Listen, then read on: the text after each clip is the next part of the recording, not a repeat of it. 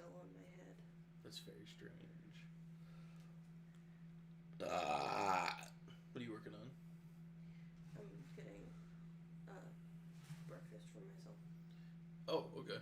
I didn't want anything from Dunkin', but I was going to be like, no, but I do want an omelet and pancakes. But then I was too tired to try to explain it. I see. I'm sorry. It's okay. Alright, so I guess we just go straight to public now? I guess so. Fuck. Yeah, videos there. I don't know if it works as the same. Is it? What? Oh, his. I thought you meant mine. Oh my I was like, it's God, unlisted. you little bitch. Were you looking for... What is that? This is eyeliner. Oh, no. Except as you may notice, Yeah. it's fucking empty. Little asshole. Meh. This is a cool eyeliner too. It was metallic. Did you eat it? What happened to this? I have no idea. No.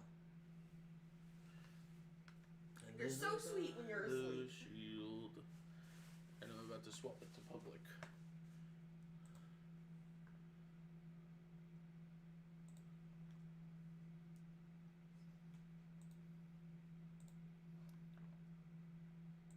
Okay. Here's a distraction from the Majima files. Maxwell is on the Dondoko Island flight logs. That's not true. That shit is not true. It's a distraction from the Kaito files. There's like the bullshit incident was just a cover up. The Kaito files. Did my thing pop up in your sub feed? Yeah. How does it look? And then I buy the shield. Oh shit, hang on. How do I like make the chat appear?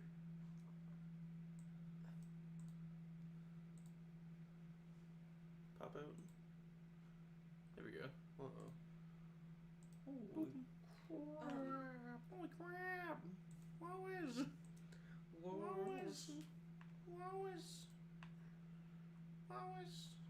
Oh, all your tabs are shown. That's fine. I don't need the. It's fine. Oh shit! Yeah, wait. I forgot the mic was on. Yeah. Mic was on! Oh, the camera's on. The camera's been on the whole time. Inshallah, we shall be ranked soon. We shall be ranked. Yeah, that'll be the final tier list. Is when I take my own essence and I put myself into a tier, and then the channel ends. Well, considering your girlfriend's here and it's a shit video, you better. This is a shit video. They'll You're right break us about that. good. Sounds like a Ship. sounds like a really crappy essence, a heat action move. Essence of tier Essence list. of myself put into this video and delete my channel. Well, that's gonna be Ichiban's final move in Yakuza 12. You do that move and like the game deletes itself from your console and you have to buy it again. That's the ultimate technique. Yeah, RGG's been working towards that for years. Oh, how's the audio, by the way? Can you check that? Okay. I want to make sure all one of our viewers can hear us. Console quietly. No one can hear us. Well, maybe we wouldn't sound so bad if I had a good microphone.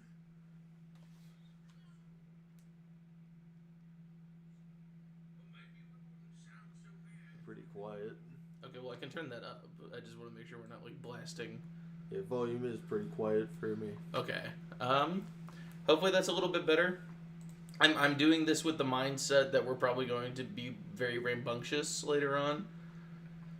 But who knows? I do think it's impressive that you set this up to where we're all equidistant from the microphone this time. I've had a lot of time to think about this because it's been delayed twice now. Yeah. Or just the once, I guess. Cass's play was delayed twice. Yes. Yes. Wow. Majima X Noah. You're banned! And the girl from Dead Souls with the pirate yak. What? The girl. Who? The fucking. The scientist with the lingerie? Was she looking for the anti-aging rock? Is that what her goal was? I guess so. I Wow. don't remember. This is some deep lore. Even I didn't know about this. Wow. I was gonna say, I think I'm gonna give it another, like, crinkle or two in this bag right next to the mic. That's what I'm gonna do. Wow. She does call Majima a superhero. It's true. Oh! That girl. Oh. Why would she need an anti-aging rug? Who would want her to stay a child forever? Interesting conundrum. Kiryu-chan, you don't get it. The brain ages separate from the body. No, Majima, that's a child. Don't do this. What are you gonna do? You see, Batman, I have a 14-year-old girl. I have here a low punny, Batman. You know what I'm gonna do to it? That's an animal Joker. You can't do that, Joker. It's illegal. I'm gonna dive bomb into it, Batman. Wow.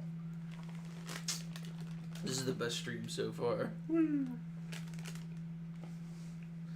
It's funny because with the Silent Hill stream, there was no need to wait on anything because I was already behind schedule, so I was just like rushing through the entire rest of the game so people had time to show up. Oh yeah. But yeah. That's about it. See you. Yeah. Okay. Bye, guys. Hey, dude. What are you doing down there?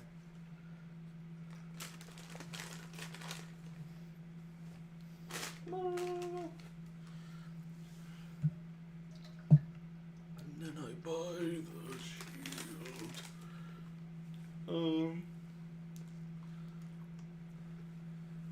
I'm really glad no one has anything to do on a Monday at noon. Yeah. Thank goodness. It's the first stream to lock out any and all American audience. We're only getting the good ones here.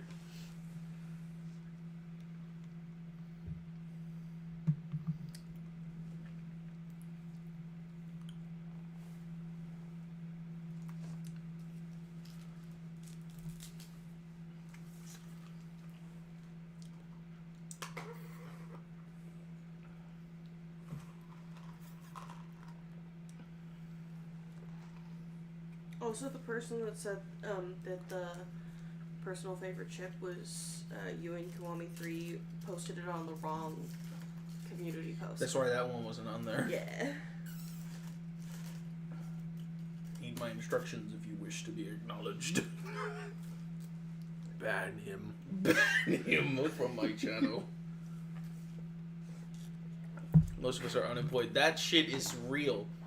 That's my prime audience right there. Or God forbid English. That's even worse. Oof. Oof. Oofa doofa.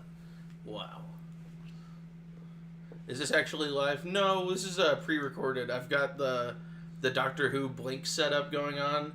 I've seen the chat ahead of time, and I've scripted all of my responses to trick you into thinking that I'm a time traveler. Oh. Kagawa and Yokoyama. Real? Honestly, maybe I should have put that on there because he's insanely, like, you saw that picture he posted with, like, Kagawa's cutout in the background? No. He's got this stupid dumbass smile on his face. It's like, that's my boy right there. This is my best Together, friend. we're gonna take over the industry. Well, Am I understanding this right, Mr. Yokoyama? you refunded the Darkness 2 because there's a splash screen? That just means you need to play the Darkness 1 again. Because that game rocks. Yeah, well, Assuming that you played that in the first place and this isn't just a whim purchase because of the time last time that I said it was a good game. That's cool. the Virtual It is Boy cool. has sold out. Are you serious? According to this. Maybe that's only one location though. Yeah. Or is that Nintendo's website? I don't know. Alternatively, they could have only made like 5 of them. Yeah. And that's the trick. They're tricking people. They're both good games. I prefer 1 to 2 because the 1 actually has an atmosphere and is going for something more than killing people. Yeah. But Yeah, 2 is still good. 2 is still quite fun. I imagine it'd be more fun on PC. So, egg on my face. What are you ordering, by the way? I got distracted making a doctor's appointment. Oh, I see. That's so you. Yeah, I should probably eat food. Yes. I was gonna say we still have chips in there. The soup probably isn't good anymore, but we've got rice if you want to like fry up something real quick. The soup wasn't good when I made it. Girl, it was ruined when she bought it. I just want pancakes. Okay. How many Cat in the Hat fans do we have in chat right now that recognize that reference? No! Oh. Return of the Chicken Soup. No, there's no chicken soup in It this wasn't house. chicken soup this time. I just fucked up making black bean soup. It also sucked last time, so... I made a really good homemade black bean soup. And then, like a few days ago, I tried to recreate it because I didn't write down a recipe, and it sucked so bad. Yeah, what soup was it that you attempted to make? It was basically a gumbo, right? It was a bunch of rice. It was a black bean soup, but I added rice to it. It was like a rice base, basically. Yeah. With the amount of rice in it, is all I'm saying. It's like it was mostly rice instead of standing liquid. Oh. Yeah, because you like thicker soups. Yes. Yes. That's what I'm saying. It was less soup and more gumbo. Yes. The thickness was inspired by gumbo. Okay. The famous TV show for children. I should not have said that on stream. Thickness was inspired I'm worried by gumbo. about your fans. They love soup. I it's should fine. be more worried about you. The Atmosphere of Darkness one is definitely very Max Payne, but that's just because the first level of Max Payne is in a subway. But still, it is very reminiscent of that. And like the mob shit, obviously. There need to be more games about like mob goons just going around doing random junk. That would be good for the industry, I think. Ichiban X pre-order bonus. Hell, God, I'm missing so many meta powerhouses on this. Wow. I also, just for my own ego, would like to point out to everyone who bullied me over the Akiyama doc? chicken noodle soup that I wanted. I had to go to the ER the next morning because That my wasn't 'cause stomach of the was soup, so bad. granted. No, it's that my stomach was really bad. The So I get to entirety drink soup of if our I town want to. had eaten the bad chicken soup that night. That's why it was so full that morning. No, it's that I wanted chicken soup because my stomach was bad, and my stomach was so bad that I had to go to the ER. So It's stop okay. bullying people for eating soup. No one said anything. You know what? You're making things up. Come here. Let me tell him something. Oh my god. What did he even say? I haven't seen that full video. I only know the Billy Mays dubbing over him What? from the YMS Cyberbully video. Oh yeah, yeah. You shitting me? Hi, Billy Mays here. Wow.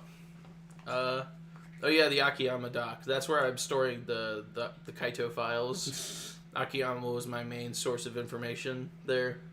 Kaido file leak. The Kaito files leaked again. We saw where Yagami is. This is why there won't be a Judgment 3. Very unfortunate. So I personally do love, my favorite ship is Ichiban and My wallet. DLC.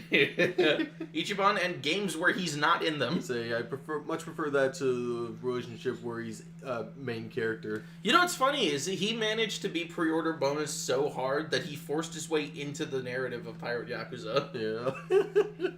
He should have not shown up if you didn't pre-order the game. Exactly. There's just nothing there. Yeah. Majima talks to no one. Exactly. It's like the Michael schizophrenia cut. Oh my god! Is that me when my trunk pops open by accident? Well, would you believe me if I said that the girls were there to tell you everything? Well, Have a look for they're yourself. right there. Don't be shy. Come on, let yourself unwind. Ichiban said there's no way we fought that squid. What are you saying? Is it Minami and Nishida are just like terrified? They're watching their boss spiral. The amnesia came back stronger. You bought Crisis instead and pre-ordered. Oh, Resident Evil. Well, Resident Evil's fine. I don't have any thoughts on Resident Evil. Yeah. Oh shit! I have the Getaway. That reminded me that I own the Getaway. Whoa. Maybe I should take my PS2 to Britain and like shack up with one of my buddies there, and then he can give me a tour of wherever the fuck that game takes place, and then I'll get an adapter for my PS2 and play it in the city where it is. The only thing that I remember about the Getaway is that there's a mechanic for regaining health where you have to lean on a wall. Because like it's like a game, you're like a shooting whatever, so in order to get health, the game never tells you that. Wow. It's wonderful stuff. Oh, yeah. And as for a guy who said all that's left for you is Kenzin and Fist of the North Star, I wish there was a way to play RGG online. But hey, they're gonna turn all their shit into guidance, maybe. Yeah. So it'll be okay. Everyone will be able to play RGG online by the end of this. Oh my god. 8 deep fried dim sims. I'm already losing track of the trad. This is fucked up. I'm gonna go back over the chat for any ships. Oh, like Down. Oh, for you mean? I can't add anything to the list. Oh yeah, because you got pictures of. Yeah, because I have to add like pictures and shit. Right. I've got pictures. Billy Mystic. Kathy Mitchell is still better. What did Kathy Mitchell do? Is she the one who did like Gotham pans or whatever? I don't know. The Gotham non-stick pans are perfect for cooking eggs. The only other guy I know is the OxyClean guy. You don't know the Slap Chop guy? I don't. I guess You're gonna I love know. my nuts. Yes, I know him, but like I never even knew a woman was there. I did never know a woman. Do either of you want anything from IHOP, including milkshakes? I already got the Dunkin'. Okay. But if you could get me like one of those like chocolate chip pancakes, I would love that. Absolutely. Thank you. What Yeah. kind of chocolate? What kind Whoopsie. of wow wow Yeah, whoopsie whoopsie. bullshit is that? chocolate pancakes. I have some chocolate pancakes. The Walden Files. The whoopsie files. No, like Walden is from. Oh, yeah. He's really smart. Chicken soup is still a meme. Guys, we're leaving chicken soup in 2025. Don't say chicken soup in 2026. It's all part of the great meme reset. Exactly. Chill We're out. resetting to 1 month ago. Yagami does kind of date a minor in Judge Eyes. I don't remember if she's 19 or 17. But he almost does. It's fine. Is a Max Payne king in your country? Yes! We love Brazilians who play games about killing a lot of Brazilians. There's a reason that oh my god, what is that? I keep forgetting the name of that movie. Like not Forças Especiais, but like Extreme Squad or something. The one that's like the Raid if it was Brazilian and depressing.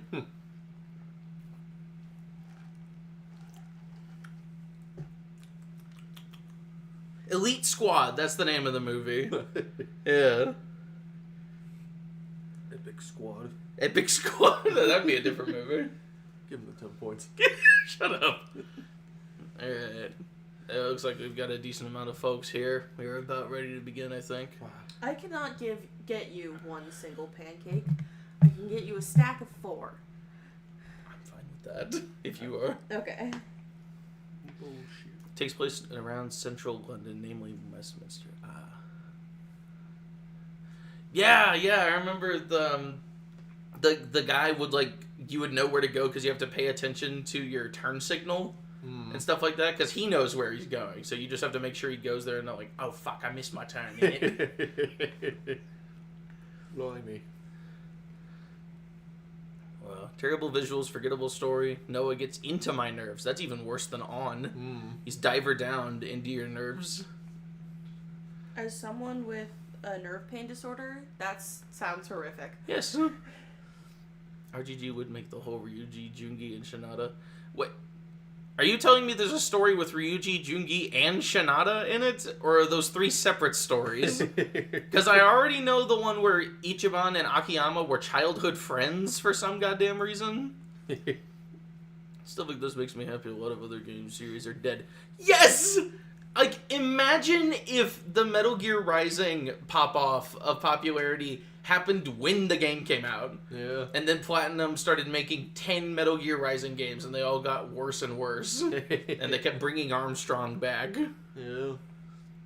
I will be taking at least one of your Pancakes? That is fine by me. Cool. She did the non-stick pans. I was right! She did the non-stick pans! Oh Wow. my god. Yeah, Slap Chop Guy gave off very car salesman energy. Yeah, Tropa de Elite. That's what I was thinking of. Yeah. I hope that's a good film. I hope it's a good... I'm going to watch it at some point, and I hope that I enjoy it.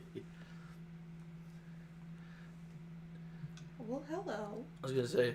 You know what's worse? I can't believe I'm permanently like 5 messages behind where the chat is, and it's even worse because of the delay. But yeah, you know what's worse than Noah following you around the whole time? It's the tiger following you around at all time. It's the fact that like the tiger goes with you everywhere, so you can never get into street battles and actually practice how the combat feels because he's going to be constantly tapping people. Shouldn't the tiger be with Noah? He is with Noah. He's just also with you. Oh. So you're followed around by 2 dipshit NPCs for like the entire game. I wish they kept him silent from what I remember. That is true. Let's go, Kaito! Yeah. That was damn good! I don't imagine the tiger That's takes damn damage, good. but that does remind me of you'll get quests in Skyrim to like keep this dipshit alive until you get this one place. Do they not live forever? I thought the like, essential NPCs can't die. Well, some quests they're not essential. Oh my god. It's just do your best to keep this asshole alive. That's great. And it's mostly in the companions. It's do your best to keep this asshole alive, but then sometimes the asshole will try to fight. Yeah. So he'll like jump in the fight. So he'll run away or just like divert off the path because a wolf spawns like 10 meters away. Yeah, and if he's running away, you can't. Yeah. And you can't do anything. Jungi and Ryuji met Shinada, and Ryuji's a big fan and got Shinada his writer. If this shit is real, I'm gonna have to do something about this. I am very curious. I kind of want to make a video just going over RGGO plot lines and like talking about how like, guys, for everyone who says the series is only bad stories now, they've been doing this for years. They've been retroactively forcing Ichiban into everyone's lives for years. He was Akiyama's pre-order bonus for life. Well, and they have to do a reboot like Crash 4, yeah. Love that we're getting the whole lore dump on Park and Majima's problem. Yeah, that's the thing. He knew her for like a while before they got married. Yeah. Because like, I don't know that he mentions that anywhere explicitly, but like she was an idol for a while before getting married to him, and presumably, like, you know, the kid being a relevant factor in her career probably means they had premarital sex. Yeah. So we gotta wonder if Majima was the type to Instagram post, "Happy 18th, finally, so happy to be with the love of my life," and then like 6 months later they have a kid, and it's like, And yes, this is a direct reference to the man who made 2025 enslaved via virus. For all my Curtis Town citizens out there. Or just any other YouTuber who made a video about that movie. It wasn't his movie, he didn't find it. Infinitely better storyline than the OG Yakuza. I don't know if that's true. Maybe it is. You're calling me again. I'm going to. Oh my god. Who is it? Okay. Bye. Good luck. Hello. It's the taxman. Oh no. And I think they instantly hung up on her.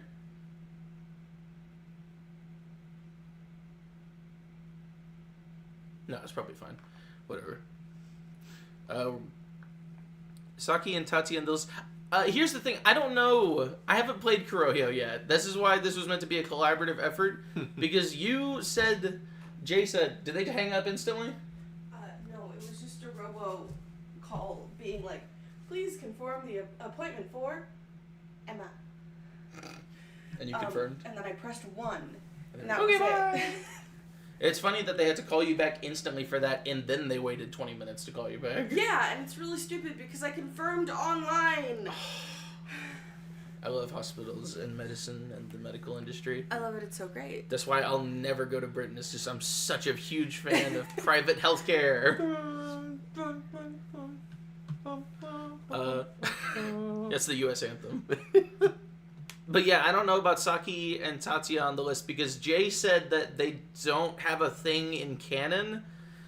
Your words, you said like you can say that he loves her. For something at some point in the story, yes. But that it didn't really feel right? Nah, not to me. Okay. We might everyone will join in on the fun. This isn't a political stream, guys, but Oops! I think Majima's biggest hater. He's so mid in every game to release. After Dead Souls, thank you for clarifying. Thank you. He's great in Dead Souls. He's great in 3. He'll show up on this list a couple times. But, I should have made one for Majima and Kiryu and Kiwami 1, just to be an asshole, but whatever. Ichiban is super different from the actual Ichi. In a good way or a bad way?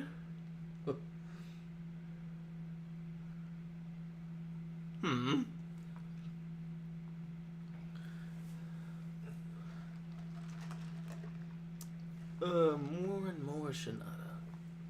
I'd have that in the UK as soon as well. I'm very sorry. If your first Yakuza game was Kurohyou, that's interesting. Yeah.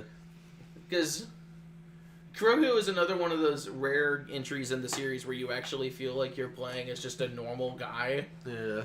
Instead of a dude with all this insane historical baggage and shit. Alright. How many folks do we have here, Jay? Says we got 20 people watching. Excellent. That's good enough. Excellent. Sorry for the 30-minute preamble, everybody. And it was never released out of Japan. Yes! Whee! I have both of them. I just haven't played them yet. He's way more violent. Ooh. Maybe I like that. Should I cite my source for the one opinion of a relationship I have? When we get to it. Okay. Alright. Okay. That's fanon, right? Uh, Like in the fanon section of the video? oh shit, I organized it by, game. I just have the fan things at the end of them, so Okay. we'll have to go bit by bit there. Is there any way I can attach... don't look at my stream tab, guys. What the fuck? Where did it go? Here it is. Can I, like, attach this to the side or something? Can I, like, pin this to the screen? Not that I know of. But I can't see the chat if I click off of it. Well, I'll click onto it. Monokata and Taichi? Oh. Man, you should have commented that shit if you wanted your OTP on this list. I had a whole thing there for that. Alright, if there... Oh my god, I wish there was some way to keep this here. But I guess you guys are gonna help keep track of that. Yeah. So it'll be okay.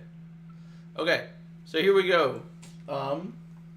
Formal beginning, 30 minutes after the stream begins. Plenty of preamble. Many people are here. As soon as we actually start, probably 10 of you guys are gonna leave. It'll be fine. Drawfee does it. It's fine. Okay, then. They're professionals. They are professional. I'm professional. I get paid. The Freedumble. Sure. The free dimble? The Freedumble as of the freedom version of the preamble. Oh, of course. The free damble. I thought you were saying the Freedom Bowl. Is that like the Super Bowl? They'll probably rename that to that soon. Yeah. Okay. Anyway, so here we are. Yakuza relationships. Where is it? Yakuza series relationships tier list. Here we are. Yeah. So we got a lot of stuff here. I've organized them on here by... I made this, actually. Last tier list video we did, I didn't make that. I was sent it. I made this. And presumably, you should be able to find this on the website if you want, and you can make your own tier list and spread it all over Twitter and let everyone know that I'm a phenomenon. I'm a force in this fandom. I can do things. I'm gonna make us more cringe to counteract the people who are Yakuza fans but don't actually know anything about the series. You ask them for their tier list, you see what happens then. Scared Confusion says the only list Munakata should be on is the best Yakuza villains list. Brackets, not a joke. I don't know that I'd say best, but I like him a lot. Yeah. And then Eddie Jawbreaker Jones says, damn tourists. Exactly. This is the anti-tourist stream. No tourists allowed. This is like if Infinite Wealth was actually good and committed to its anti-colonial thematic storyline. Yeah. But, anyway, so here we go. The tier list. At the top, we have OTP, of course, standing for one true penis. There only one penis will make it from this list onto the top tier. That's really heteronormative of you. Yeah. Well, Yakuza is really heteronormative, so it's fine. Damn it. But, so this will be for personal selections. I don't know that I'm going to put a limit on how many can go up there, necessarily. But I'm going to say we should all try to keep it to one tops.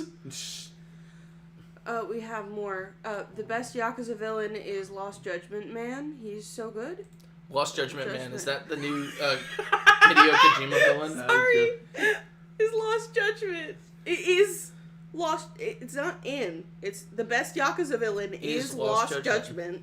Man, he's so good. Lost Judgment Man. Lost Judgment Man. No tourist. Been here since the originals.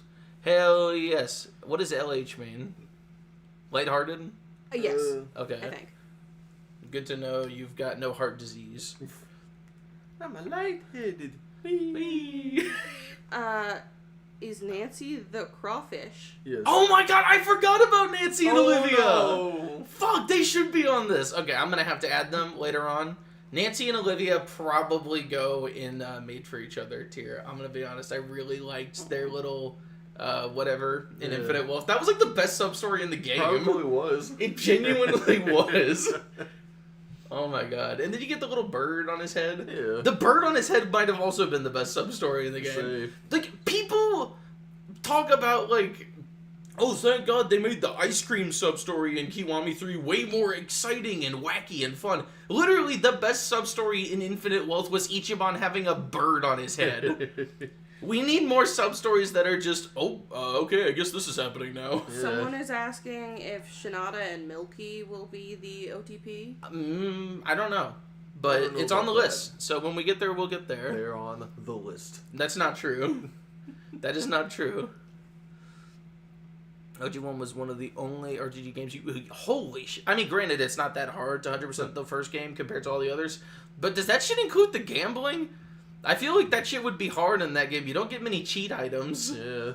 Which one is the one with the mahjong that you despise? That's all of All them. of them. From 2 onward. Oh. And sleeping dogs, but apparently that's not true. Bird up. It's like, has someone made an edit of that with the bird on his head? What? Like, you know the Eric Andre bird up thing? No. The yeah on Twitter bird up? Akiyama and Hannah? Yeah. We'll get there. I was gonna say, people are actually gonna get excited for this shit now. Bird up. It's Bird Girl. But it was a boy though. Oh yeah. His mom was there, but like that doesn't count. Oh, that woman. It's pretty easy. Like, I mean that in a comparative sense. It would still take forever. Like, there's still a lot of shit to do. A lot of missable things you need to make sure you don't miss.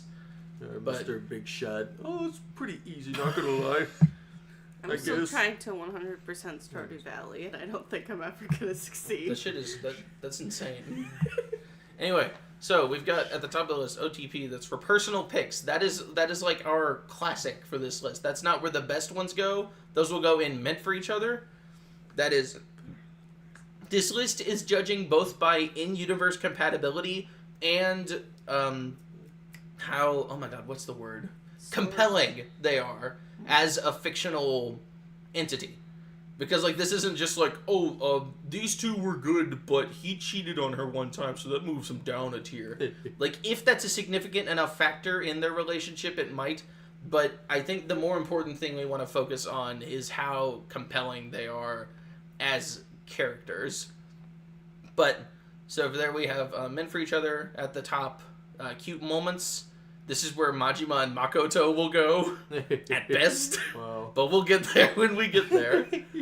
We got lukewarm, at best. That might be where they go. But, and then we got Tub. OG1 100% is broken. I have to cheat my way to meet Amon. You have to cheat to meet Amon? Oh my god. I did that shit on real hardware. I beat Amon. Granted, I still had to use the sword for the final phase, but I can consistently beat the first two phases, like, no cheese. That rocks. I know. I'm not. Then why are you pausing? Because you started whispering and I needed to figure out what you were talking about. You should meet Amon without cheats and have a guide by you and take 3 hours to get through every single individual chapter because you have to walk around the entire fucking map 5 times to make sure you didn't miss one of the gangbusters encounters, and if you miss it, then you can't go back and you're just fucked. But whatever. Tub is at the bottom. That's if they suck and I hate them. But below that, we have a special wild card tier being Call the Police. So on this list, we're going to have a few... probably more than a few instances of couples that meet unfortunate road stops in their compatibility for one reason or another. This is basically its own little toxicity tier. Higher up on Call the Police means it was a compelling story and I was interested in where their relationship was going. And lower on Call the Police means Majima needs to go to jail. So yeah. You okay? Mm-hmm. Alright. Just Go to take prison. my advice without thinking about it. I'm sorry. I took the fork you gave me yesterday. What the deuce? It was an epic sport yesterday? What's this? And then I don't know. That's if no one can tell me what the relationship between Ryoma and Oreo and Ishin was like, because they're on the list and I don't remember anything about them from Ishin. So, this is Blue Archive fans and children. That's unfortunately not. One guy mentioned the blue waffle shit. Yeah. I'm sorry I haven't replied to those comments yet. I'm trying so hard to keep on top of every fucking thing in my life. Funny how that works. Anyway, didn't the repeaters start to sell their keys because it was so... Are you serious? They fucking sold their keys? Wow. Wow. I'd buy that for $1. I wouldn't, because I don't want to support this company. Well, you wouldn't. You'd be supporting the people who did support the company. Well, I don't care. I'm not interested enough to get it for free. Wow.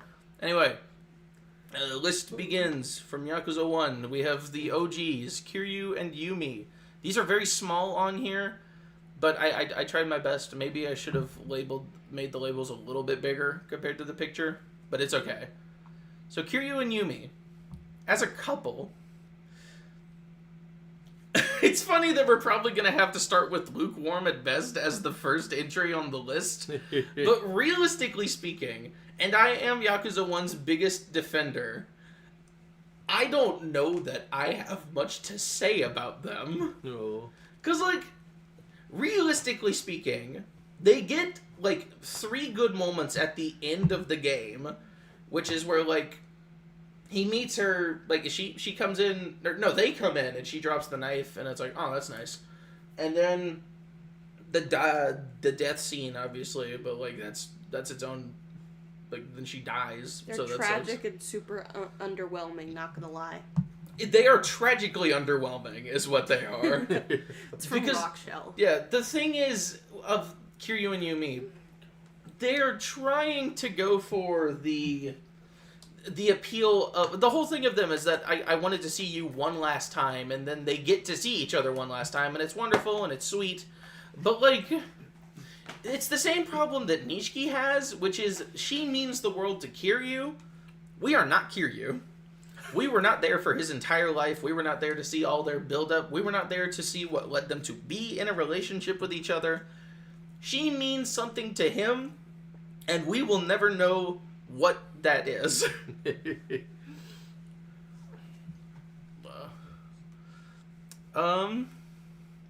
Which really sucks because I think they managed to do that with Nishiki. You think so? Even just from the first game? At least more than they managed to do with Yumi? You think? I think so. Because at least here you got to see Nishiki before the end of the game. Yeah. You can at least see their dynamic and see who they were to each other. Okay, no. That's with Yakuza 0. I was going to say, we're knowledge. not counting Yakuza 0. Not counting knowledge from Yakuza 0. Yeah. I just think there's, like, you could at least see how they interact with each other. Yeah, but even then, I still think that's true with Nishiki, because halfway through the game, you get to see them reunite. And that scene in Serena of Nishiki talking with Kiryu about, like, where he's at and why he's doing what he's doing, I think is a really good scene. I think it's executed really well. Counting or not counting gang violence? Jay, I hope you move away from that window. We are Yakuza! We're shipping the gays! I don't know. Yeah, whatever. I'm imagining like a Charlie Kirk montage with that song. Have you seen that video? No? The Yakuza 0 one? I know the Heat Action from the Silly Mod that has that song. Yo, what's good, y'all? Hello! Nothing. Nothing yet. Yeah, we're not in any of the good relationships. We've only done one and you haven't even placed it. That's true.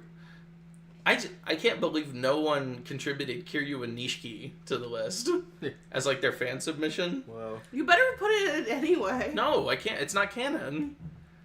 But it's canon. Well, that doesn't... No. This Okay, can't... I would have submitted it if you... Well, you didn't comment on the post. You had 3 weeks to comment on the post. I thought it would already be there. I haven't seen that, no. This is exactly what happened with Kiryu and Rikia. It shit is true. Oh my god. What is this? Kiwami did fumble hard. It shit is real. I still can't believe that Nishiki gets all of those cutscenes. My teeth just whistled. I can't believe that... This is real? What is this?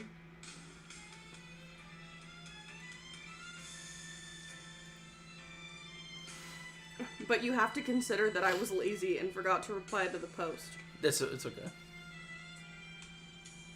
Akiyama and the couch? Shit, would you have been the one who would contribute Kiryu and Nishiki if you had the option? Akiyama and couch is pretty good.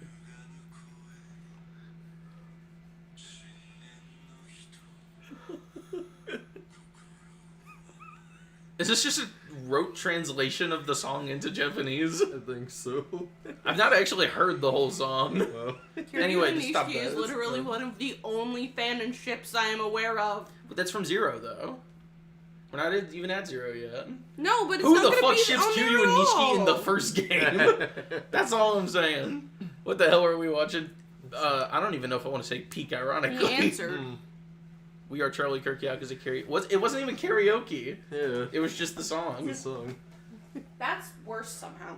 My favorite karaoke video in Yakuza is when Kiryu goes like, "Dash, give me the," and then it cuts off instantly.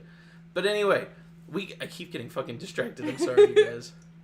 I'm gonna have to leave for work before we finish. Well, yes, but that was always going to be the case. Enjoy my favorite Sonic content day. Huh? Holy crap. Who?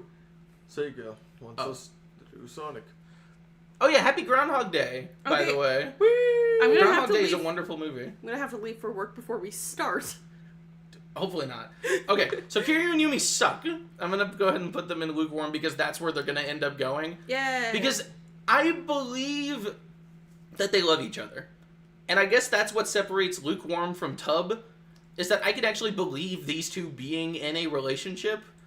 I only noticed this yesterday, the pendant with the picture of Kiryu inside. Have you seen what the picture is, actually? It's him at the orphanage. Oh. You can see, like, the sign that's, like, with all the arrows on it and shit. There's a picture of him taken at the orphanage. Huh. Like, I don't know when it was taken, necessarily. But I feel like Kiwami changed that to just be him and Serena or something. Is that going to be your food? I don't think so. Okay. Oh, maybe. But, It is. It was supposed to come in 20 more minutes. damn. Thank you, IHOP. Thank you. Food. Anyway, I believe that they love each other. Not I yours, love- asshole. Sorry. That's okay. I love that the picture in the pendant is of him at the orphanage. That feels like such a... I love that, like, we don't get to see the full picture. Yeah. Wait, did Kiwami change it so that it's a cutout of the picture of him and Nishiki and Fuma? I don't know. If you can confirm that, like, just go to the end of Kiwami 1. It's after the Nishiki fight. Yeah. And then we can just still move on, but just, like... This is where they're gonna go. And the fact that I keep floundering because I can't think of anything worthwhile to say about them should say a lot about why they're in this tier specifically. Kiwami is good, but different. You're right. Oh my fucking god. Oh yeah, she got a whole ass tattoo because of how bad she wanted to see him. Oh. But that's the thing too, it's like, there's all these really good details, like, in the immediate. I love that she got the tattoo. I love the pendant. There's all these wonderful small details that make it mean something. But all it has is that moment. Rockshell makes a good point. They're yearning, but it's underwhelming. Yes! Yearning should always be overwhelming. Yes, yearning also has to happen for more than one chapter in the game. Yeah. We should have seen Kiryu pining over her, like, when he takes Haruka to see Ares the first time, and he's, like, looking at the picture, there should have just been, like, a bit of him just, like, looking at it and thinking, instead of Hayashi immediately coming in and ruining the moment. Did I say coming? Whatever. You did this time. What the fuck? I like Rockshell. We agree. Yearning. Always be yearning. Where is he? Always Who- be what is he looking at? whimsically I don't know. yearning for your love. Look at this dopey ass picture. What the fuck is Oh my this? god. This is so weak sauce, Kiwami. That's like a They picture literally- you take with your cell phone. They literally smacked his default model in front of some random ass building and just made it look like kind of sunflower, I guess. Hayashi yearns for Kiryu romantically. Maybe. I'd believe it. No one submitted it! Perhaps Whatever. if he came back up. Mabuchi and Zhao, should have submitted it! We'll get to Zhao eventually. But, John Evil itself, exactly. Oh, this is gonna be good. We've got... Our cringe receptors are opening. Okay, so, other rule of the list. It was in the description. We're moving on now because we can't keep talking about Kiryu and Yumi for the whole day. Even though I would. I'd love to. But we have so many more Yakuza 1 ships to get to. Gotta talk about. Okay, so Nishiki and Yumi. I'm counting on this list one-sided affection of a significant degree to the extent that it impacts the story. But that said, Nishiki and Yumi goes here. Because for as much as he seems to make a big deal out of it, we see even less between them. Yeah. Like, literally, his whole speech at the end, he sits down on the couch because he's so exasperated, and he's like, all I wanted was for you to see me as I am. And she's just like, man, Kiryu's way cooler than you. And he's like, shut up. As a bi, I'm very familiar with what happened here. Nishiki loves Kiryu, but couldn't recognize his feelings of jealousy as being towards Yumi. There's a very pertinent quote to the situation, which is that love triangles suck if they're not complete. Yes. And this is a very, very good example of a lacking love triangle because, one, the original Yakuza didn't have much between Kiryu and Nishiki in the first place, and two, there's, like, nothing there of their relationship, like their broken friendship or brotherhood or anything. There's some peeps that ship Tatsuya and Tenma. Who's Tenma? Biggest Kurohyou fan over here. They should ship Tatsuya with that random guy that he beats up as the final boss. Because he's so cool. Super, what's that? Nishiki. It's an entirely an inferiority complex. It is like, it's him wishing that he was Kiryu, which is cool.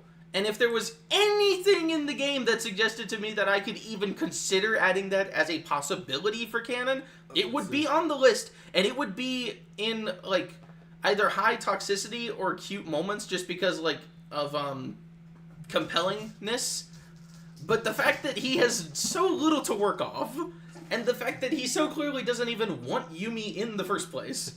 Although, I will say, I might move him up because of the that was Yumi's sister!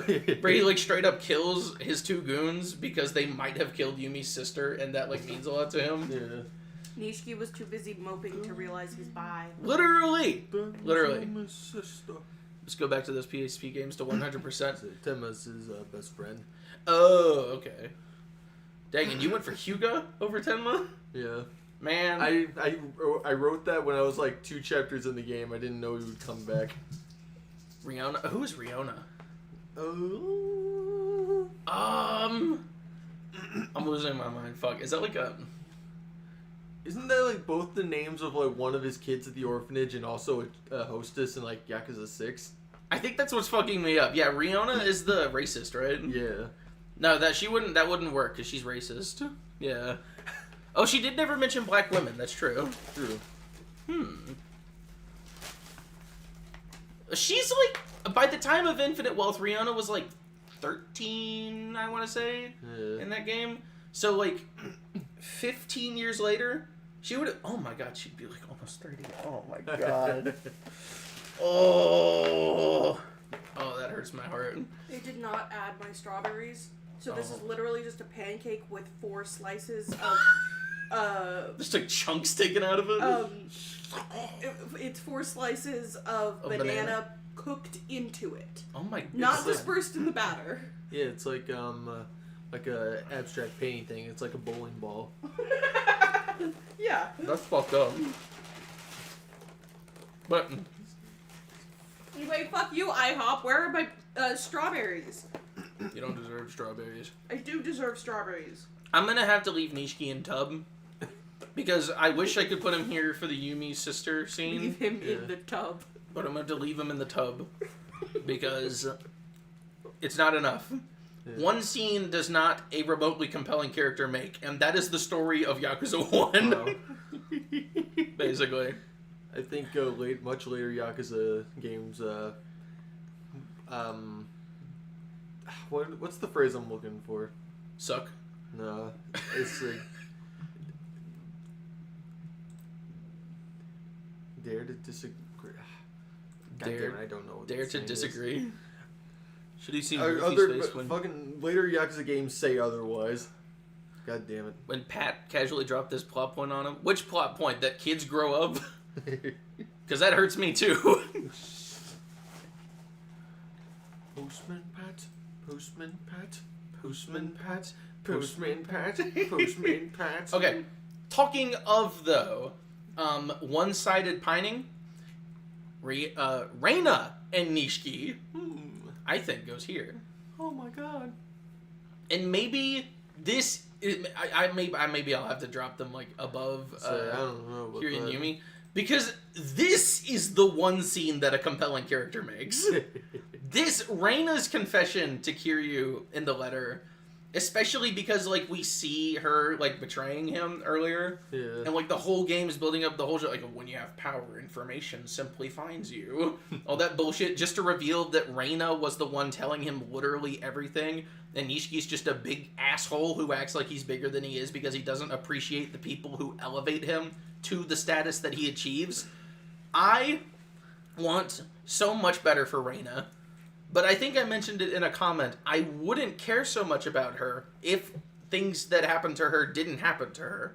And that is the mark of a compelling relationship, in my opinion. Yeah. Is that if Reina had...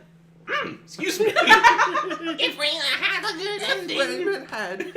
Haha, loser. Yeah. if Reina had anywhere near a good arc, if good things happen to Reina, I would not care half as much about her as I do.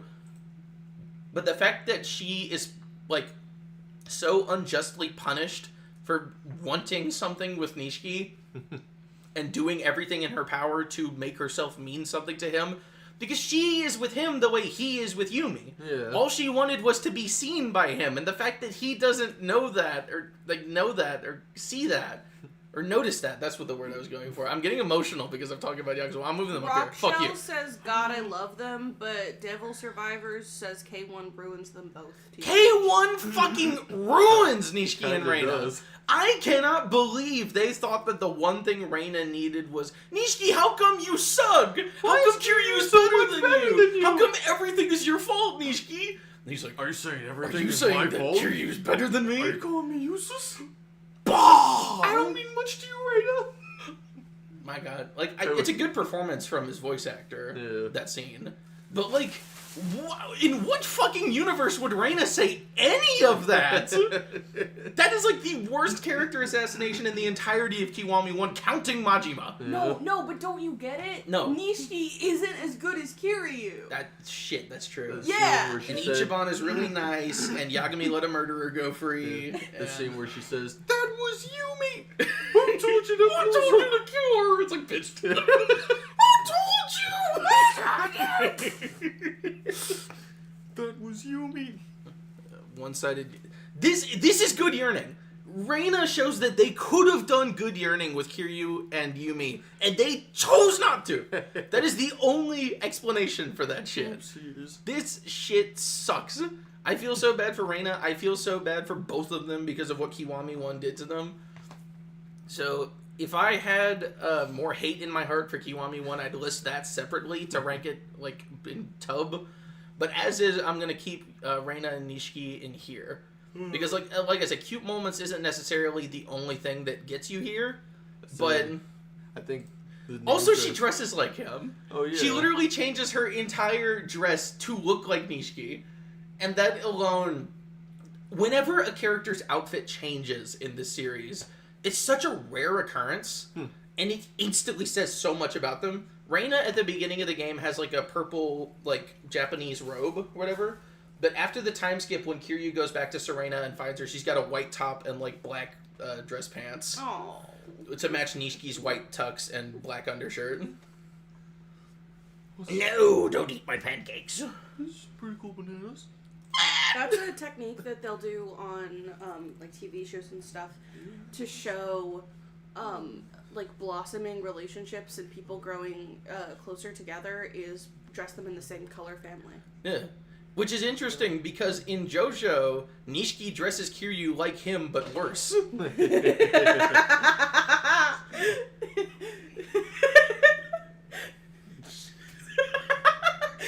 you looking at me like that? Because everyone should watch JoJo right now, but we'll get to that later. Anyway. Oh, here we have our first call the police of the list. Yumi and Jingu. So, if this were not here, this would be here, because, someone commented under my Yumi video the other day about, like, what the hell is wrong with Yumi? Why did she marry this obviously evil guy? I don't think he was obviously evil at first. Yeah. I think it was the power that corrupted him, that, like, led him to kill the journalist and, like, start Oh my embezzling god, money someone through just the said Tojo plan. OTP. For Reina and Nishiki? First one of the list? I don't know. You know what we're talking about. Or Jingu and 10 million yen. Jingu. Oh, for Jingu and Yumi? Maybe so. But There's a I'm lot of top flaws. of the woods now, They handled baby. Nishiki's moveset instead of the heavy brawler they were using Yeah, Zero Will and some Josie stuff. Jingu and Yumi. Yeah. Yes. He did give her a Are you child, ready? the ultimate expression of love. That's True. all that women want. It's true. And Yumi being resetted with her amnesia was just a default woman, which meant all she wanted was a child. It's not even just that. He also gave her access to money. It's true, he was a politician. One of the most overlooked and uncapitalized on things in this entire series is the fact that Jingu and Sarah went to college together. Yeah. Which is so dumb to say out loud with no context surrounding it. But imagine if in Zero, Sarah mentioned him Yeah. at all?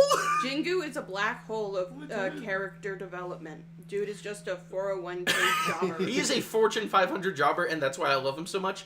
But that is also why he's so boring. I love his performance. He steals the show. He chews the scenery so hard. And again, he instantly tries to shoot a child, which puts him way up in my character tiers, personally. It was Jingu's sister-in-law! Yumi X screen time. That was what Fuma said when he started that biggest guy from unrequited Killing Her. That was Jingu's wife! What's up? Yumi X screen time. The biggest unrequited That was love. the real OTP. That's Yumi true. and screen time. Yearning. Hey, maybe they'll make an RGG Online story about Kiryu and Yumi one day. Oh, no, they won't. Maybe. I'm gonna put all my points on that. I bet that they haven't. No. I think that they haven't, and I don't think they ever will. Maybe they'll re-release a game with more cutscenes, and they'll give them more time of that. Yes, Robin Atkin Downs makes Jingu.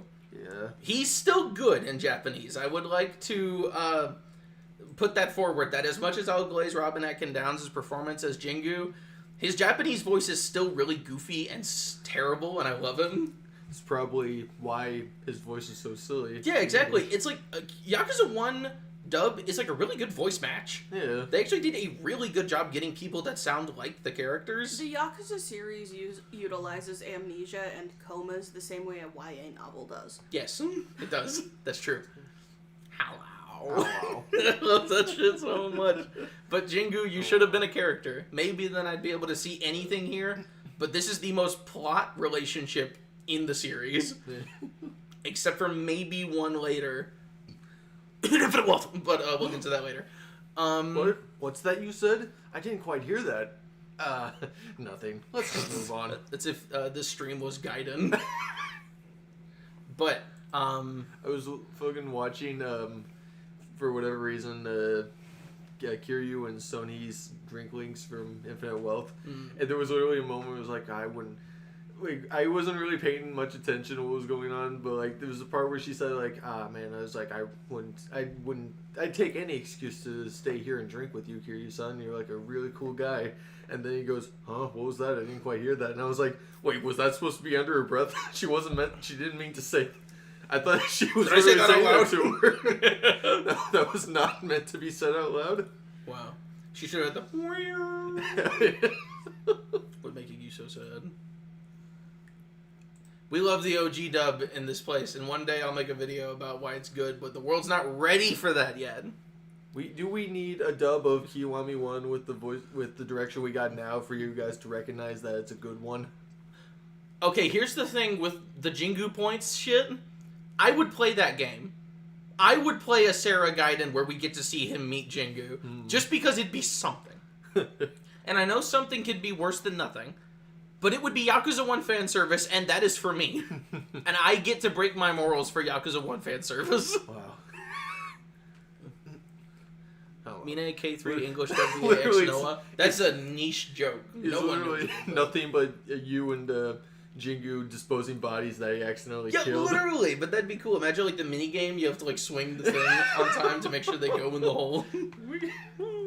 Jingu's model was based on Kiryu? Wait, like Kiryu is Jingu? Oh my god. Why are you so upset? Oh yeah, I'm sorry. At least not based on like real happenings. Yeah, that's fair. Thanks for the That's Apple okay. Jacks. Huh. Hey, it was an X, not slash. True. Well, I guess this means Kiryu was Jingu the whole time. Thank you for splashing this knowledge on us. We are all grander for having it. They were making mods for Yakuza games before they were even mods. Yes. Jingu is Kiryu's dad. Maybe that's what... Oh, fuck, that would have been weird. If Jingu was his dad, Oh my. wouldn't that make him... He was Yumi's brother-in-law! But, Sure was. I know. Also, I want to just say this for the record up front. I know there is some inherent weirdness with orphanage siblings having relationships. Granted, you watch Fruits Basket. That's so much worse because they're not orphanage Oh no, siblings. yeah. No, they're all. Never mind. That would be gross. I don't want to say that. But I don't have much of a problem. That's not something that is too much of a problem with me because the series has not given me reason to think that it is a problem. If one of these days we get some weirdo Ichiban's secret sister shows up and she's like in the harem that beats him up at the end of the game, maybe then I'll have a problem. But for the moment, that's not something we need to talk about, and I'm only mentioning it now because someone brought it up to me before that they thought it was weird that Mitsuo had a crush on Riona. But like they didn't grow up together. They haven't like known each other for longer than a few years, so I think it's okay. Okay. Any complex thoughts on that? So the more accurate comparison to media that I've watched is The Fosters. Oh no. I don't know that we want to compare daytime, evening television to Yakuza 1. And oh, it's Adidas code. Okay. it is in. I did not recognize you. Thank you for clarifying. I can see why you have that knowledge now. In America, at least in like a lot of states, I don't know if it's federal, but it is illegal to allow foster siblings to have romantic relationships with each other if they're living under the same roof. So who goes to jail? The parents? The parents, I believe, if they're both minors. But the children can just get away with it then. They should go to jail. They don't necessarily go to jail. They have their certification to All the cops foster on revoked. site. On site. Orphan couple. Cringe. Yeah. We got everyone here. It's a big happy reunion. Anyway, so now we get to the ones that are kind of weird to put here, but it was in making this video that I was like, holy shit, there's a lot of couples in Yakuza 1. So Takashi and Kyoka, I believe is her name. Yeah. The Atobe family heiress. How do we feel about Takashi and Kyoka? I would put them at least in cute moments. Yeah. Because, like, I like that he does so much for her. And, like, again, maybe it's brought down a bit because he cheats on her for no reason in the second game. Yeah. But he makes up for that. Yeah. And doesn't he marry her in 4? Let's say he gets... Let's say, like, one of the... Don't you like, meet up with one of the gang members from the first game, and then he says like... I think you do meet B-King in 4. Yeah. But no, he's the Forest son. Right? And I remember in 4 you have to help him with something. Yeah. I think that he got married to Kyoka in 4. Say, doesn't he like give him a ring at some point in Yakuza 2 after you do whatnot? The florist? Yeah. Maybe. I don't remember what they did in Yakuza 2 very much. I always skip that part because I don't give a shit by that point. Yeah. Yeah, exactly. Like, Kyoka and Takashi are, like, one of the very few relationships that is just kind of normal and good. Yeah. And the fact that they do last so long, the florist and him, that's his son. He is not adopted. But, I agree. Agreed. Arguably meant for each other. I was gonna, like, the fact that they literally do get married, Yeah. and, like, the fact that he comes up later, the sub-stories in 4 are, like, one of my favorite parts of that game. So there you go. I think that's first meant for each other. So I like the little small dynamic of she wanting to leave her Yakuza family. Yeah, 'cause they both He want to leave wants the gangs. The gang. Yeah. I like If you want to I like romantic relationships that show how much people like each other during like day-to-day, long-term small things. So I don't know these people specifically because I only really remember 1 and 0. No! Mostly just focused on Nishiki because I like his hair. Yeah. Kyoka's dad in the first game, gives her the ring. That was the sub-story follow-up after, I think. You know what I'm talking about? Yeah, right, with the teacups and whatnot. Yeah, the teacups, that's what it is. He gives her the teacups as, like, his blessing for their marriage. Yeah. Oh my god, this is why I'm counting major sub-stories, which is why certain people are here. But Kyoka and Takashi are one of the most positively represented and consistently good for each other couples in the whole series, which is funny because, like, who the fuck remembers Takashi if you don't have a picture of him? But I love that we get to see so much of both sides of their lives. I love that, like, when he's put, like, down to the wire, he's, like, so willing to, like, cut his pinky for her, even though he literally didn't even have to do that. But, like, I don't know. I think they're cute. I like them a lot. First men for each other going to random couple from Yakuza 1. Win in my book. I mean, the most stable, healthy relationships are usually with side characters because they're not as because there's not as much drama around them. Yeah. He is a gentleman. That shit is true. I do have Akimoto and Mizuki. I'm counting significant sub-stories with cutscenes, which is why another couple that no one thinks about will come up later. But, for the moment, we have another call the police incident, which is Saya and Shota. So, she likes him. And again, this is a one-sided thing because he's just conning her for money. I'm gonna say... he didn't try to have her killed. I mean, if he's conning her for money, he's literally trying to steal from her. Yes, so but also his gang friends, like, tried to put her in porn. Oh, no. Yeah. We're gonna make her into a movie star. That's what they say. Yeah, there's, like, a guy who does, like, a black voice in Yakuza 1. No. It's 2005. Having a lot of fun in our clubs, and now she's deep in debt. Okay, so I agree that that's okay, but police. do we think that this is worse than an attempted political assassination? It's getting sold into the sex industry. I don't know. I'm gonna say, just for the sake of this, less bad, because she doesn't have a baby already that he was also trying to kill. Yeah. So I'm going to say he is less bad than Jingu. And Saya is also not... Neither of them are very much of a character. I think Date mentions in, like, later games that she's able to move out or in. No, doesn't her mom move in with her at some point? I think so.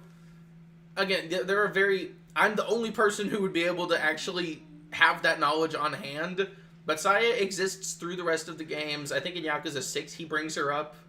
And says, like, oh, she's getting so old. Blah, blah, I'm blah, so blah, excited blah. for the next one just because of the picture. The fucking picture. Yeah. Not much more I need to say about Saya and Shota. But, yeah. From 2 to 4 million billion trillion? I assume... Oh, yeah! I assume that's a joke. Oh, yeah, but I'm laughing. From $4 to 500 smagillion. No, that's funny. That's not even a word. From $5 to 50 billion more billion bucks. I assume that's a meme, but I'm not laughing. But I'm cringing.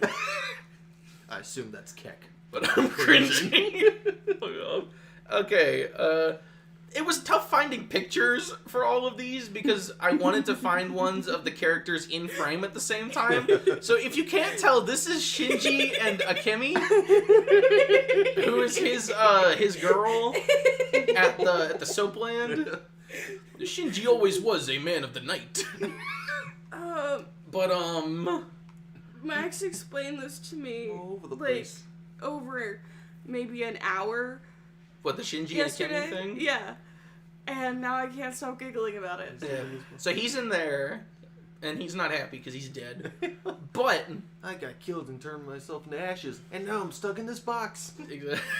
That's when he comes back. He says that. That image, it's him. He's dead. He's in here. He's like, Shinji, I'll get you out of there. Can help me?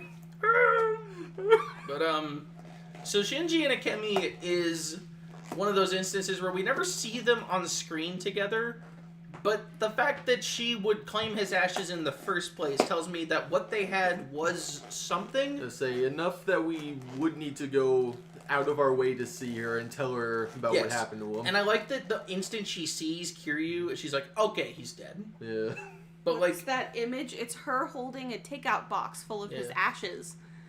That's like a joke. It's an urn. Mixed Shinji to go. He then pulls The trigger and finishes the fucking job. I think it really looks Pulls, like one of those MGS5 and starts eating his ashes. Oh, yeah. paper bags that they put takeout in. Yeah. But, I'm gonna say that, I'm gonna say they go below Kiryu and Yumi. Do you have Sayama X her American I have Sayama, boyfriend? and I have her From right here. 3. we will get to that. Oh, I remember you telling me about that one. Yes, you do. People. Sayama and Makoto, they were in the U.S. at the same... That is true.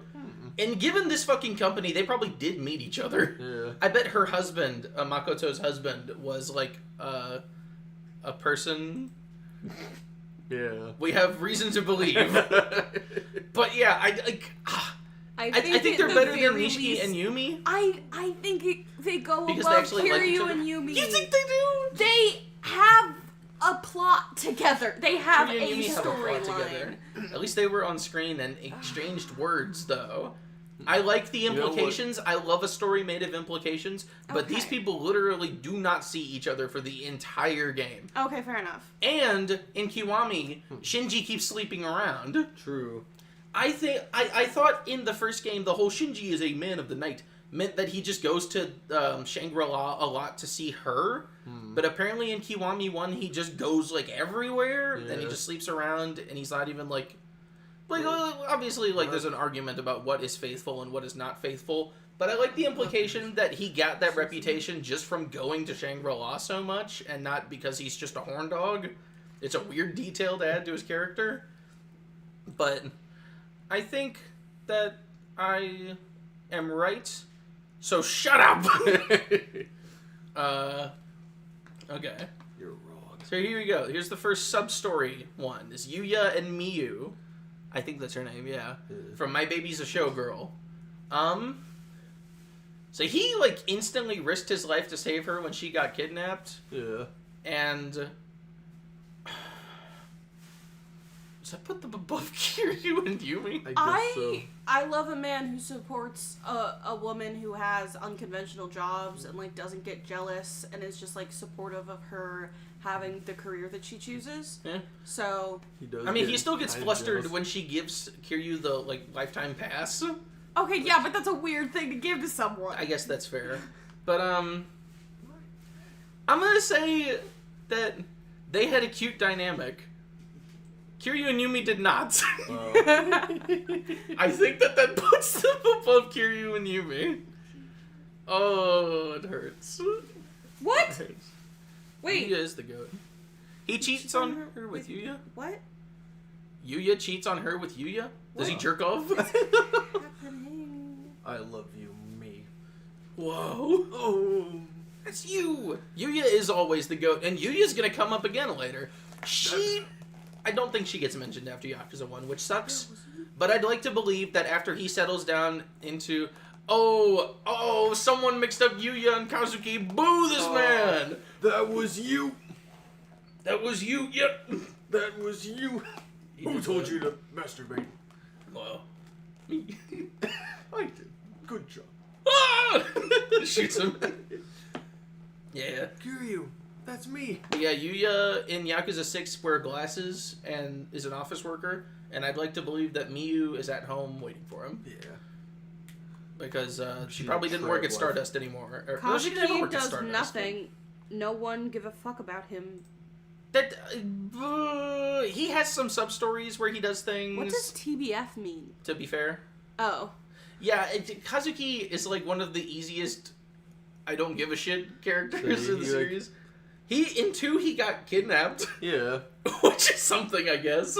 So I like that somewhat held over at the beginning of 3. Yeah, You meet him in the Moto clinic. yeah. 'Cause he's still Right, because he's still recovering. Yeah. I forgot about that. I'm surprised. No, I'm not surprised. Why would I say that? I'm not surprised no one threw Yuya and Kazuki as a fanship. Because they have so many sub-stories together. Yeah. Don't they literally, like, have, like a whole thing about, like, I thought I could trust you, but now you're running the place different than I would, or Yeah, whatever. that's in 3. Yeah. That's Did a they do very anything in 4? married couple argument. They are a very married couple. They get tied up together Yeah. in Yakuza 1. The government came in and kidnapped them and stuffed them in the closet. There is nothing more married couple than getting tied up by the government together. That is true. Tie them up before they tie themselves. Tie them up before they tie the knot. No. I assumed you added it already. You should have said something! People need to add these things. I'm not adding my own... I added one of my own fan ships onto the list. This is not a call out. This is a call to action. Yes. You can make your own of these lists and add your own ships if you want. Maybe one day this list will grow bigger and bigger. It'll grow big and round and smack its belly. Oh, that's what it'll say. Belly. Kazuki and Yaya. Yeah, my aunt. We can also Yaya. do this next year with the even more niche ships. That is true. Only crack ships next year. Yeah. Kazuki's replaced with a clone for 6 months. That is true. He didn't notice. Oh, yeah. That does bring them down a bit, assuming they were on this list. Well, Valentine's Day is... That's Doc. the point of this stream, is Valentine's Day. Yeah. Just doing it early. You were doing it early so that I can have... have it edited and posted on Valentine's Day. Yeah. And that'll be the Valentine's Day special. Who the fuck remembered Cyan, her boyfriend? Me! Me! I was gonna say, you could see this right down here, but we'll get to that. So Yuya and Kazuki's not on the list because Yuya didn't realize he was replaced for 6 months. Yeah. And we can only assume that they were not having regular sex because that guy wouldn't have done it, and so he would have noticed. So, Akimoto and Mizuki. This is another weird one. Because I feel like this should be in Call the Police. Just because she's running, like, a years-long scam on him. Yeah. But I think they do fall in love at the end in 3. I guess. Their sub-story was cut from 3 on PS3, which I was fine with because fuck these guys. Yeah, that's very Mr. and Mrs. Smith. That's a rom-com, so it works. Who, Akimoto and Mizuki? I mean, if she's trying to run a scam on him and he falls in love with her anyway. I mean, they fall in love But they with were each both other. hitmen in that story. He's constantly trying to kill himself because he sells everything in his life to give all his money to her. Oh no, poor man. Well, granted, he was also trying to kill her in the second game, right? Yeah. Yeah, he was trying to kill both of them. That was after he, like, sold everything, though, right? Yes. But he keeps getting things, which clearly he's got some incompetent bosses at whatever job he works at to keep paying him. Oh. But yeah, no, you literally in the first game meet him trying to kill himself because he's dead broke and he gave everything to her and she's like, no, I love you. And he's like, yay! And then he stops. And then in the second game, he's trying to kill her because she sold all of his gifts for money. And then she's like, I'm pregnant! And he's like, yay! Even though they never slept together. At the very least, that's Tub. Yeah, well, yes, because, like, the thing is, it's not, like, bad enough to warrant calling the police over, but it is, like, the most terrible, boring joke. It's not funny. It's a running joke that is so aggressively unfunny that by the third game they had to spice it up by saying... He was starting to suspect her again in 3, and she's like, I'm your sister! Maybe that was where it came in the whole time, because he didn't have a problem with that. Someone did say, ain't their brothers? Kazuki and Yuya? I don't know. Ain't their brothers? Ain't their brothers? Ain't their brothers? I was over here having sex with my sister. It's I'll pull out not the macaron. call the police, but it is get this man help. He needs a therapist. He does need the therapist. They're not silly, though. I mean, I guess they're silly, but I think that they run the joke into the dirt. Yeah. And again, this is a personal taste thing. You all get to make your own versions of this list. She's lying about that. I want to make that abundantly clear. She's lying out of her ass about everything she tells him. She's just trying to get him to not kill himself so he can keep spending money on her. But in 3, she thought he did for a bit, and she got sad because they actually love each other now, I guess. And then they end that game in love with each other, maybe. But they both die in Ishin, which I'm fine with. Or maybe she doesn't die, but he dies in front of her, which I think is like cosmic justice. Damn. Exactly! Like, I was shocked to see so many couples in the series. But, yeah, it's very I guess, yeah, for the toxicity enjoyment. I guess this is the most enjoyable toxic couple we have so far. So there you go. These guys go at the top of Call the Police. Yay. if you're into that, then you're into that, and I can understand it because what's more alluring for a woman than a man who's willing to kill himself in one moment for you, but then if you tell him not to, he's like, okay, yay! It's like that, like, write it, don't think about the Patriots. Okay, yay! Don't worry, kitten. Exactly. Yay. Yeah. Okay. I guess that's fine. That I still like that he dies in Ishin. I find that very funny. Because it's the same... It's in the story. Yeah. It's in the main story in Ishin. He's, like, trying to buy her freedom from a Surya or whatever. And then, like, ditch the Shinsengumi and leave with her. And then Mine kills him. Wow. And he's like, let's get out of here, Mizuki, hooray! And then Mine fucking cuts him down and the blood spurts all over her face. She's like, ah! And it's rocks. And Akimoto I got finally bad dies. news for you. Akimoto survives in Ishin. What? He comes back as a fucking card? Okay, no, that's not canon. That shit is not canon. That is like a time warp. There's time travel in Ishin because he is dead. I refuse to believe otherwise. Okay, talking of dead, good transition. Yayoi and Sohei Dojima. This is one that I was considering not counting because he is very dead for the entire game. But through... Love lives on forever. It does, because she, even in Yakuza 2, says, like, I will always be Dojima's wife. Aww. Even, like, with the knowledge that he was a shitter and, like, did terrible things. And Zero makes that really hard to believe. Yeah. And I wish she was in Zero, but I wish so many things were in Zero, so I need to stop talking about that. I think it's really sweet that she, like, devotes herself so wholly to him, even if that doesn't really amount to anything. And you know why? It's because I know she's not just a helpless woman, because she was the interim chairman of the Tojo clan. Oh, nice. Until Daigo stepped up and took it over for her. And there you go, too. It's like the best gift she could give her late husband was his son inheriting the entire Tojo clan. Yeah. So I guess Dojima did win in the end. Yeah, until he didn't. Well, it's fine. He won later. Yeah. And then the clan disbanded, because fuck everything. That's what I meant. Yeah. Wait, okay, I think this is still about this specific couple, but we have Call the Police, Meant for Each Other. That's how you know it's a good couple. In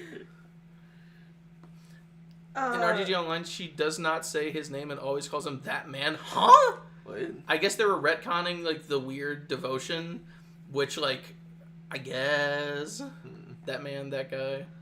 That guy with the glasses. Yeah, he is awful. I don't mean to whitewash what Dojima was as a person.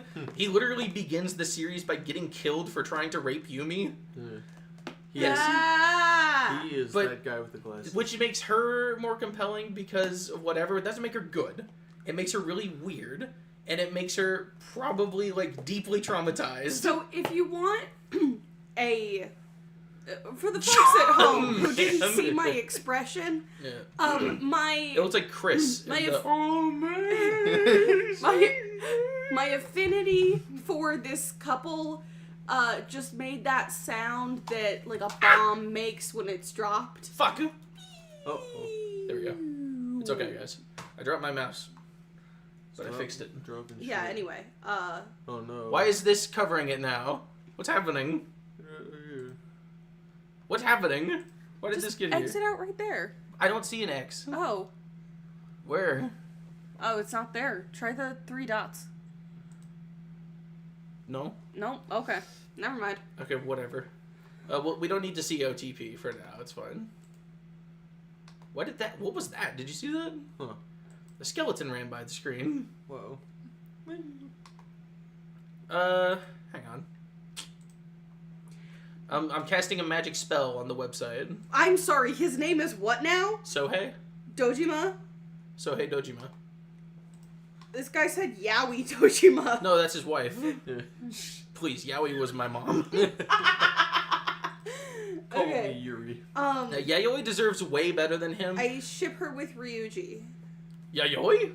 Whoa. Yeah. Did they even interact? I think that he rocks up at the funeral. Yeah, he did. And he's like, hey, I'm gonna give you this moment to grieve or whatnot, but when I'm a certain time frame for you to grieve, but when that's done, I'm coming after you. I'm going to kill all of you. I'm coming. I love Ryuji. Okay, so my problem... Where was Yayoi after 2?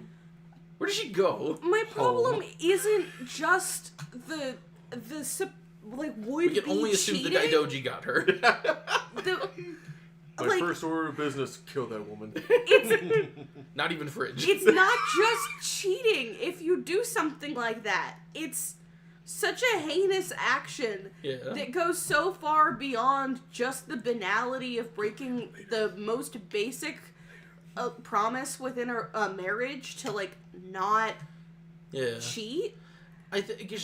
People tell her in Yakuza 2, I think, people say, like, Dojima had many women. You were not anything to him. And she's, like kind of like the true-hearted, old-fashioned Japanese wife type of, like, even so, I've devoted my life to him, and I will continue to do that, like, till death do us part. I can respect that. I genuinely can respect the whole, I know he stepped out on me, but that part's not important to me. He provided for me. Yeah. That wasn't part of our specific agreement of like, for him to be faithful. I wouldn't call it ethical polyamory or anything, but I can still respect that a woman makes that choice for herself and for her relationship. I cannot respect her accepting her husband doing something or attempting to do something so damaging to someone. Yeah. So that immediately lowers my regard for both of them. Yeah. She and Kiryu do have a really good dynamic. I love the sub-story where she's like, did you kill him? And he's like, I'll tell you later. Someone just called it super cheating. Some might say that.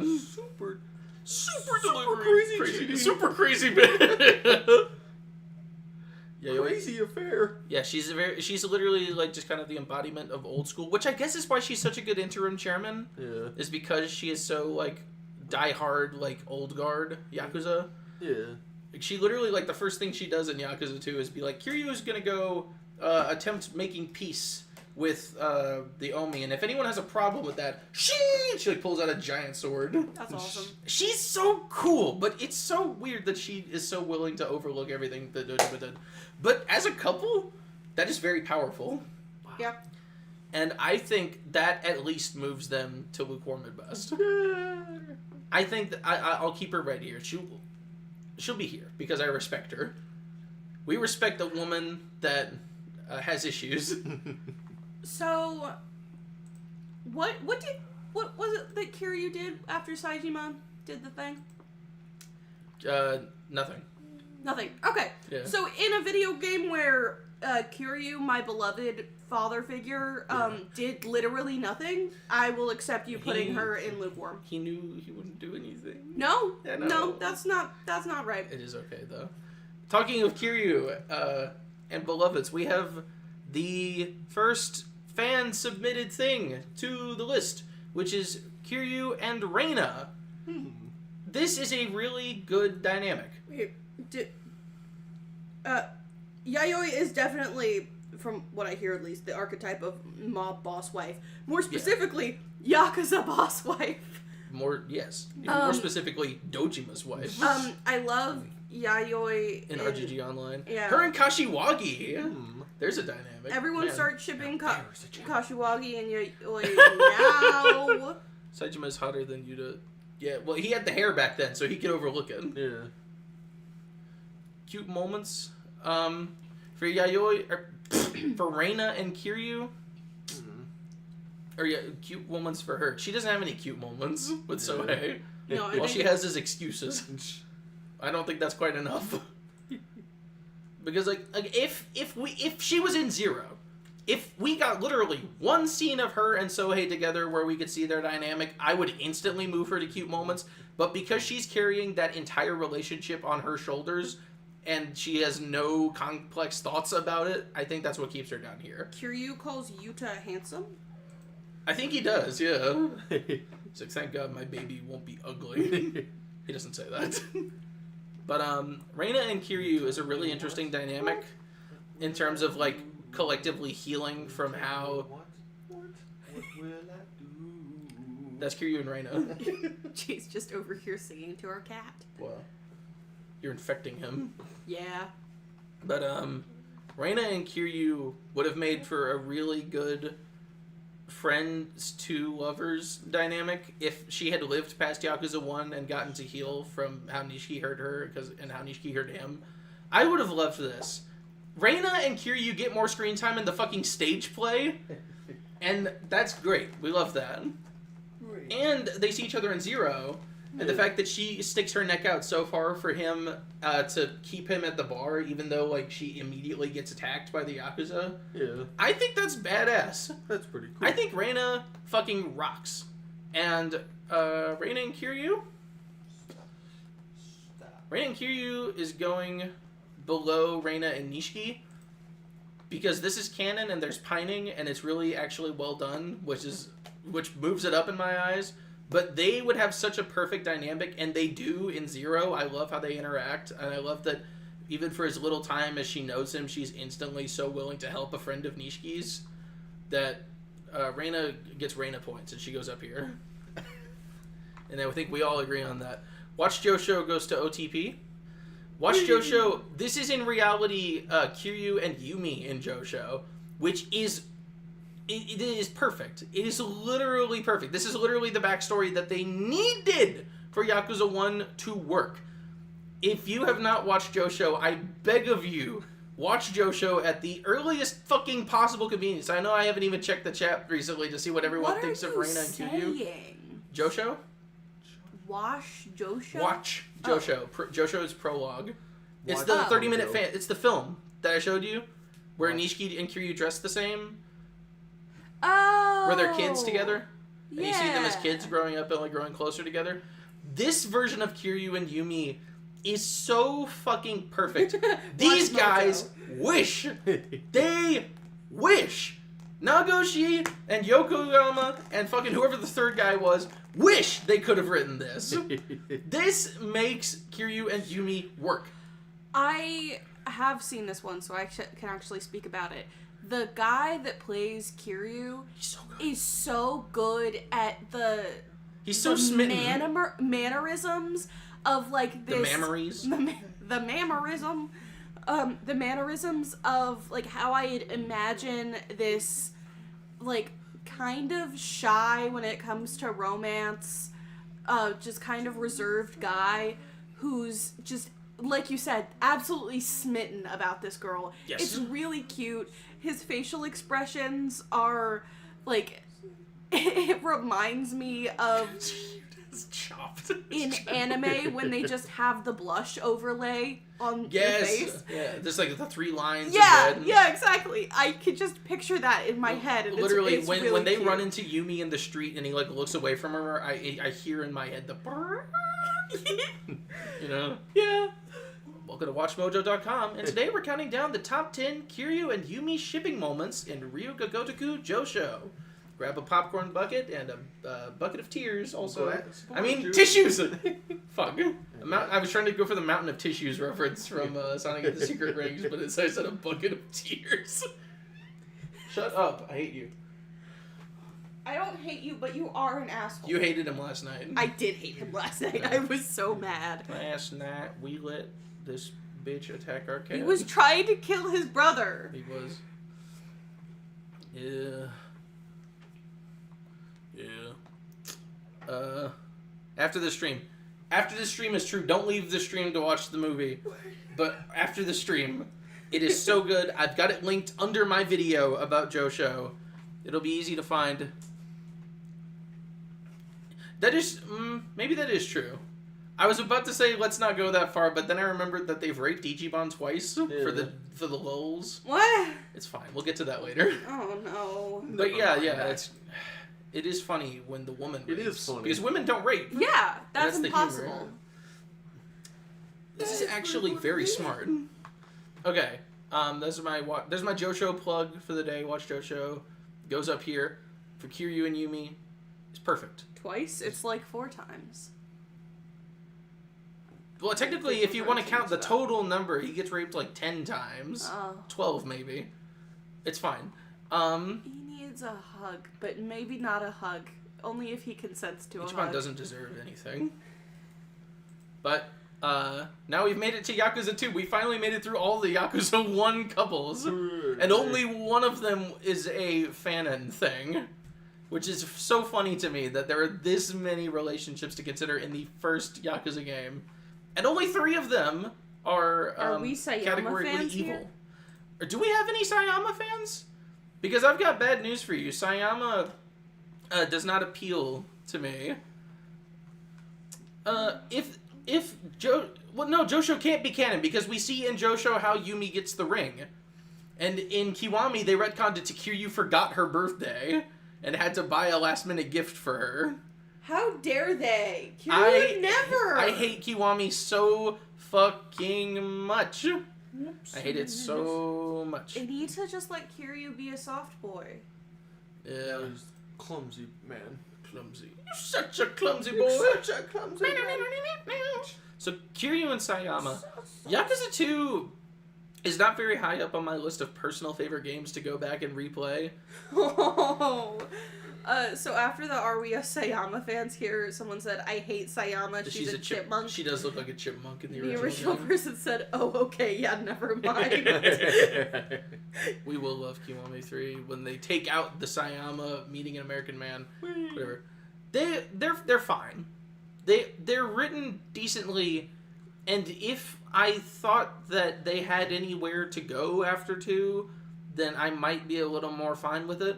But in my head, Kiryu and Sayama are very much a Max Payne and Mona Sachs type of pair, where Kiryu's clearly just on a rebound, and Sayama is only falling for him because, like, he's the crime guy. But realistically speaking, I don't think that they're that compatible with each other. It's weird to me that they have such a good relationship for the time they have it. I would like to point out, this was my dyslexia. The person that said, oh, okay, never mind, is not the person that said, are we Sayama fans here?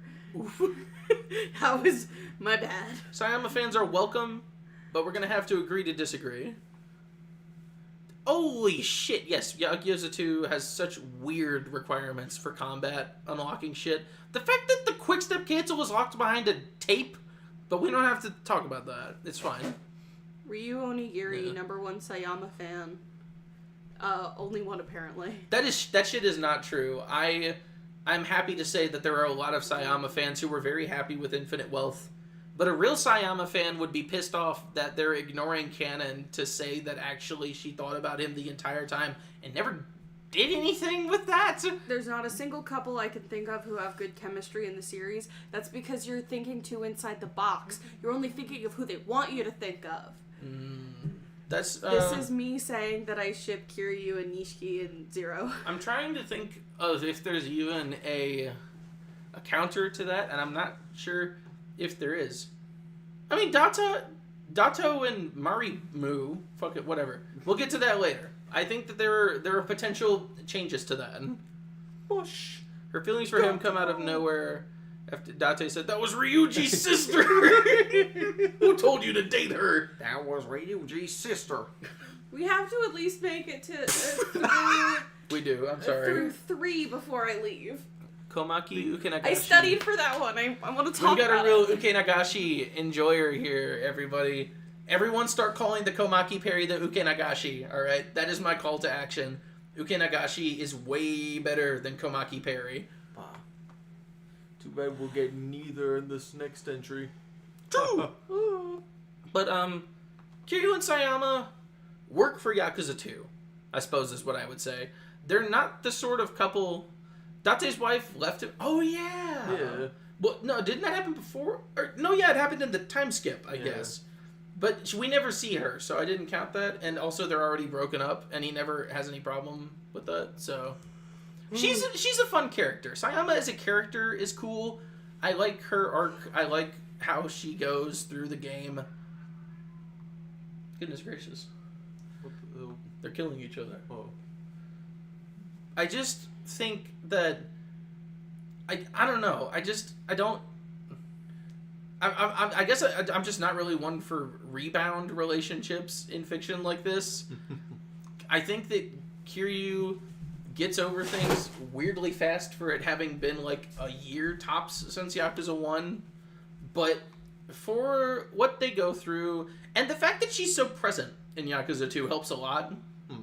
The fact that she is such a constant character in the game The fact that she sees so much of what he goes through and that he sees so much of what she goes through. I do wish that if I had faith in RGG's writing capabilities, I would wish she was relevant in more games, but I'm not, and I don't have that faith. And I think that it's for the best that they did not ruin her until Infinite Wealth. Yeah.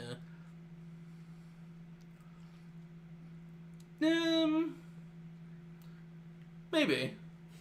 It's such a... the fact that it's dropped so quickly makes it so hard to consider. Because the thing is, I can only really confidently say that Yumi is something that matters to me and is important to me because they're at least willing to acknowledge that it matters to him. But the fact that he doesn't really ever talk about Sayama after 2 is just... I'm sorry that he sucks. It's okay. I can't put him in jail because Audie's in there. Oh. And Shadow decided to come out. But you could shut the door with him in there. And his jail could be out here. But, Oh, he's Velcro. Oh, no. Can you hold him for a minute? Thank you. It does... It sucks that they dropped her. If they were good writers, then I would have liked them to have kept her. But the whole thing with Sayama for me is just like a sense of relief that we dodged a bullet. That it could have been worse than it is. But I don't know. I'm just not a very passionate about Sayama. But speaking objectively, do you have any thoughts on Sayama? I guess she's a cool enough character, but I don't know. It's hard for me to really say because I don't really have any strong feelings on any kind of relationships in these games. That's true. I'll give one for the Sayama fans. I'm going to put them... Because they do have cute moments in the game. So I'm going to put them at... I'm going to put them... I'm going to keep them in the middle of cute moments. That is the grace I will give Sayama fans. I'm going to keep her in the middle of cute moments as the list goes on. And...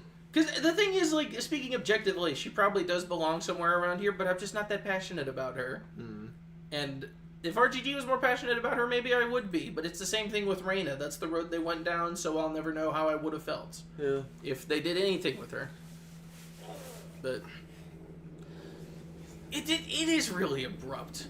And, oh, wait a second. You know, I just realized? Where the fuck is, where's the Kenzan stuff? Oh. Is Kenzan right here? Yes, it is. Okay. So I'll get to talk more about that in a little bit. But after Sayama, we've got Kaora and Woman. I don't remember her name, and I did not care enough about her to remember her name or find out what her name even was. This is Ryuji, the baby she's holding. Yeah. And they had Sayama, to my memory. But, oh, shit. Oh, God. I don't know if I want to look up Sayama mods in these games. If Yasuko did anything, that would be nice. But again, we'll get to that. Suyeon sounds right. Thank you for remembering. Maybe I'll remake this and name her. It feels a bit mean to give her no name. But yeah, that's true. Some characters work better as friends. And Sayama and Kiryu are good friends. Yeah. And they worked as a fling, and if they could have been, like, contacts through the rest of the series, that would have been nice. But, oh well, I guess. Oh. I don't want to linger on it for too long, because I've been lingering for the whole time so far. So, Lily and Saejima is good. That is true. It was so weird that him and that, like, random woman who was wandering around Kamurocho, that was the one character he never interacted with. Yeah. Like, Tanimura met Lily, Kiryu met Lily, Akiyama met Lily. It was so weird. I never finished the game, but, like, I thought it was weird that he never got to see her. Yeah, that's strange. It's weird that we never learned who Lily was. Oh, well.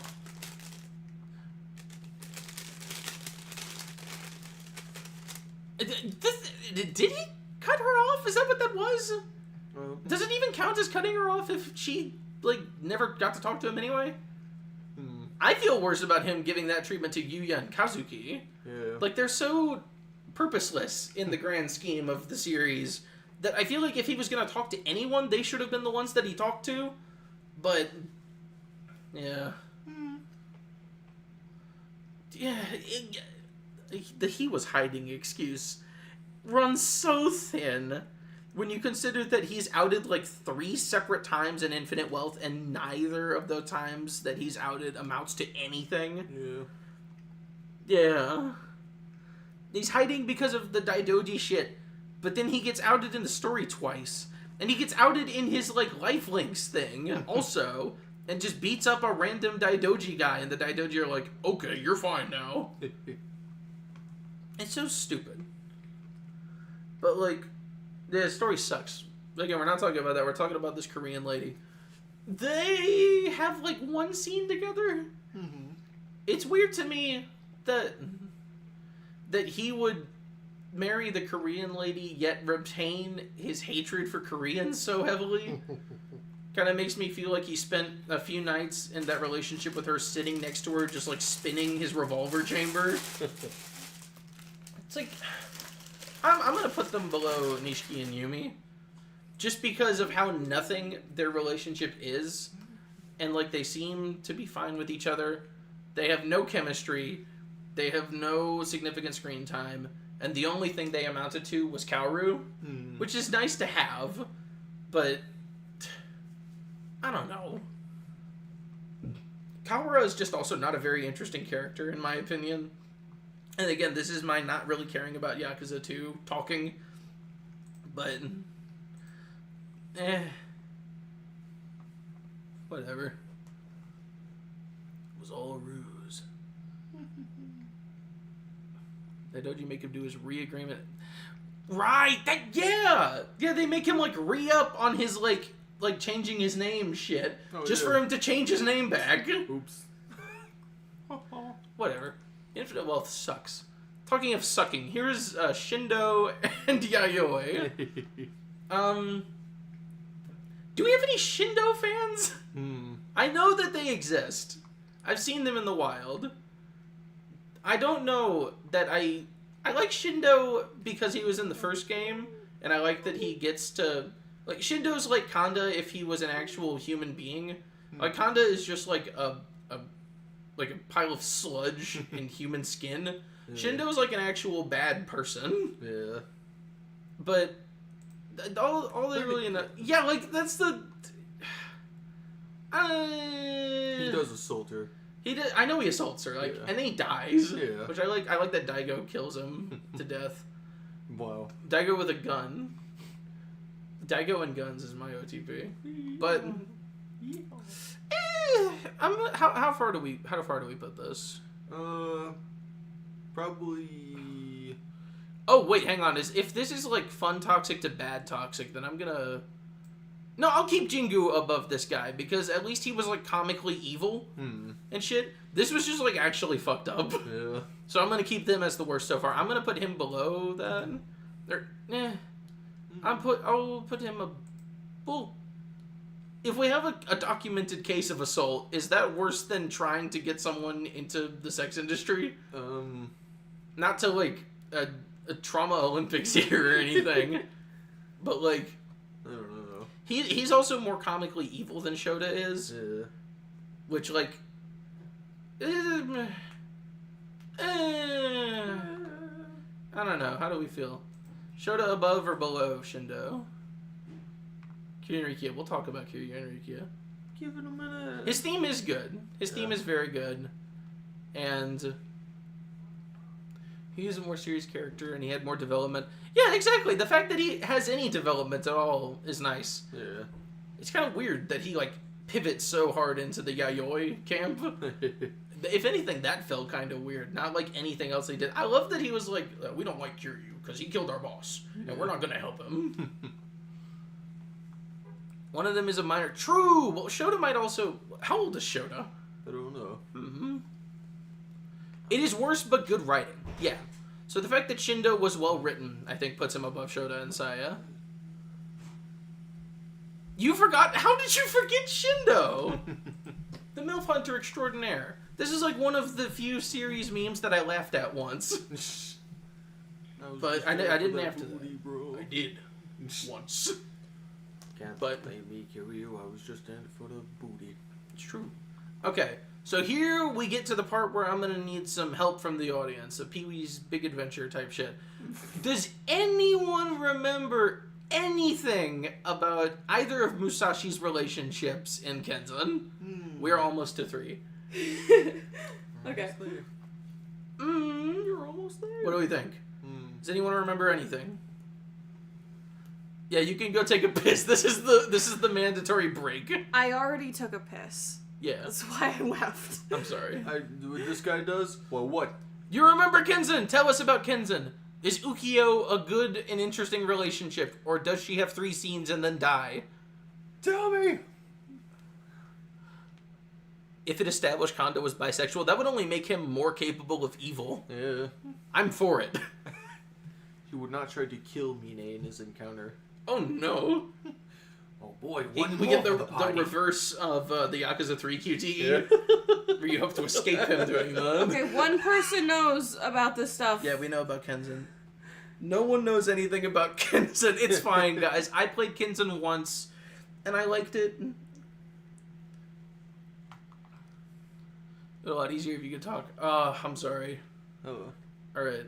Kenzan fan translation is almost done. That shit is big. I would just say I'm waiting for that. I was gonna say, you guys handle the chat for a bit. I'm gonna go take a piss while we get a Kenzan lore dump, and I'll be right back. Kenzan lore dump. Kenzan lore dump. Okay, Yeah, do you guys have any thoughts about Kenzan? I assume not. No. Have you even played it yet? I don't... I got past the first cutscene, but then realized that the It wasn't translation done that we yet. once already had is pretty much useless, so that I stopped. I'm too sheepish to even try to pronounce the name in case I get it wrong, but the person with the cat profile picture is now taking over the stream. Max is gone. We have a new person taking over the channel. Thank you. I do not lay Kenzan, sorry. Not gonna lie. None of you are being failed on your test. I know half of things just from 1 and 0 because I was under duress. I live with this man. I have to learn all of this stuff. Reminds me of I think it was the Nishikiyama video that I commented under it oh, thank you. This gives me context now for when my partner goes on hour-long rants about it.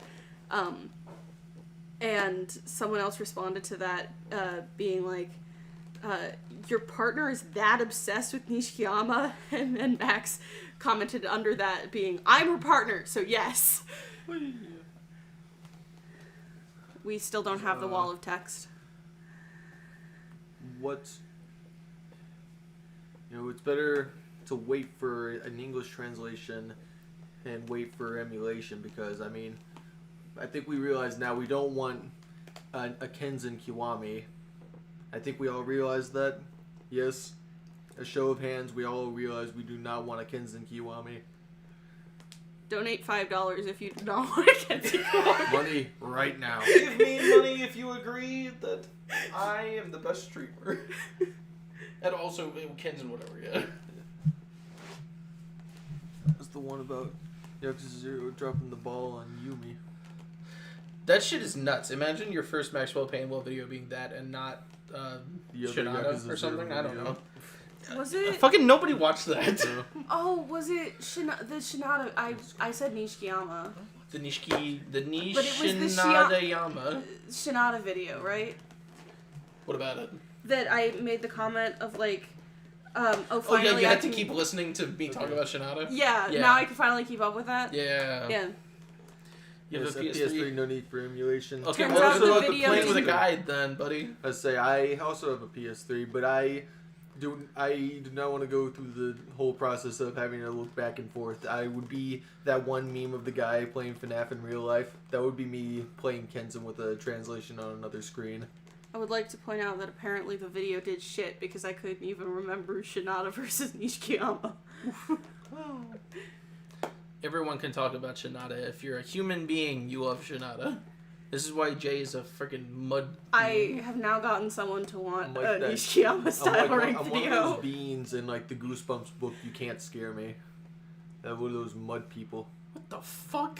Yeah. You can't scare me. I'm made of mud. Oh yeah. This one's my Scare me favorite. using the boxing Spider-Man points at your dick while you play. Yeah. I fucking I don't remember which mod it is that gives Nishiki his actual boss moveset in that tag fight with him, but that is like the best. I was planning a joke video for Date style rank, but that was before the series got big enough to where I actually care a little more about it than I used to. But it'll still happen someday. You just won't see it coming. You never see it coming.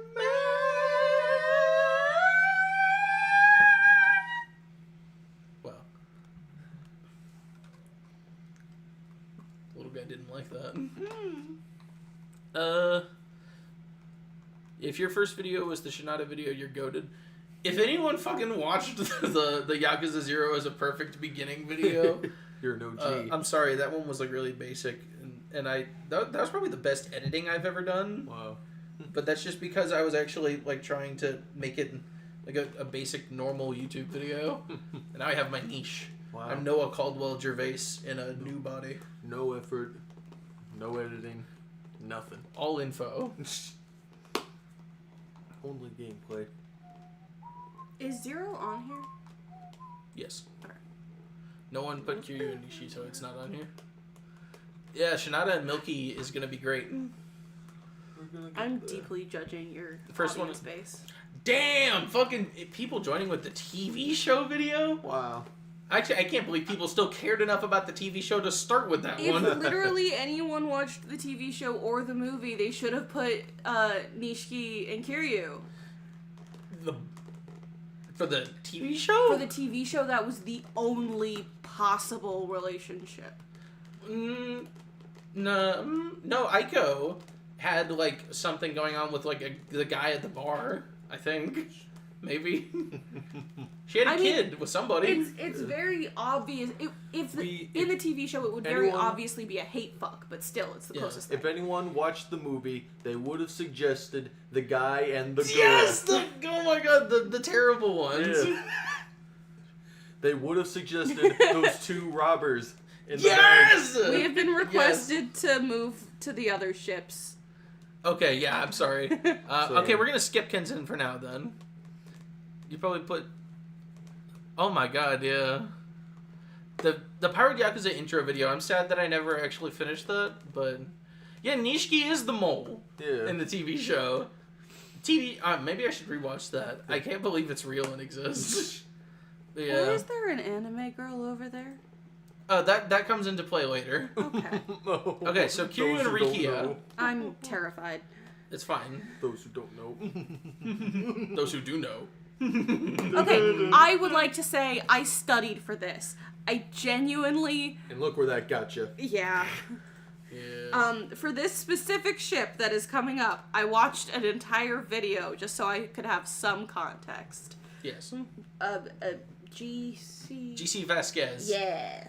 I'm sure that we have some people who disagree with some of the things that GC Vasquez says and talks about. There are some things I disagree with on that front. He's a big fan of Yakuza 5. So he loves Ichiban. His Yakuza 3 video is my source for all of my opinions on Kiryu and Rikia. This is my submission to the list, is Kiryu and Rikia, because no one mentioned them.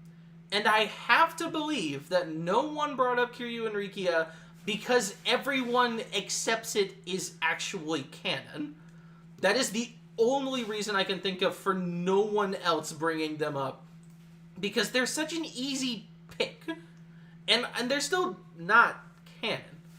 Technically. But, like, it's so close to real that it may as well be. Yeah, it's my opinion is I think it's cute. Rikia X That's Liquid a good opinion. Rikia. Thank you. It's Chris and Liquid Chris. Oh, I did jot down some notes while watching the video because I'm like that. And my notes were cute dads, short king. I do like that Rikia comes up to Kiryu's shoulder. And country gay. He's a hick. And he's a big idiot. I am a country gay, so I like other country gays. Wow. Because the thing is that Rikia is written so perfectly. And again, I'm a Yakuza 3 is my favorite for a reason. You want to talk about like a couple, quote unquote, whatever. You want to talk about couples having chemistry in this series? This is it. This is the closest that I think RGG has ever gotten to actually writing a healthy, happy, loving couple in one of their games. And he still had to die. Yeah.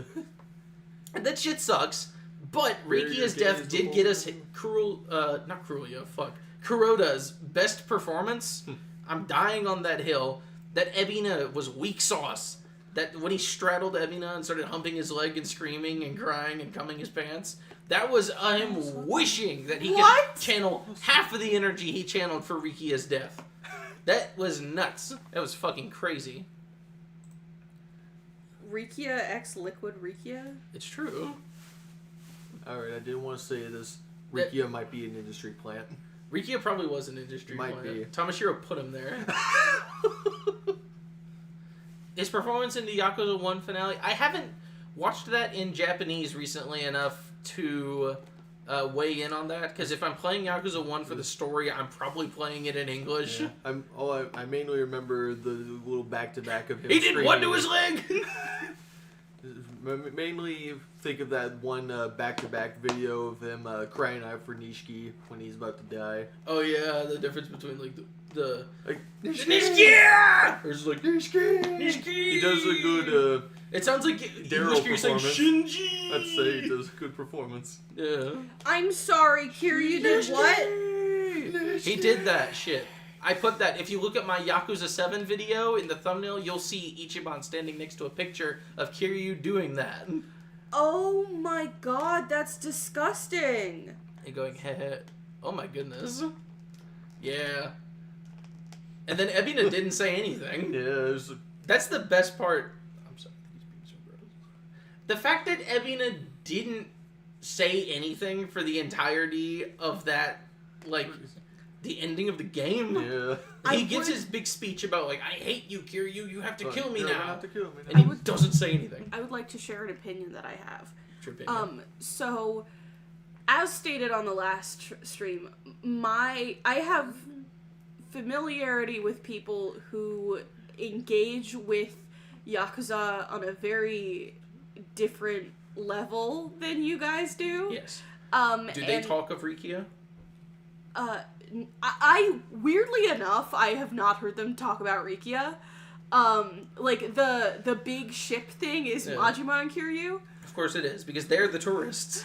But like the entire conversation is just, oh my god, look at my Blorbo Kiryu. He's all sunshine uwu bean kind of thing.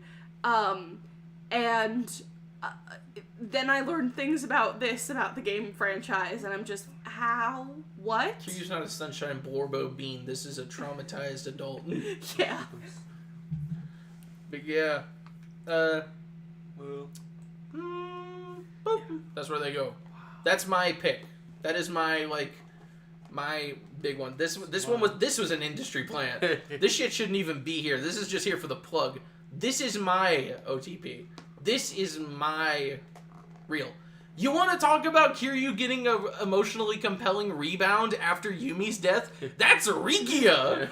That is not Kaoru, that is Rikia! My Glorbo Kiryu. He is the Glorbo to end all Glorbos. then the guy. Because Rikia combines the best parts of Yumi and Nishiki. Yeah. He's like the underling who wants to be big and strong like him, but he also fucks! And then the guy in 6 becomes the rebound for Rikia.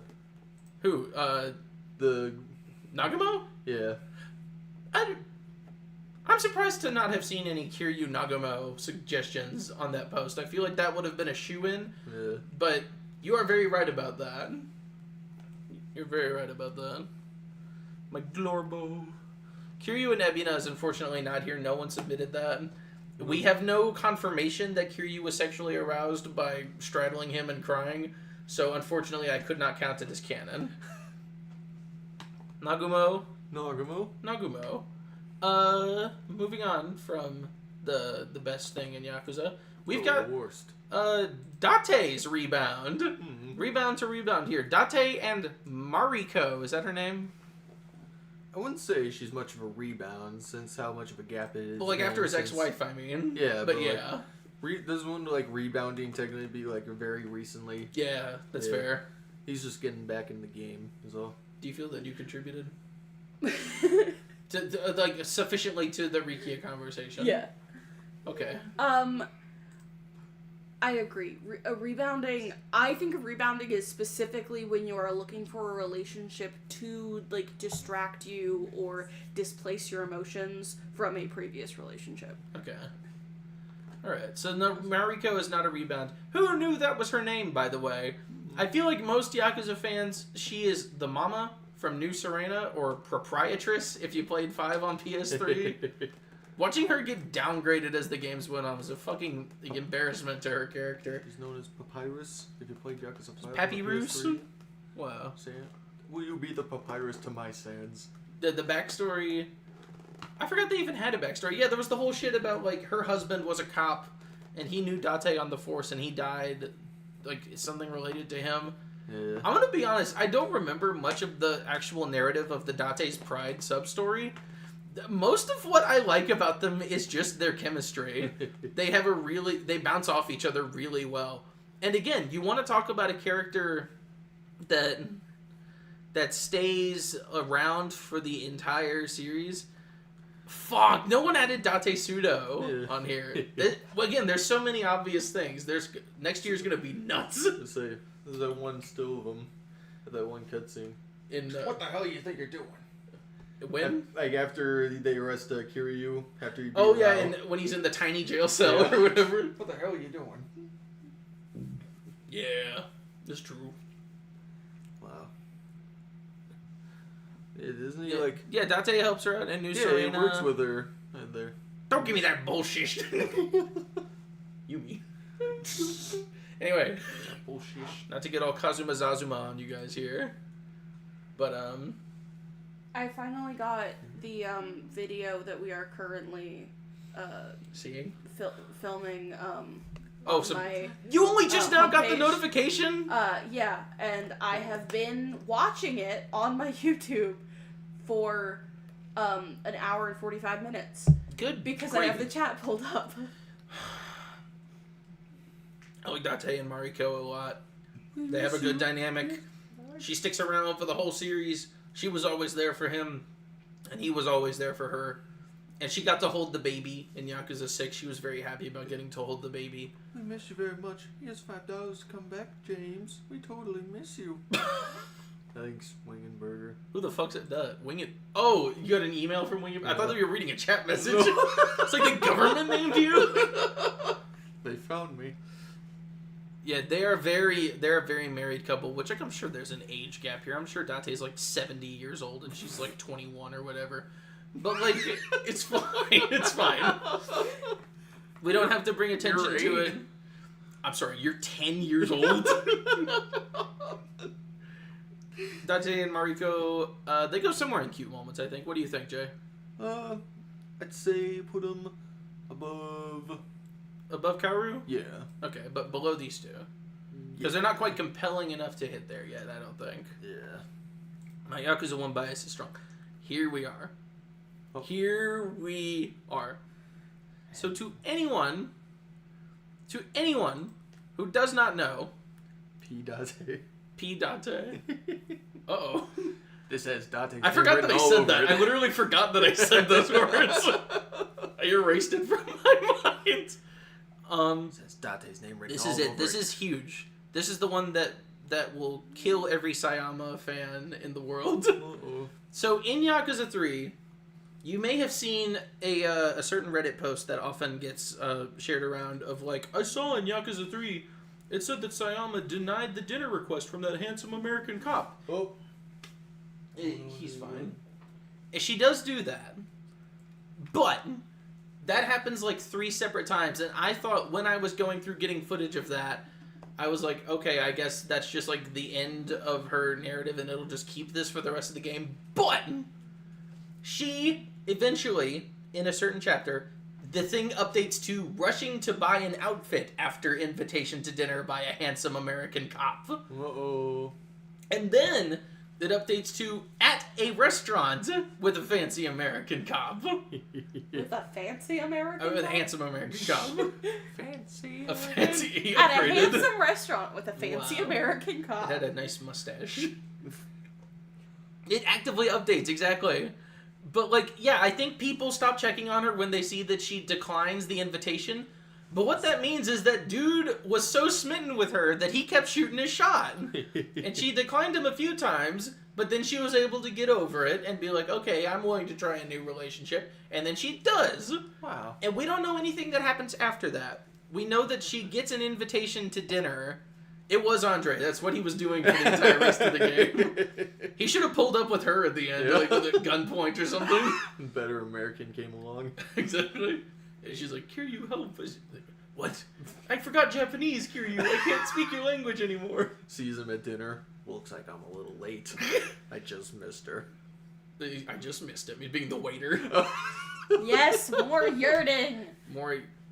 Yeah, exactly. The American cop is a yearner. And he did it in a not creepy way. We have to assume. Yeah. Because she accepted. I'm assuming because she said that he was handsome about it, and when you're handsome about it, you're not being creepy about it.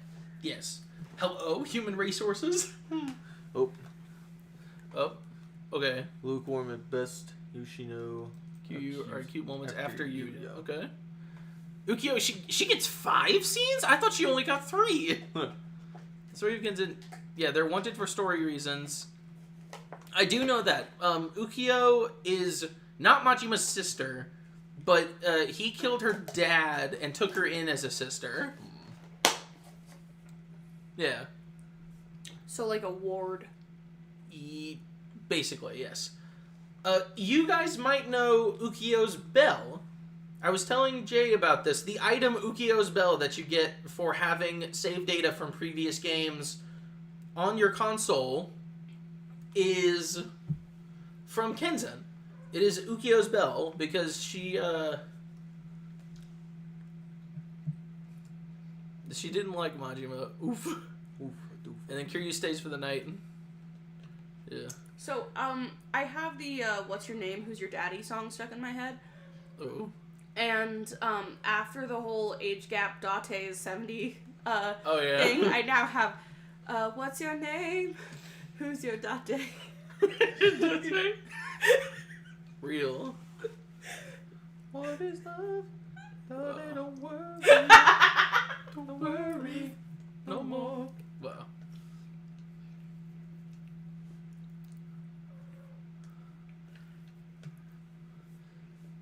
Yeah, I know that Yoshino actually has a presence in the game, which is like better than Ukyo. But yeah, like the fucking 5-year time skip. The beginning of Kenzen is so messy. It skips so much, and you have to know who Musashi is in order to get anything out of it. There's But an the- Ukyo and a Yukio. Who's Yukio? There, stabs Yukio. He wins. He her just over spelled with that. What? It misspelled that. That's still Oh, Ukyo. okay. Yeah. So Ukyo goes to Tub. I'm gonna say time skip drags that shit to the fucking bottom of Tub because they literally skip all the development, which is like your pet peeve. Yeah. Literally, like he protects her from assassins one night and then skips 5 years into their relationship. I got incredibly pissed off at a book I was reading because it had an introduction and all of these interesting character dynamics, and it set that up for like 2 chapters, and then chapter 3 had a month-long time skip. Pissed me the hell off. Yeah, imagine a 5-year time skip. I'd hate that. But yeah, so Yukio goes down there. Yu-Gi-Oh! Whatever. And then Yoshino, I don't remember enough of her to whatever. I'm gonna put her at the top of. Oh no, I'm not. I guess I'm gonna put her at the top of Lukewarm. Namba X Pigeon. Namba X Pigeon was the best part of that game. Yes. Oh, you're going in at the normal time, I assume. Yeah. Okay. Should I get a lift for it? No, I'm fine. I'm doing that because it'll only be like a 10-minute round trip. Yeah, I'm gonna have to at like 10 to 3. So in 30 minutes, I'm gonna have to take like a 10-minute break to get Emma to her place of work, but then I'll be back. Everyone should be really sad and Jay, cry if you could because please I'm leaving. play Flash games or something while I'm gone, Alright. that'd be good to keep the folks entertained. But Yoshino's gonna go at the top of lukewarm because she does things, but I don't remember any of them, so it's probably fine. And that's my justification for that. Baba and Saejima, no one put that on here. I'm realizing now you people should have submitted a lot more because there's a lot more that we could do. Gosh. Oh gosh. Ogita and Kanai as a toxic. Ooh, wait. I've just got filled with the spirit of Yakuza 5 because that would imagine if we got to see like an Ogita Gaiden where we get to see him and Kanai meeting each other as like conspiring to get Park, and then Ogita kills her by accident, and like he wants to make it up to Kanai because he's so scared of him, and then he fucking gets his arm squished. This is Dame da Bad. What is Dame da Bad? I don't know what it's referring to. We should call this song Dame da Bad. She was more useful than Yumi. She actually did things. She contributed to the narrative. I love Shinada's Rouge of Love interjections. I agree. Rouge of Love. Oh, Rouge of Love. Rouge of Love has some of the best Guys, introductions. Astolfo will come into play later. Don't look at that. Don't get it twisted. It's fine. This Maji shit is mine, motherfucker. Unironic #1 Ogita fan. You could be the #1 Ogita fan. I'm the #2 Ogita fan. Ogita literally did nothing wrong. I have such a fucking grudge with Yakuza 5 painting him as this like colossal like evil guy. Literally all he did was want to get paid. All he did was his job.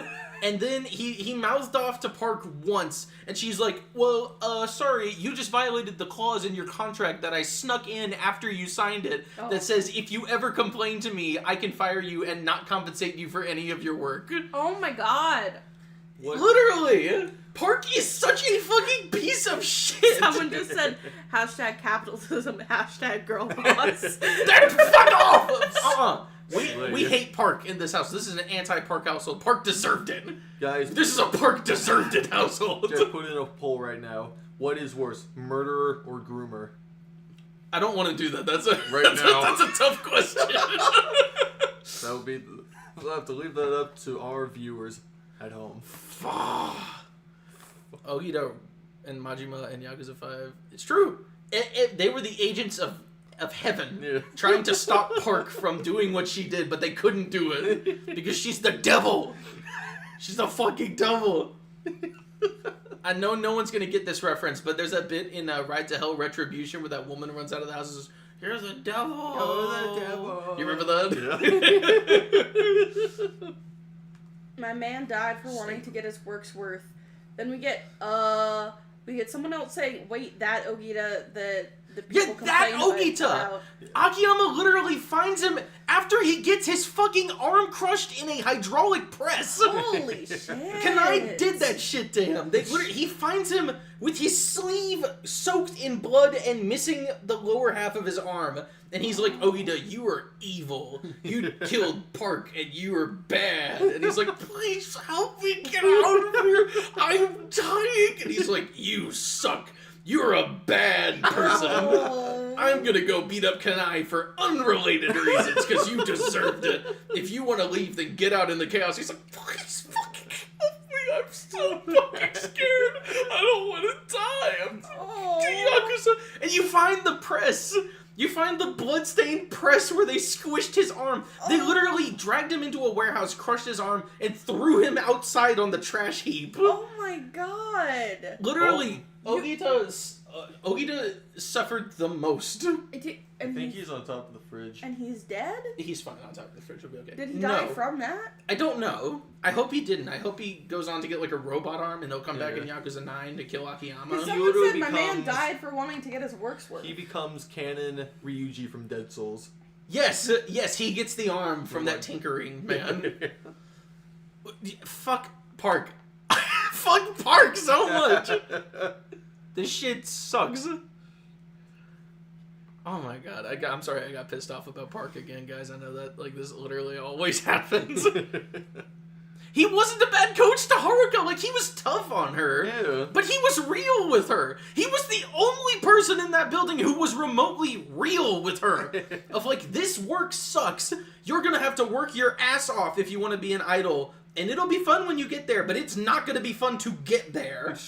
But I'm going to help you, because he did his best. Yeah. He tried to help her. Wasn't good enough. And, like, you can read into it, too, because once Christina shows up, he starts giving her the actual hard choreography and stuff. Like, Ogita keeps her, like, on the cute dancing, whatever, because he's trying to ease her into it.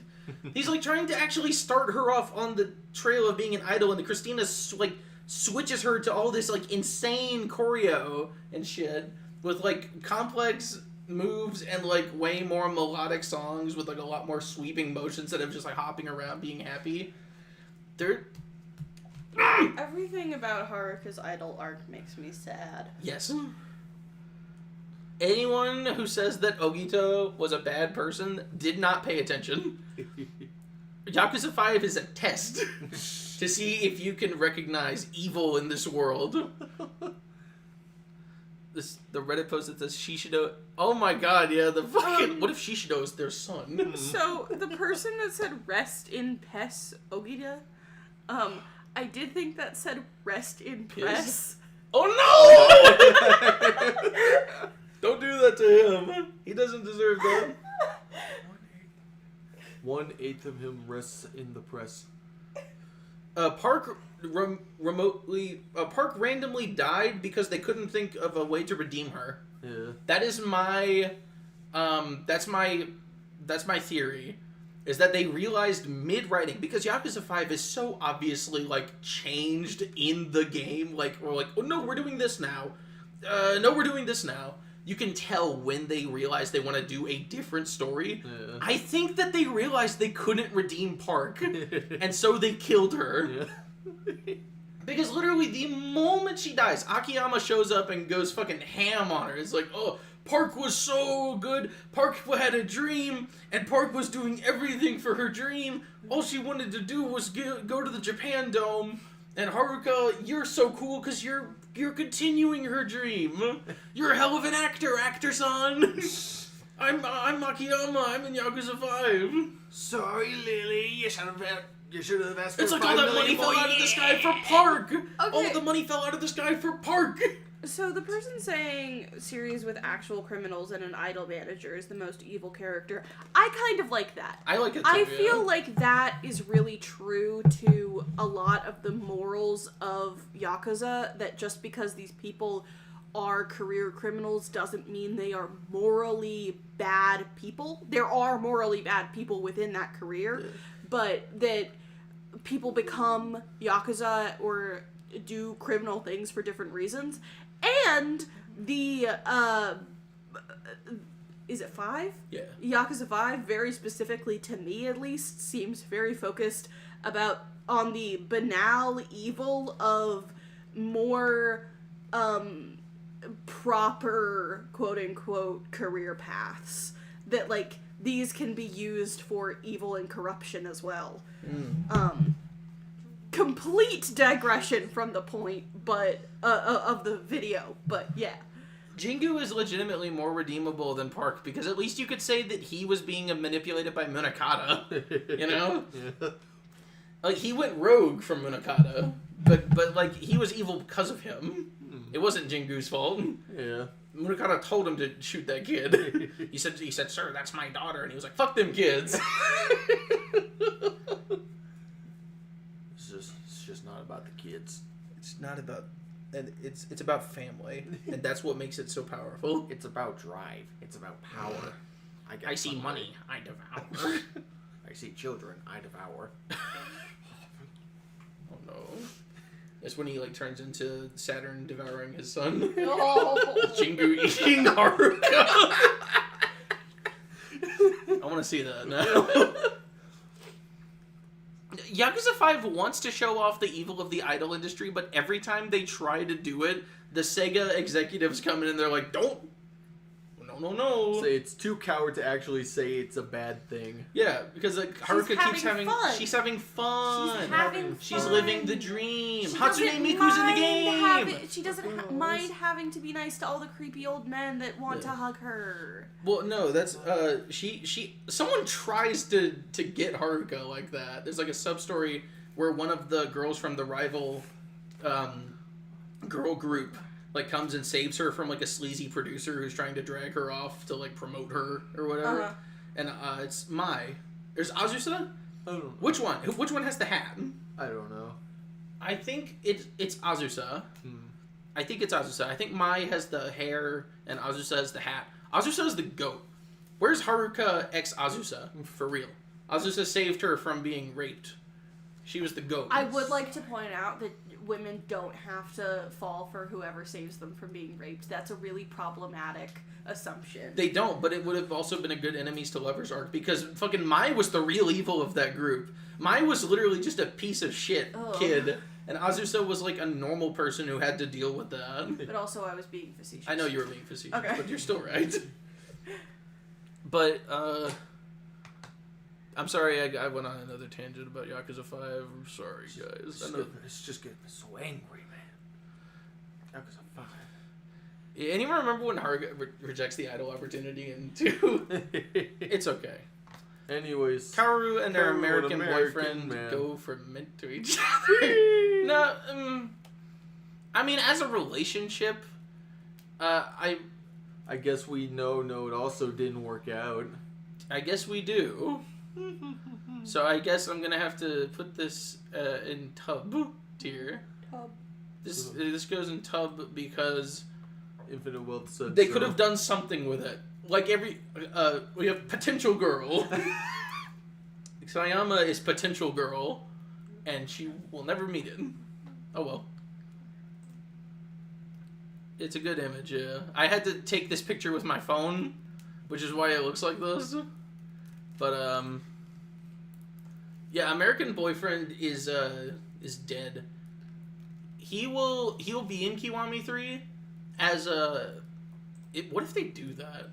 What if they retcon it so Andre rocks up at the end with Kaoru? And then they bring her back in Kiwami 4? Yeah. At least that'd be interesting. Yeah. It will be her instead of Tiny Mura. He will be completely written out. And you actually get to play as a woman that fights? Man, that'd be a good idea. No, they won't do that. Well, let's not go too far. Yeah, now. exactly. Yeah, they wouldn't do that. Alright, so can you stay here and handle the paperwork, please? We heard a lot of people out here. Okay. Here we have... So these two are the fan-submitted ones. We've got Kiryu and Majima, specifically in Yakuza 3, which I heavily agree on. This is the game where both of them are, like, too tired to be killing each other all the time. Oh, that's nice. Yeah. Majima rolls up in, like, a dump truck to save Kiryu from government hitmen. That's pretty cool. It is pretty cool. But I like that... also, this moment where he, like, helps Majima up off the ground... Because in Yakuza 2, he doesn't take his hand. Oh, yeah. Remember? So this is, like, paying off that moment from Yakuza 2. Wow. But I like that... I mentioned this in a comment under that. I love that in Yakuza 3, Majima has calmed down enough to be, like, a semi-normal guy. But he still is always thinking about Kiryu. And they make sure to meticulously show that over the course of the game. He's always thinking about, like, man, Kiryu, you should really come back and help me, please. Majima is like an inverse yandere. I'm sure there's a word for that. There has to be, but Yeah. I don't know it. But yeah, they have a good, like, old man friendship / maybe more in 3. And they're easily at their best dynamic-wise. Like, there's that bit where, you know, like, Majima's in a Serena after saving Kiryu, and these was, like, hanging out with him. Yeah. That would never happen in the earlier games. We have people really liking Majima and Kiryu. I was about to say, we got... I see the chat burning out at the end of the Yakuza 5 run, and then boom! Instantly, Majima. Unarmed Majima. It's so good, put it on the top. Majima. Kiryu gave him that look in 3. Which look? Which one are we talking about? Is it when he was helping him up off the ground? Old married couple having to watch Daigo. I like that. True. He left Daigo with Majima and fucked off. And Daigo went to like visit him on like a holiday because he gave up custody. Majima said I could see you on the weekend. Exactly. That's why he was smiling like that. Yes. Put that. Majima became a single mom. He did. It's real. And there's multiple moments. There are so many moments. We speak in moments here. We are. I'm a sucker for two old men being gay dads together. So. What if their muscles involuntarily flex? Yeah, sure. Muscle daddy. Wow. This is actually a reference to two trucks having sex. Jay knew that, but he stone-faced it. Oh, he look, didn't it's care. Jake King. It's whatever. Yeah, Yakuza 3 is where Kiryu and Majima is just real. Huh. Daigo's voice in 4 is funny. Kiryu being like dad in going to fight. get milk while Majima has to deal with Daigo. It's true. He did that. Huh. I'm imagining you got roaches in her crib, but it's Kiryu and Majima. Yeah. So are like the we saying meant to be? For Kiryu and Majima? Yeah, people are like, Yes. yeah, I think so. Meant for each other. Yeah, meant for each other. It is so funny that we haven't had another one since Oh fucking my God. Takashi and Kyoka. I forgot her name. Oof. But I think so. And it sucks that after this... Imagine if Yakuza 3 was the last game, you guys. Why is this highlighted? Go away. Shoot. Imagine if Yakuza 3 was the last Yakuza game, and then Majima didn't suddenly become Saijima's side character for the rest of the series. And then Saijima didn't get relegated to barely relevant, and then Majima was like a side character for the rest of the series. Wouldn't that be wonderful? Oh my. Sigh. Whatever. Anyway, Mine and Daigo. Someone literally like a few days ago saved me.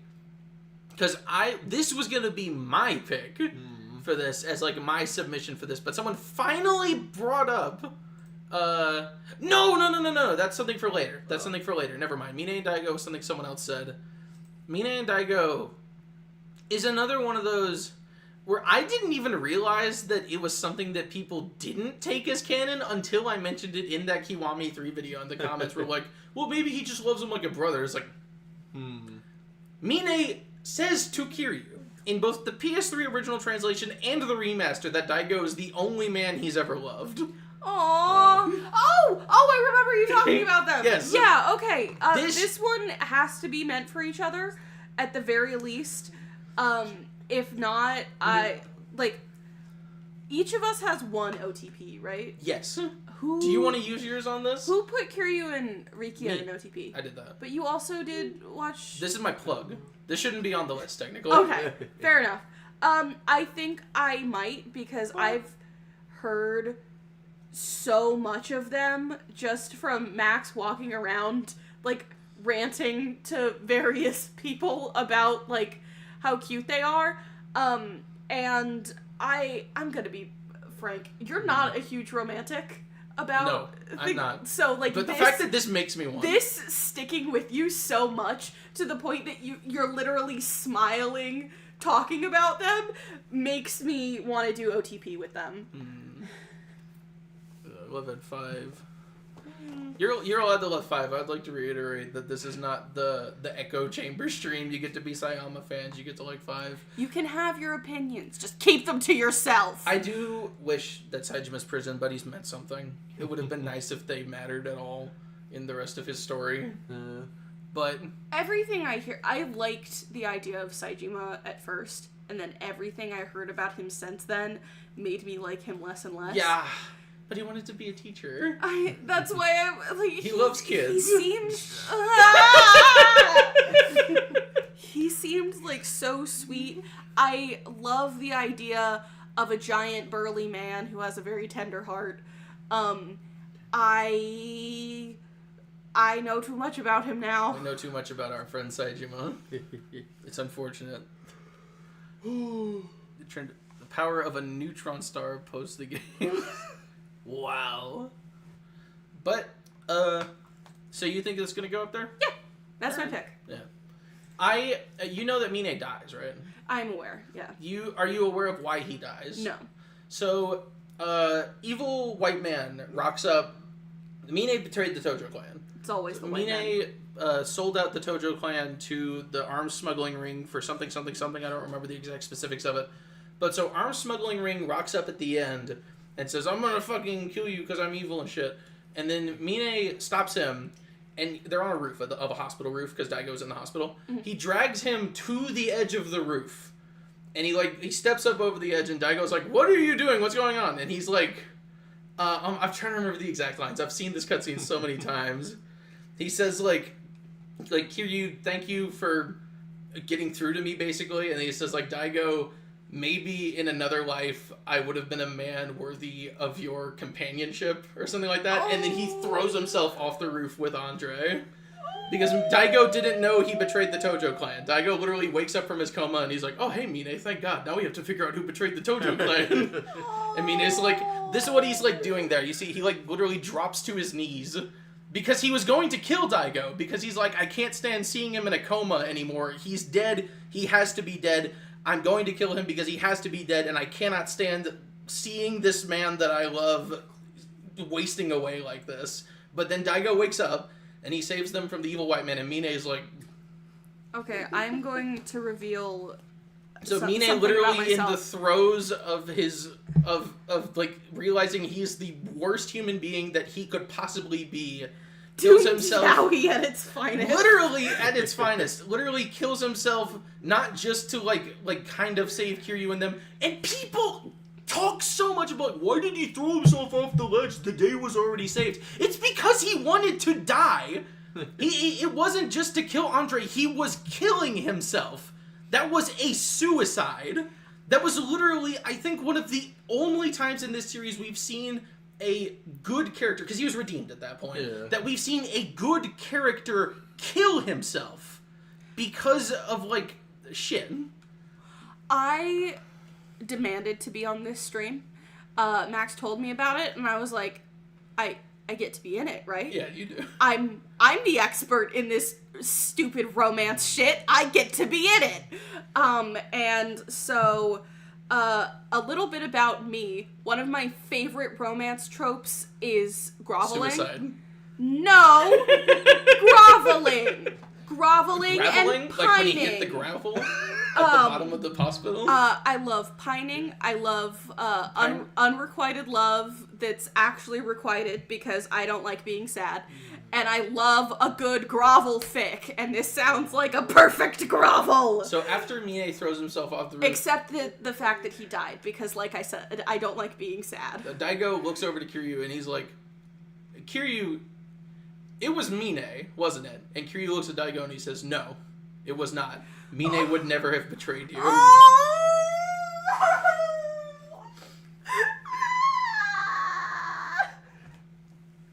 Okay, so yeah, that's my pick. We do know, but nothing is real.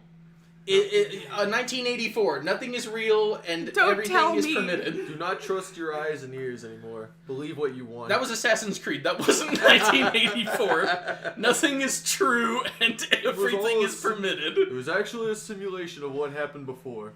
Okay, maybe at the very really least, I don't know anything because I'm too soft-hearted for literally anything. That's okay. The bar shit after Mine died? Mine is the bottom. I'm sick of the Mine top propaganda.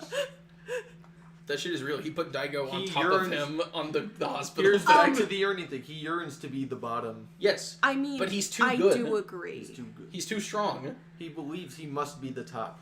Yes. Okay. This is very complex storytelling. Okay, the person I would like to say we need to leave in like 5 minutes. That needs to be in the most control of things is always the bottom. Yes. Truthfully, when you get down to the meat of it, they need to be the bottom. Okay, I'm gonna go now. Bye. Alright. Oh my goodness. Thank you for letting me join. You're welcome. Bye. Bye. What's going on? Alright. None of you fucking people tell her that he's alive. none of you fucking people tell If me I that see he's alive. any of you, If I see any of you, what voice is this? I don't know. If I, oh my, I, it's Jack Nicholson. That's Oh. if I see any of you telling my girlfriend that Mine is actually alive, I'm gonna end this live stream so hard that everyone in the chat is going to die. Why are we talking about meat? We're all hungry. I am quite hungry. I haven't eaten my pancakes yet. But yeah, she those who know. Those who know. And even I don't know everything. Yeah. But those who know. We only recognize the obvious thing, but that's because it's obvious. I am not aware. Yeah, I don't know Dark Ties leaks. All I know is the K3 ending leaks. I don't know Dark Ties leaks. Don't say nothing. You gotta figure this out. Why are we talking about meat? It's good. Smells like meat. Rotten meat. Kids, why you put that meat in here of all places? Stinks in here. Kids, you dumb motherfuckers.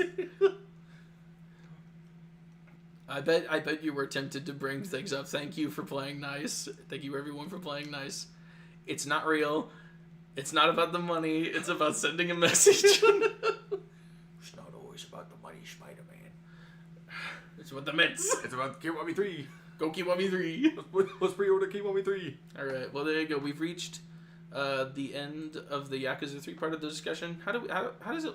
Looking pretty good so far, Yeah, I think. that's not so bad. Again, this is gonna end up like the final boss ranking thing, where I'm gonna be shocked how many things I would put up this high, because I'd like to reiterate, we still have a ways to go, and thankfully the series kind of front loads all of its good relationships that have things to talk about. Yeah.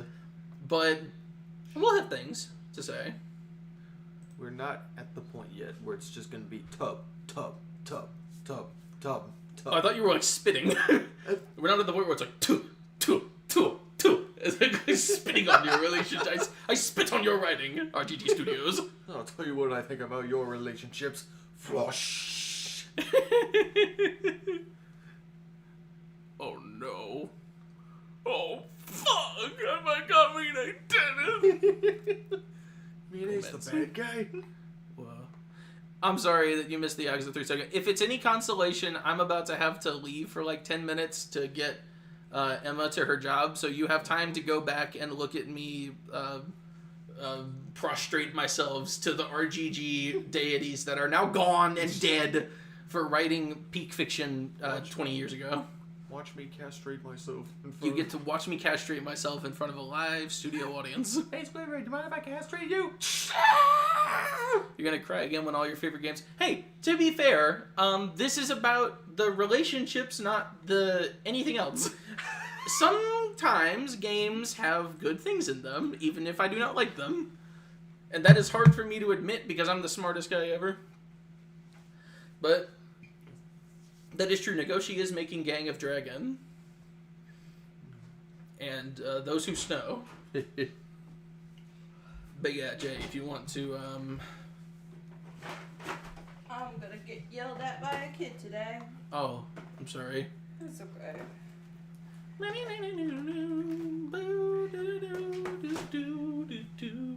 She's at home today. What do you want to play, Jay? I will decide that. First, Okay. I need to go to Well- the bathroom. Oh, you do? Yeah. Okay. I was going to go ahead and get you here. I guess there's things to choose from. Here's how you do this, okay? Go to window capture. Hit here to choose the window. I'll put it here for now. Alright. That you click on this, click on that to choose a window. Yeah. A new window will open with the flash game, so just switch it to there so people can see. Alright. And now you're a YouTuber. How's it feel? Wow. What did you do with the tin of markers that was on the couch? The tin of markers? Oh, I put them somewhere. Pretty please. Yeah, gracious. Right. Oh, thank You're welcome. Gracious. you. Also, do you know what you're where my sweatshirt is? You're standing there. It should be right around there. I do.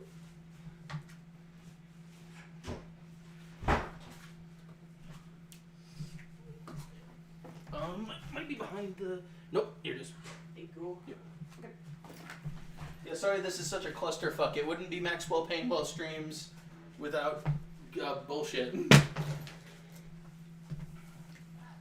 But yeah, so we're on break. I'll be back in like 10 to 15 minutes. Oh, I gotta grab my glasses. Jay will be back in less time than that, and he will take you on a wonderful tour of whatever game he decides to play.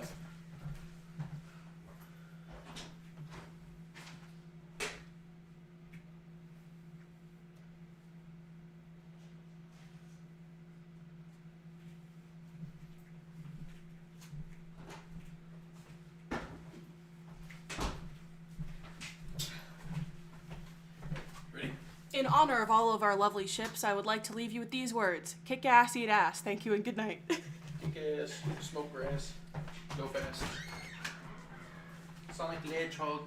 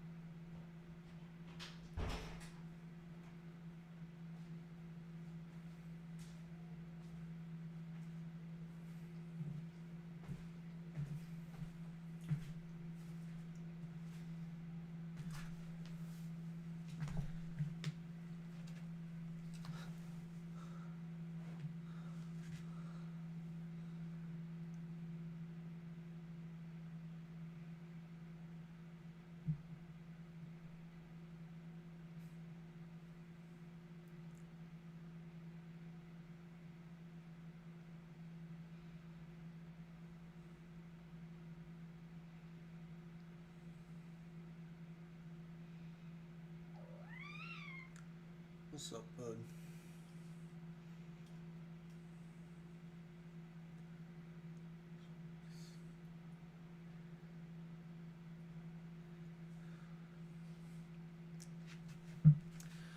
Alright, everyone. I'm here for a while. Guess we'll find a game we can play. In the meantime, while we wait, I ain't too good on my own, so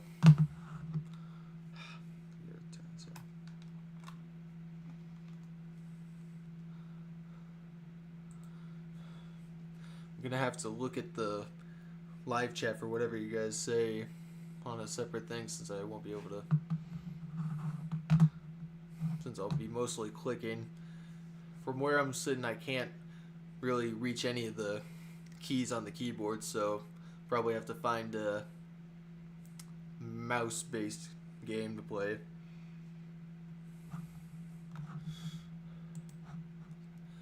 This favorites tab, see what he's got. The Final Fantasy Sonic X series, Granite Gaming. It's fair enough from my personality on my own. Not much of a commentator. I'm trying to see.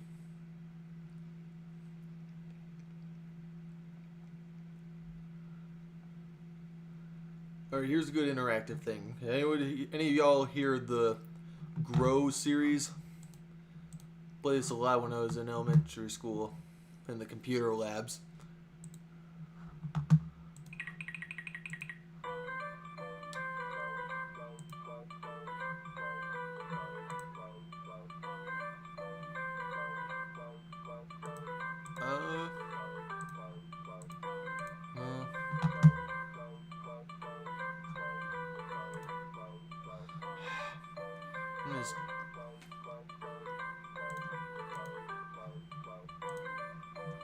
Not seeing, Gonna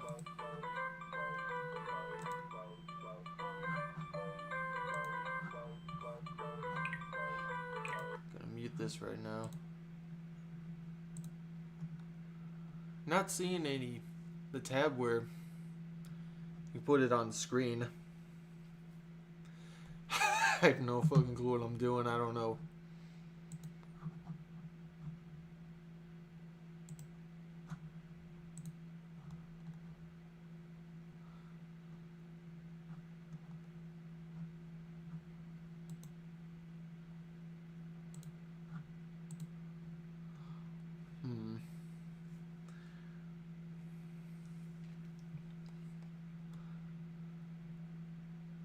Wonder if there's a way to make it, to open it.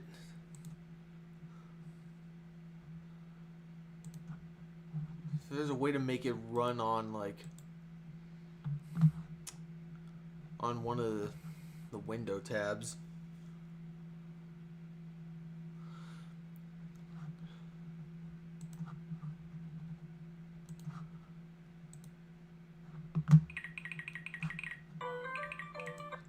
That again. It's like,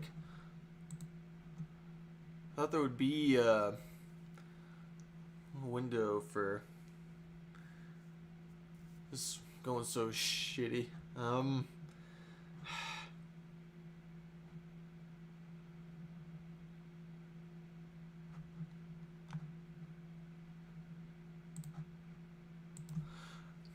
right, hang on, no, I gotta call him.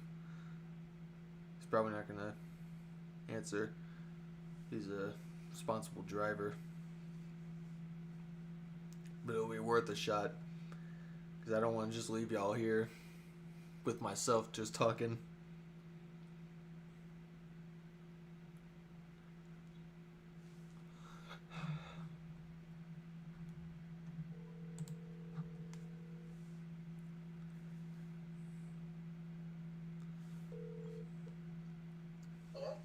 Hey, trying to get I'm starting up a game, but I'm going to like that window tab to try and find where the game is, but I don't see the option.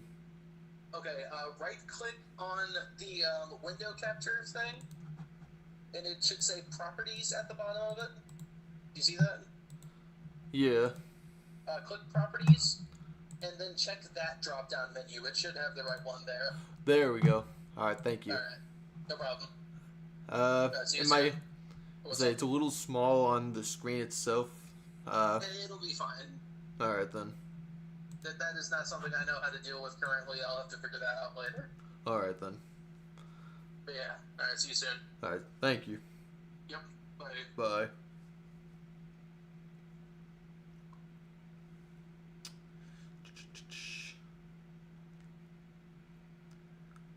Okay, and with that,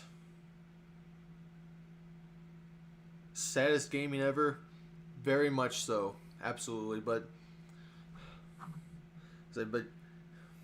can you see everything? Or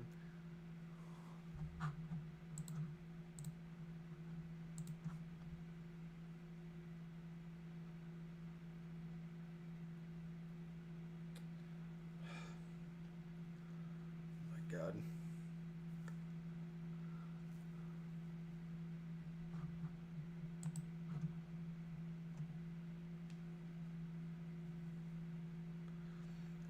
Should speedrun both judgments before it gets back. I like to do that, but it would seem I'm not going to be able to record it because I still can't figure this. My God. Trying to check up everything on how it looks on my phone, but my phone is really old and so it's really slow. God.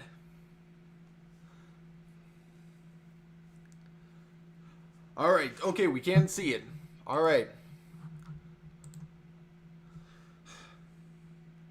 Got above. Alright, I don't want to mess with anything, so it's gonna stay in this weird aspect ratio. But we can see it now. It's okay. So we're going to start. I'm not going to turn the music back on because that's going to get very grating fast. Alright, if anyone who either knows or doesn't know how this works, we gotta build this little island using these little options here we see on the bottom. Have their own little functions, different parts of world making. To make this fun enough, perhaps, I'm gonna leave this up to you. Which of these should we do first? What do y'all think? This is the best I can do for engagement.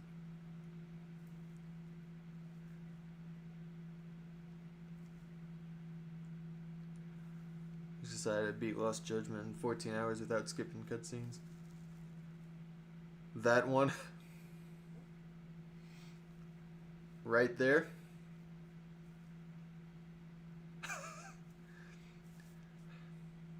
Like the one I got my mouse closest to.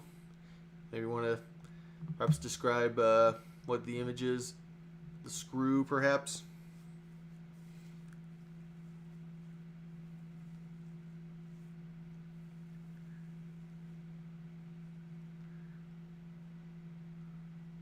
One with the red and white stripe in the middle. There's one here. Alright. Or with the red and white stripe in the middle. I'm going to assume you're talking about the furnace and not the battery.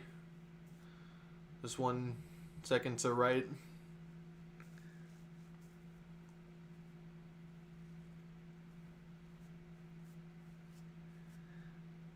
Yeah, we're just gonna go with that. Little furnace. Whatever. Yes, alright, that one. Alright, well, that didn't. Alright, nothing really happened. What next? We can figure this out. We can all do this together. Just joking since two of them. I see. I believe we can figure this out before Maxwell gets back. I have faith in us. Remember playing a Grow game? Had this like evil bastard that kept breaking the world by slamming the ground. Stone pickaxe. We can do that. For slamming the ground. That might be Grove Valley. I remember a character you can get so angry, he like flips around because of something that happens that can interfere. But I don't think that's in this one. We got our stone pickaxe. He made a little road circle like around. It's a bit more progress. What else are we thinking? What next?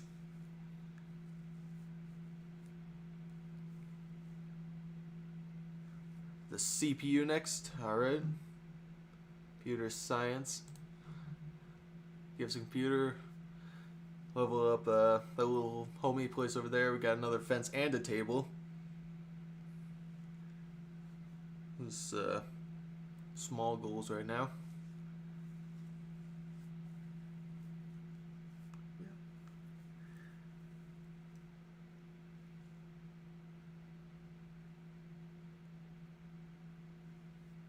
Powder bind add water is so annoying since let's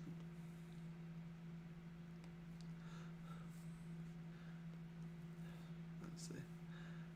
Yeah, I've tried those powdered Powerade stuff once. It's just like add like one in, like I don't know how much you have to add in there before it stops just like tasting like water still. Logs and then battery. Do that. There. CPUs have leveled up into actual servers now from a computer. Go from battery next.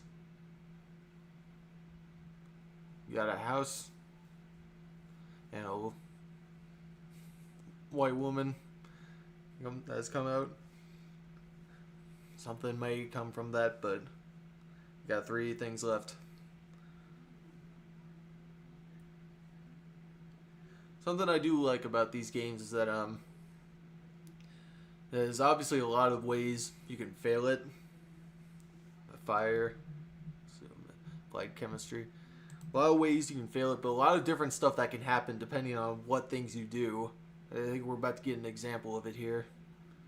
This little guy falling in love, confesses his love, gets rejected, and turns gray.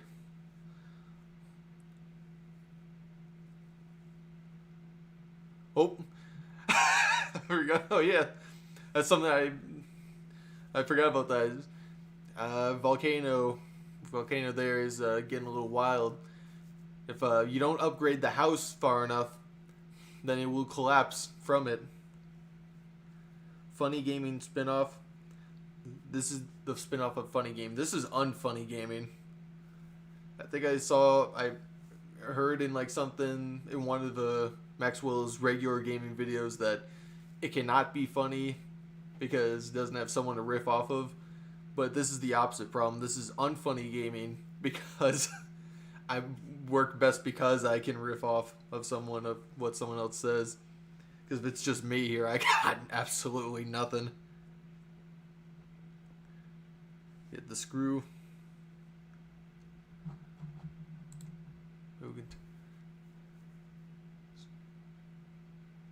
Oh, something's happening. You weren't expecting this. Rabbit Man. Ejecting the ooze. Get added. Saturate Kool-Aid powder, glass of water, something. For a jug. 20 scoops of sugar to make it not sour. Yeah.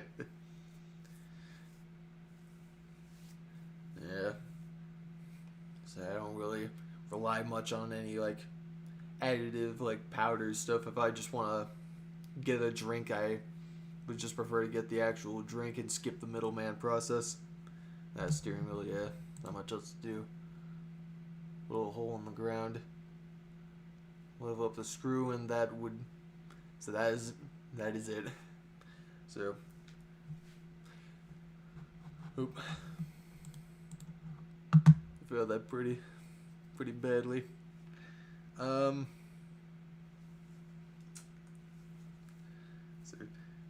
should we try this again, or y'all want to move on to try something else that might have a bit more excitement to it? If this is not good enough. This really is the best I can do right now.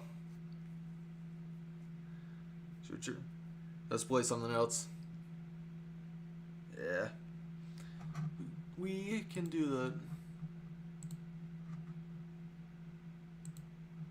that. Alright.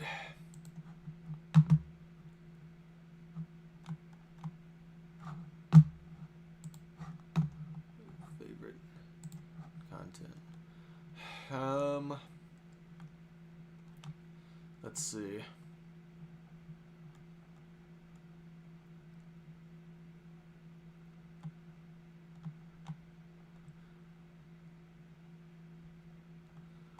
I don't want to play this. Learn to fly, but can't reach the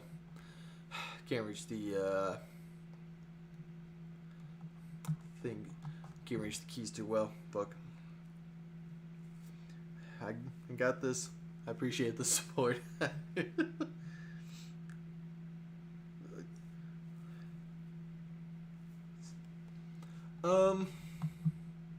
You know, I wonder. Hang on a second. Gotta reach over.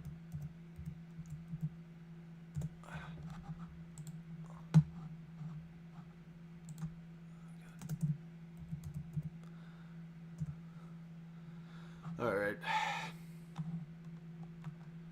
Let's see. Not seeing the regular. Is close we got. All right. Let's see. Is this mainly a mouse game?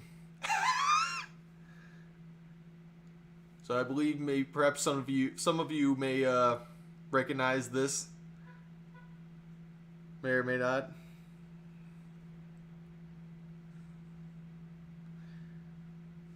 Shoot.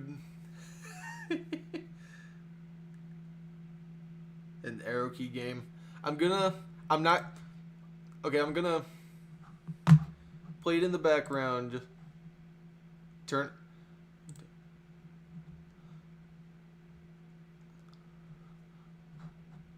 All right then. It's okay. Scary Maze game. Nah, it's mouse control. Luckily. Let's act like we don't recognize it. Am I gonna punch the monitor? Well, if I have reason to punch the monitor, perhaps from rage, because of how hard this is gonna be. should we for shits and gigs? Oh, he's coming back. All right, we're absolutely doing this. I gotta set it up.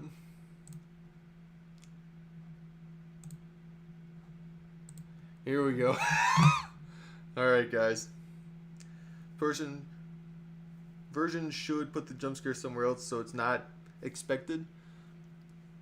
Let's say, I guess, yeah, for anyone who's in the know about it, I guess, like, I could say it's as gimmicky as these kinds of things can be. But original, I don't know if it's actually the original or if it's just kind of a close recreation of it, but Scary Maze game, got the little point through the maze, but don't touch the walls. Turn up your sound. What a bunch of assholes these guys, huh?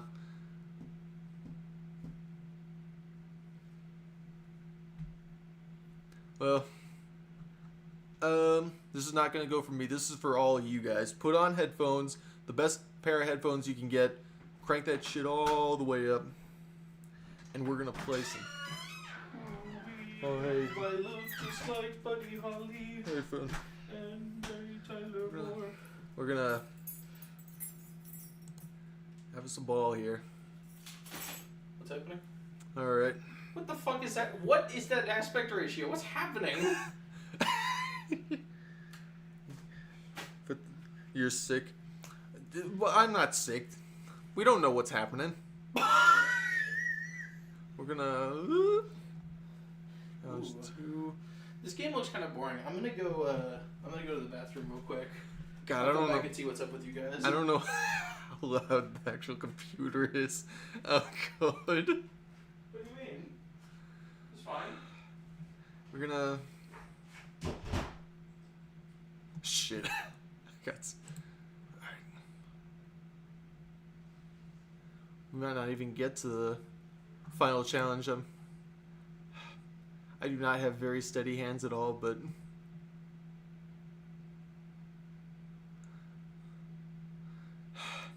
I'm one of those people. I know when shit happens and when like it is like a thing that can happen, but I still am deathly afraid of it because I hate loud noises. Like jump scare games, like Five Nights at Freddy's, obvious example. Like I can play most of those games, and I have, but like Five Nights at Freddy's 4, I don't think I can play because of how reliant it is on listening. And if like I know if you mess up once, then I know it would be loud. Like it's best played with like headphones, and I just can't do that, man. But here we are. I hope you haven't been playing this for 20 minutes, by the way. I've not. This has not been the one game I've been playing. I've been. It's not about hitting the wall. It's at a certain point. Yeah, it's like. Just be ready to exit out. I guess. Gonna go. Here we go.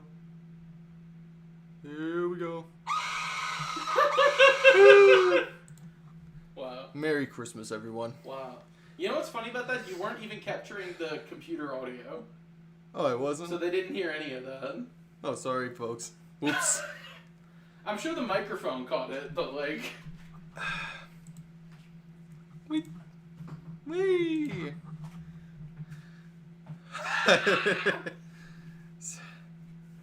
Okay. The scary is if you fail. That's right. Oh, damn. Is it? What if don't- you win? Let's see. I don't know. That's nuts. Might be rigged. I think this shit is rigged. Still have PTSD from FNAF 4. Yeah. FNAF 4? Wow. That was FNAF 5. From beat 'em up gameplay to turn-based gameplay. That was Baby, right? From Mouse Maze gameplay. We got Goku keeps evolving. Scary Maze game, Justin Bieber. That's fucked Kiwami up. 3 graphics looking great. 10 heart attacks from the shock.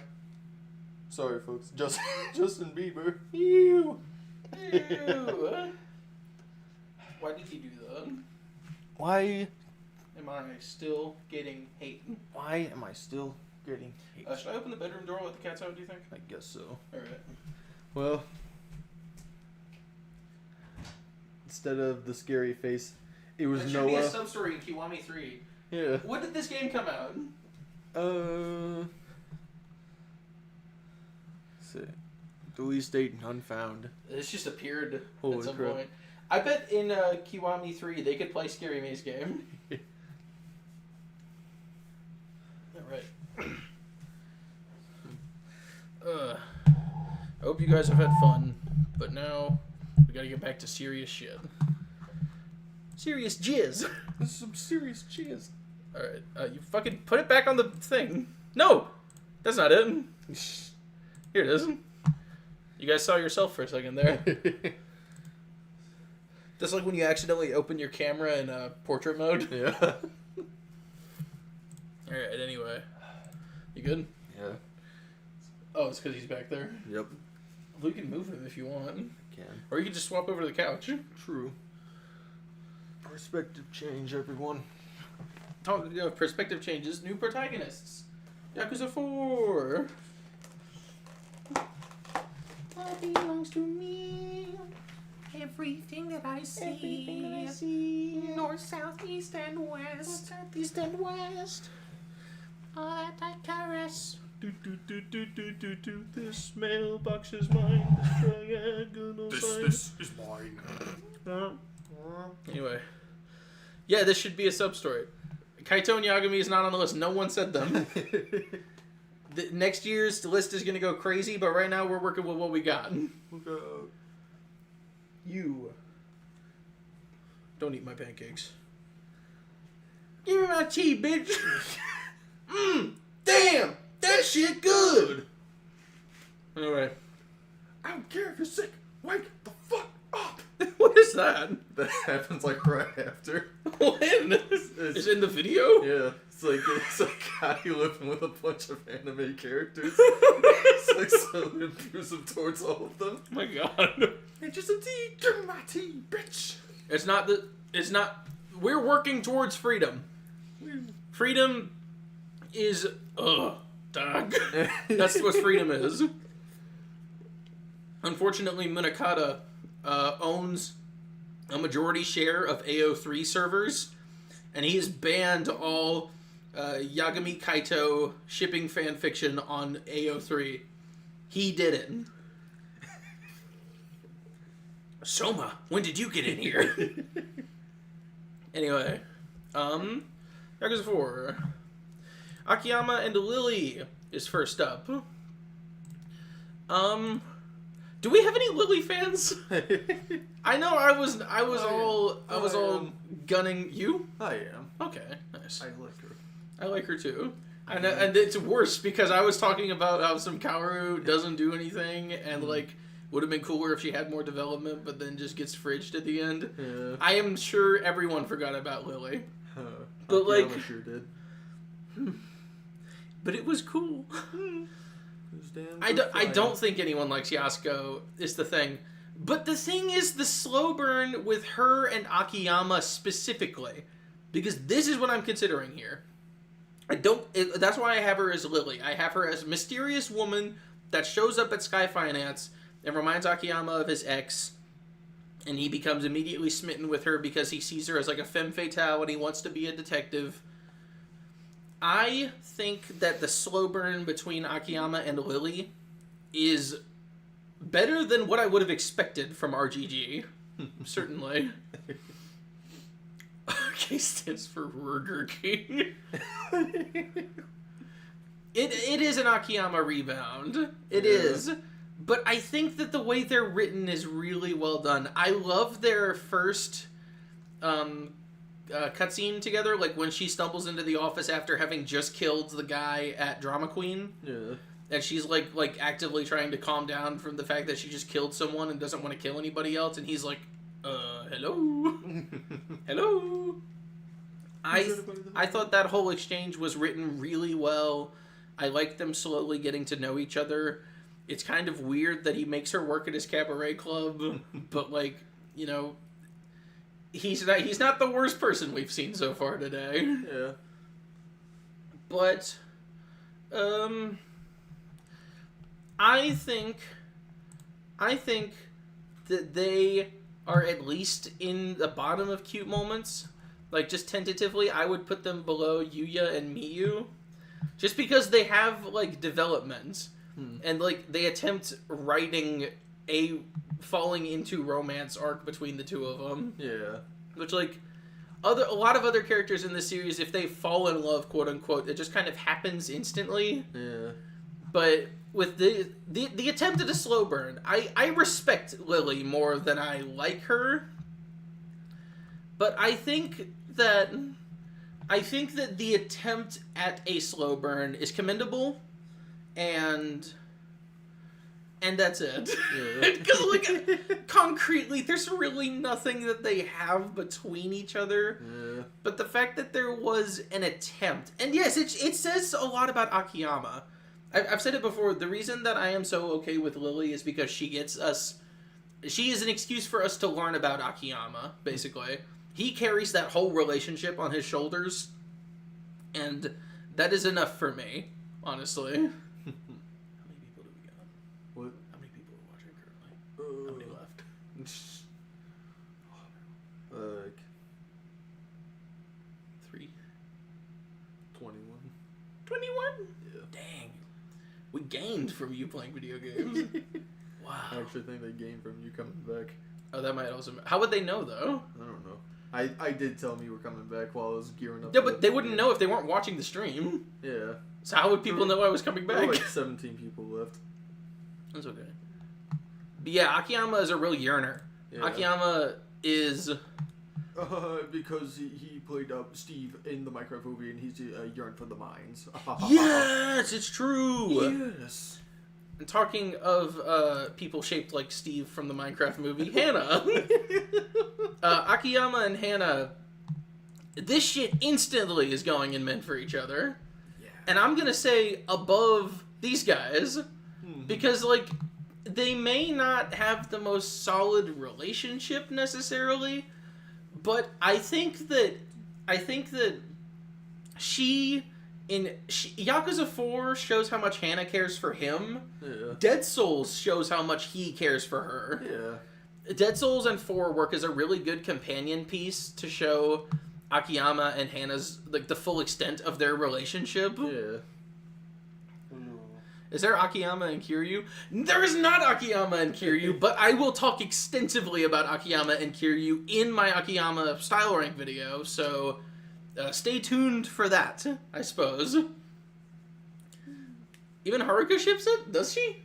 What? Akiyama and Hannah? Maybe. I don't...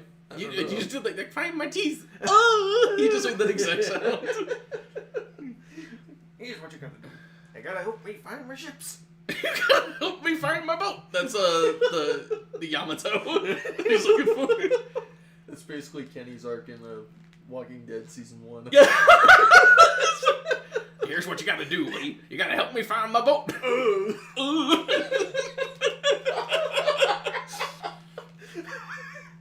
It's real.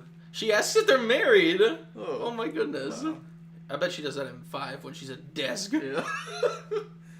What can I say? I'm married to my job, ain't I, Hannah? He's like slamming on the... Why did this happen? Say something! Yeah.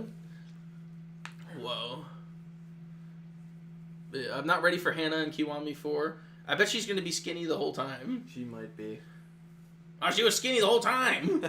It's going to be, Hoshimitsu. I respect... A part of me is a little sad about what happened to Lily after a dumb scene towards the end. That's the thing. Lily, I care enough about Lily that I am upset at the way that they treated her. Yeah. I care enough about her to the point that I wish she was written better, and I don't just disregard her entirely. But yeah, that Akiyama cares so much about her. He kept the whole office stocked with food for when she got back, and he like instantly notices that she's clearly not been eating since she left. He's nice. Yeah. She will be a table. I hope that Kiwami, before they make her a table, they just canonize her being a desk. I like that Lily was able to be a killer, but because of that, she had to die. Yeah, basically. They knew she was too powerful. They cannot handle a level of character with that magnitude. But they figured it out with Miki. No, they didn't. They didn't figure it out with Miki. Fuck! She didn't kill anyone. She didn't actually kill anybody. It was me! The evilest man of all time. We'll get to that, though. Hana has an unused model at 5. Oh, she does? I forgot she doesn't even have a phone talk icon. Isn't it like the back of her head? No, it's the... I think that's also a desk, or maybe... No, I don't think it's the desk. I think it's like the generic one, maybe. Yeah, Lily having a body count is... I wish. They're gonna reveal in Kiwami 4 that Katsuragi actually killed all the guys before she could. And though she stays and then she still dies anyway. Oh. But she's a woman. We don't care. Oh yeah, because in that cutscene where she dies, she kills... Katsuragi, yeah. So she has to die. So she still has to die. Yeah. Sorry, folks. It's true. I am Yokoyama. But yeah, Hana deserved to be more than a desk. I love that in Dead Souls, Akiyama literally fights a whole ass zombie, like a giant mutated zombie monster for her. His whole he literally in the first part of the game is to help her out. Yeah, literally the entire first part. He has to get the medicine for her. He infiltrates the quarantine zone like twice for her. Hello, gamer. We're talking about how Hana and Akiyama are a perfect couple. Hello, everybody. But because he goes back in to find her and she's gone, and even with Nagahama shows him the other secret entrance in that he uses covertly to try and help her. Yeah. Hana, maybe she is hotter as a desk, but you're not Akiyama, so you don't get to judge. And their pure love in Kamurocho is fantastic. Yeah. She is such a great singer. He's married to Hana and Ishin? I forgot about that. Oh, yeah. She's like the bartender, right? Yeah. And then I can't forget his name. Hamazaki? No, I can't. Kill this arrogant motherfucker! Oh, Hayashi tries to do bad things to her, unfortunately. Oh. But that wasn't real Hayashi. That was fake old Japanese man Hayashi. It was also like Skinny Hana, so it doesn't count. Was it Skinny Hana? I think so. Maybe it was. I remember, maybe. I don't remember. But, it's fine. God damn it, Ishin is thin, Hana. It says, it almost says thin. If it was Ethan, it would make more sense. God damn it, whatever. Hayashi, do whatever you want. No, Hayashi, change the controls. Hayashi wouldn't do that. That was slander for my boy. And someone should have submitted Hayashi and Ryuji on this list. Hayashi literally betrayed the entire Omi alliance just because Ryuji asked him to. Yeah. If that's not real love, I don't know what is. True toxicity is Hayashi and the guy who started the zombie. The guy who shot him? Yeah. Nikaido. Yeah. The real toxic yaoi is when you get shot and turned into a zombie. Oh, you did Shinada and Akiyama. We have not rated it yet. We're getting there. In Yakuza 9, the Daidoji enter a power struggle, and Hana and Yayoi should lead the Daidoji together. Yeah. Yayoi can be the muscle, and Hana can be the accountant. Yes. It'll be fine. Hana's weird issue with her VA. That wouldn't shock me. Yakuza and not being able to get voice actors back is a common occurrence. But, yeah, Dead Souls are great. You need to play Dead Souls. If you liked Akiyama and Hana, it is at least worth playing through the first chapter. The cliffhanger at the end is really good with her seeing, like, the weird logo on the frog monster. Yeah. The frog dude. The frog dude, and, yeah. what that tongue do? It's true. Hayashi does have the tongue game of a man half his undeadness. I mean, wait. So the next up is the money couple from Yakuza 4. Again, who the fuck remembers the money couple? This woman and her husband conned the fuck out of Akiyama so that they could have a money bath. And I'm putting that shit in Made for Each Other. Because how the hell do you manage to pull that kind of scheme and not only get away with it, but get away and also not be broken up by the end of it? Yeah. At least I think. I don't remember if they broke up at the end of it, but I can't believe they would. Yeah. This is like the cool version of the dude and the woman in Yakuza 2 with the ball that was like faking the pregnancy. Yeah. I should have added them on this list. Oh. I was genuinely debating adding them on this list, but there's no cutscene for that, so I didn't. Oh, I just remembered in Yakuza 2, the story about the kid stealing the deed to his mom's place and then selling it to his dad. Does that count as a couple? I don't know. I don't know that they interact, so I'm not going to count that. But, oh my god, I forgot Gandawara and his, like, mommy milkers. I forgot about that. No! That's a pairing for the lifetime. She's still with him. Yeah. They've been together since 2006. That's like one of the most long-lasting couples in the entire series. I wanted to see big milkers. Gandawara and woman who probably has a name at some point. That's Endgame. Alright? We need to see them come back in Yakuza 9. Gandawara and his mom. Even though he supposedly learned his lesson and then didn't. They run away. She helped him. What if, like, the next time he came back in, like, 7, he made it explicitly clear that the people joining him were all consented? I wish that they did. They'd be like, yeah, actually, we're fine with this now. Like, the fact that they didn't makes me feel like they were just emptily fan servicing it. RGG from 2010 would have written that in. Yeah. They would have included that. We escape and ride to Hawaii on the Gondolara. The old couple from the Infinite Wealth Gandawara. Okay, that's the other problem with the including sub-stories thing. We don't get sub-stories with cutscenes anymore. Oh, yeah. No sub-story counts as a significant sub-story because none of them get real cutscenes anymore. Nikaido is 100% a yandere, I agree with that. But the fact is that this was the last instance I could even think of a sub-story getting a cutscene in these games. I don't think Dead Souls gets any. I think in Dead Souls there was a couple in the sub-story that dealt with the sniper guy that Majima is friends with, you know? I think there's a couple in there somewhere. But after 4, we didn't really get full animated cutscenes for sub-stories anymore. Yeah. So I couldn't really consider any of them after that. Because if I was just counting couples and sub-stories, that would be way too many. Yeah. And we'd have way more go-to-jail instances. There's so many fucking... Alright, which be my girlfriend is the best... or be my boyfriend with the best couple. This one. This one. This one. Next we have crossword couple. Crossword couple. Oh my 0. god, yeah. The guy who's so dumb that he can't figure anything out. What's popcorn? You eat it or his girlfriend's so dumb. Why is Well, it no, thing he was dumb because he was trying to confess through the crossword, but she was like, I know you like me, you should just confess for real. Oh, yeah. And he's like, I should have known. He's like, it's like a Darman video. But we're not talking about any of that because we don't get fully animated sub-story cutscenes anymore. Not enough sub-stories and anything, and with just the main character going like...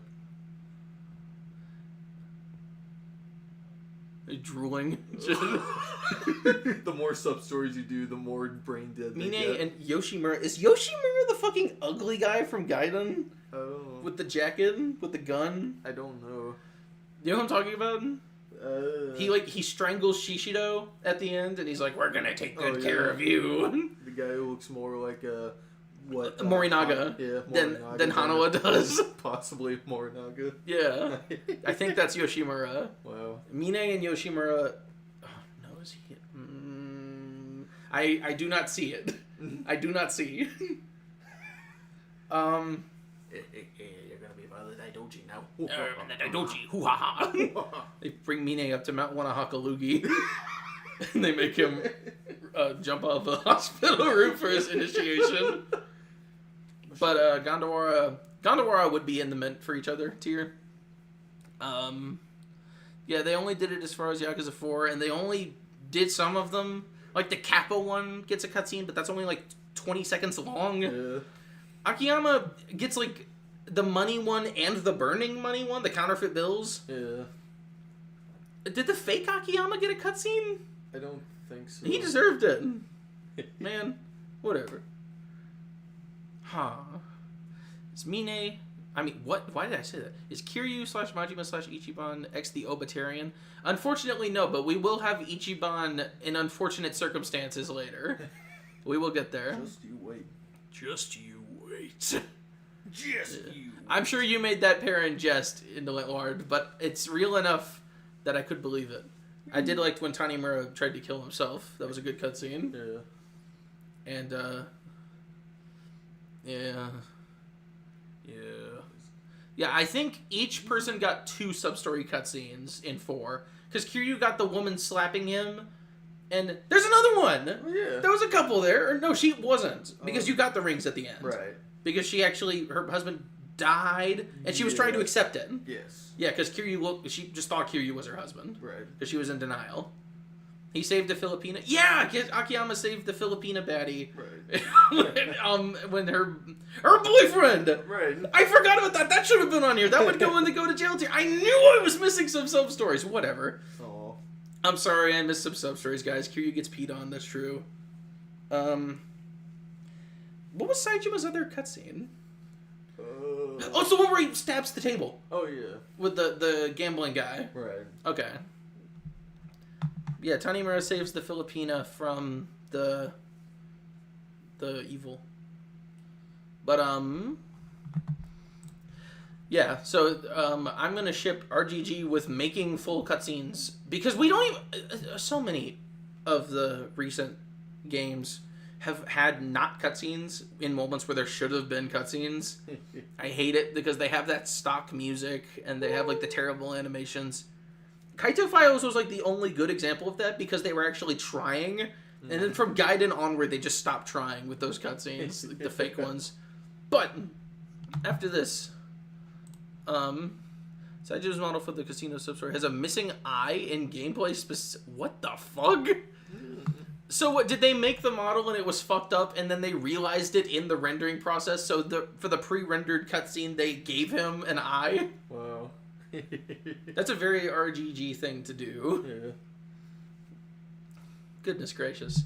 But anyway, we move on to the fan-submitted things. First off, we have Akiyama and Tanimura. Someone said they make like a good rage bait duo, which I can see that.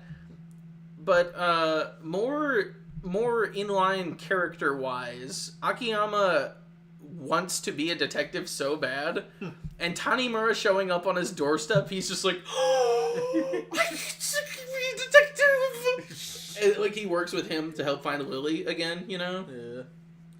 Gambler x Gambler, true. Yes. Akiyama's like a stocks gambler, so basically. But yeah, him and Tanimura have such good chemistry, they immediately bounce off each other really well. Tanimura getting him in jail in the opening is a really great whatever.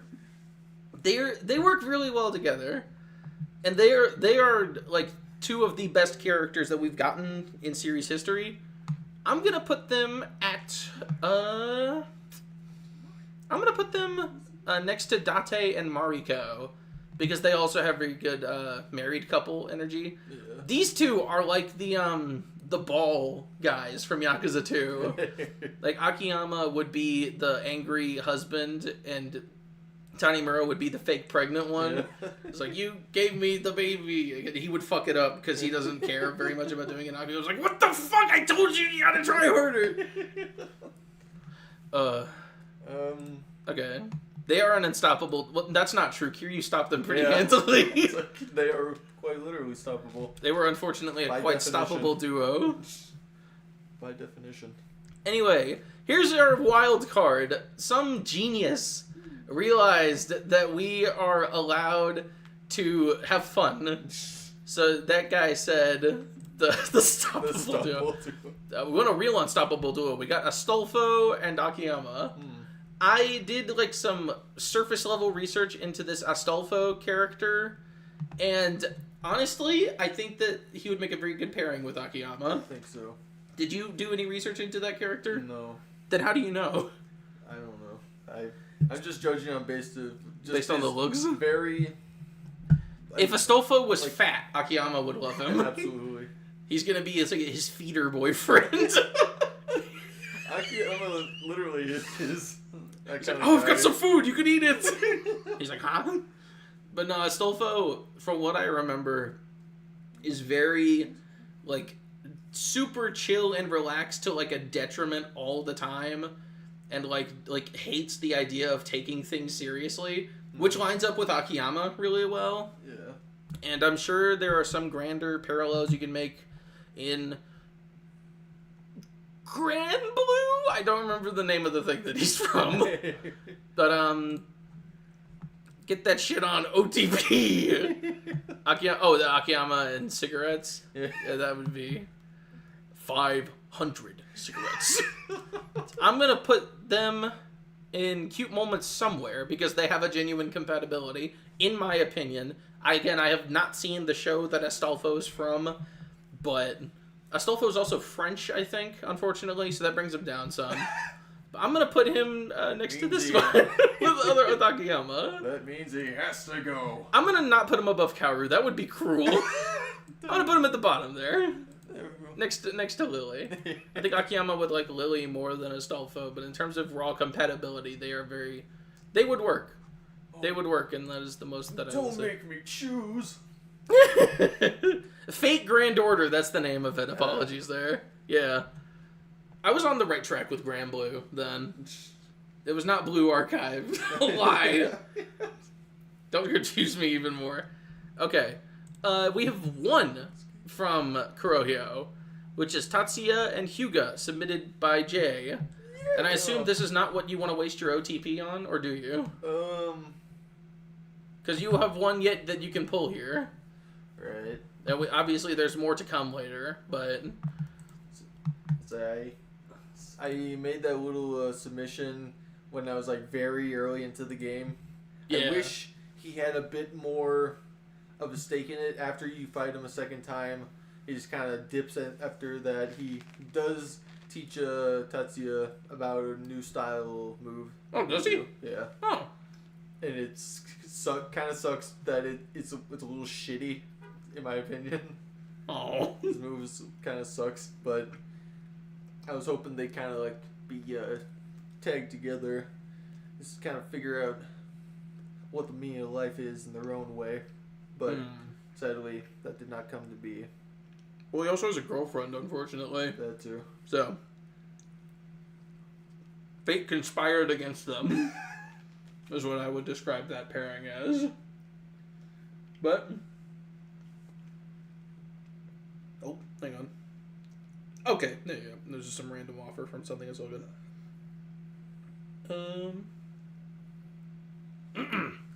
Netanyahu and Park, unfortunately, no one suggested that, so it didn't get added.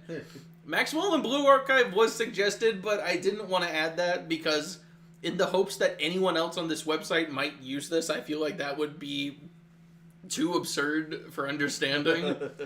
I wanted to leave Astolfo and Akiyama as the wild card for that. But, so where would they go, do you think, Tatsuya and Hyuga? Because I can't help but notice we got no other Kurohyo players chiming in to agree or disagree here. Yeah. I think everyone is sitting on their hands waiting for us to start talking about Yakuza 5. We're starting with a goddamn heavy hitter there once we get there, but we're not there yet. We have to put him in a... Oh, okay. This fights in like chapter 2. Yeah. What the fuck? You gotta put him in a... Like, so I agree. OTP? Yes. What would you say? Might have to put him in lukewarm at best. Okay, that's fair. Let me down. Above Yumi? Yes. because they have chemistry. Yeah. I'm gonna put him below Yoshino, just because she actually does spend time with Kiryu doing things in that game, whereas he does not, but he could have. Yes. Okay. I had hope, but you let me down. Yes. Tatsuya. Tatsuya. Tatsuya. And he says, I love that laugh so much. What a pathetic dumbass. Like, it's not even a good laugh. It sounds so forced. He's trying so hard to be evil, but he's not. Of course, he's the one to laugh before climaxing. Wow. Before confirming his kill. Everyone knows you do it during and after. How many times have I told you to eat your helmet? Alright. Shut up and eat your garbage. We've reached the why would you write this character of the Yakuza series. We've reached Kiryu and Mayumi. I have tried my best to arrange the names by the first one being the more active participant in the relationship, which is why I have Mayumi under Kiryu here. But Kurosawa and Aizawa, that's his son, I think. Who indeed? Who indeed? Mayumi's on the cover of Yakuza 5. I need you people to understand this. Like, hang on.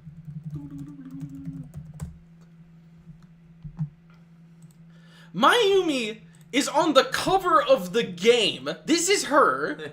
She's from the first part. She shacks up with Kiryu. She's like the number 2 hostess at Olivier or whatever it's called. And the whole of part 1 is spent making it so that when she confesses her feelings for him, it is the most miserable, tepid exchange of all time. They literally just added Ma to Yumi. She's literally like just a fake Yumi. Kiryu and a biscuit, exactly. Like, again, I am one of the only people in this world who could name my Yumi, much less tell you what her role in the story was. It is revealed that she was a mole for the clan that was there. The Yamagasa clan, I think they were called. But, she was the chairman's granddaughter, I think. Daughter, maybe? Yeah. I think granddaughter. But, yeah, the Majima salad fingers! Yeah. Yeah, she was there to keep an eye on him. And she was the one yearning, but Kiryu is like that clip of David Lynch who's like, I am so goddamn depressed, I don't know what to do. And she, like, literally, she gets naked. Yeah. That's, like, our first example of nudity in the series, I think, except for the money woman. But she was covered.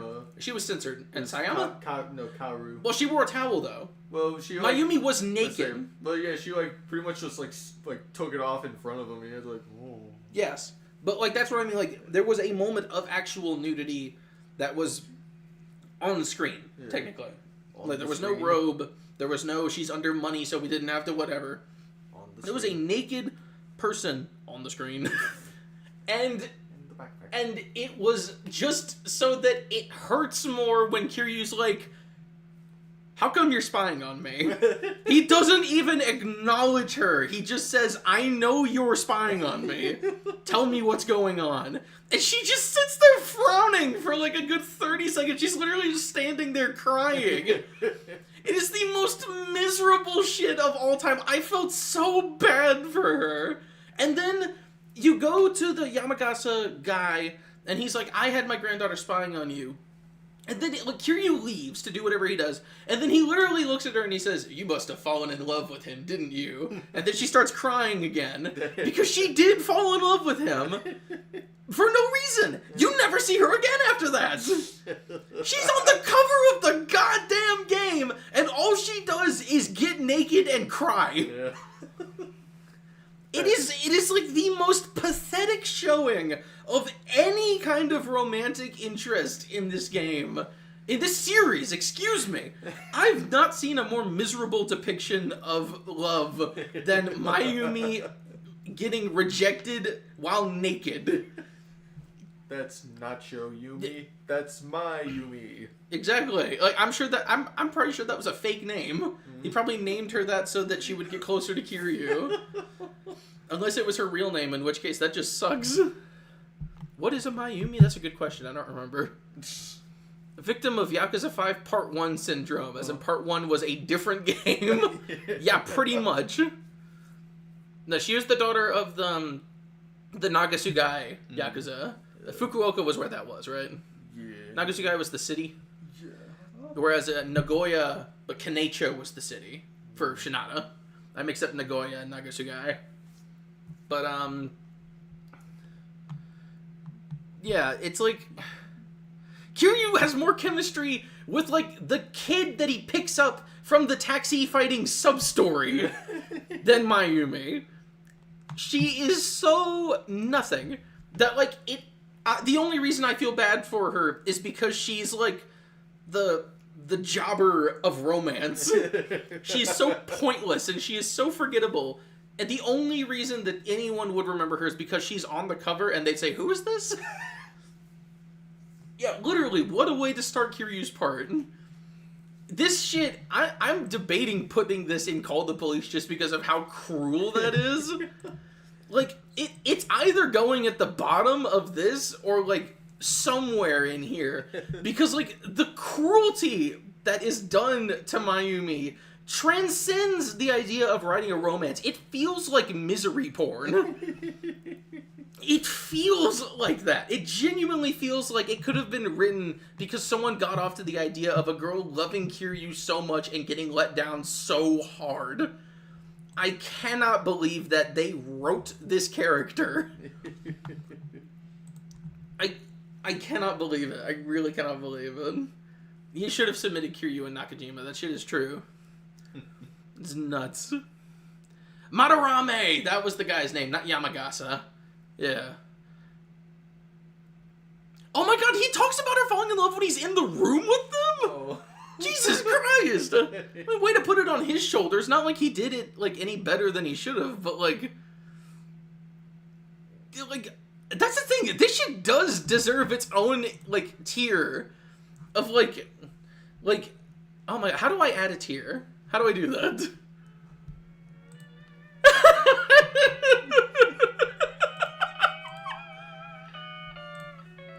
I know you're spying on me. Take me to whoever sent you here. And it transfers to them in the room, you know?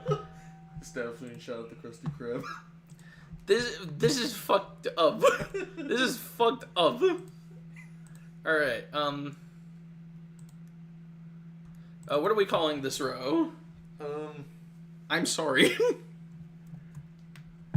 Just call it damn. True.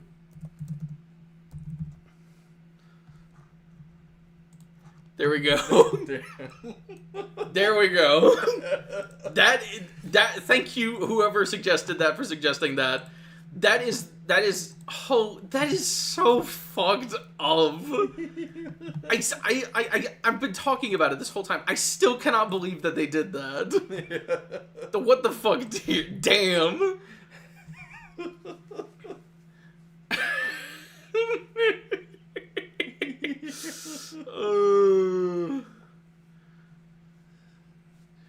It's I think, should she be here by herself or is there anyone else that could go here? I think something that depressing is she deserves it. Itself. This is the best that I can give you, Mayumi. RGG invented you to suffer, and I feel really bad for you. This is like, she's like their Furby or like their Littlest Pet Shop that got covered in milk and they threw it at the wall to see what sound it would make. Have you seen that Twitter post? Yeah. That's what Mayumi is for RGG. Yeah. She's Nagoshi's milk covered Furby. The inner machinations of my mind are an enigma. That's real. Anyway. Uh-oh. We move from one to the next. Because the next tangible couple, romantic anything that we get in this game, unless I'm forgetting some other instance of a minor attraction, is Majima and Park. I think that I've said my due about Majima and Park. 28 and 18. And again, we discussed this earlier. That was only when they got married. He probably knew her before that. Most likely was involved with her before that. This shit... And we have to count 0. Yeah. This is in a game where right after this we got the prequel where he learned not to get involved romantically with civilians.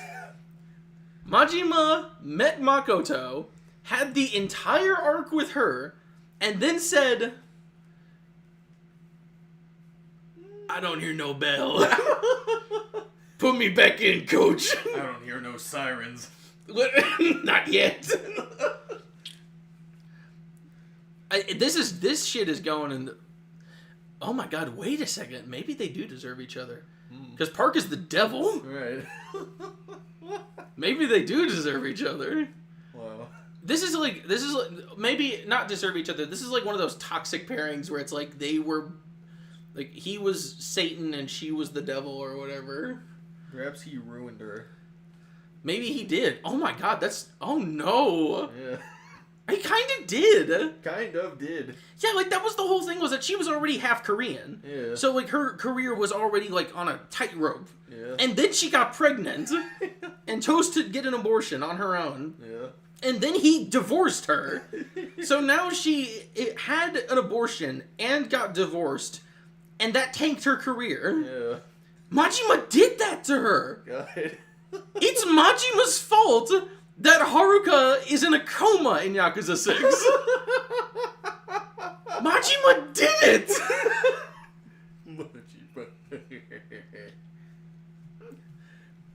That fucking face, dude. That's like, you know that like thing with like the black couple, and it's like, did you eat my fruit gummy? He's like, no, I didn't. He's like, as he's like walking away with her. That's Majima right there. Wait, the ending of a Thriller. Yes. Oh my god, yeah, she was infertile after that. She couldn't carry children anymore. Oh, yeah. Wow. Majima ruined this woman's life. Majima has got like this, like the cancer semen Spider-Man has. Yes. Except not quite as deadly. Oh my god. Majima met God and asked why God made him suffer, and God was like, me? Me? I was like from Fresh Prince. The sucks down neck snap heat action on Park. That was he did the Yakuza 2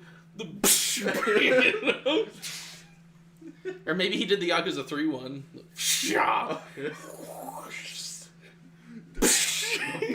The backhand Park flies away.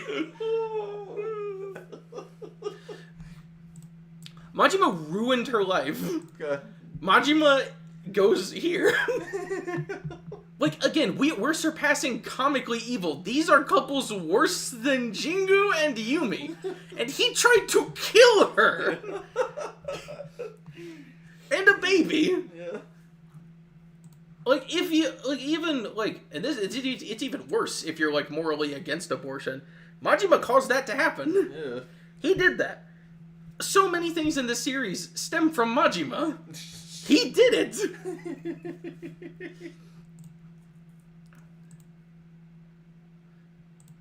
Komaki taught Majima how to tiger drop solely to use it on Park. Oh. If I ever see that woman. Yeah, when he met him in the 80s. Yeah. It's like, Majima, here's what you do. You're gonna help me find my teeth?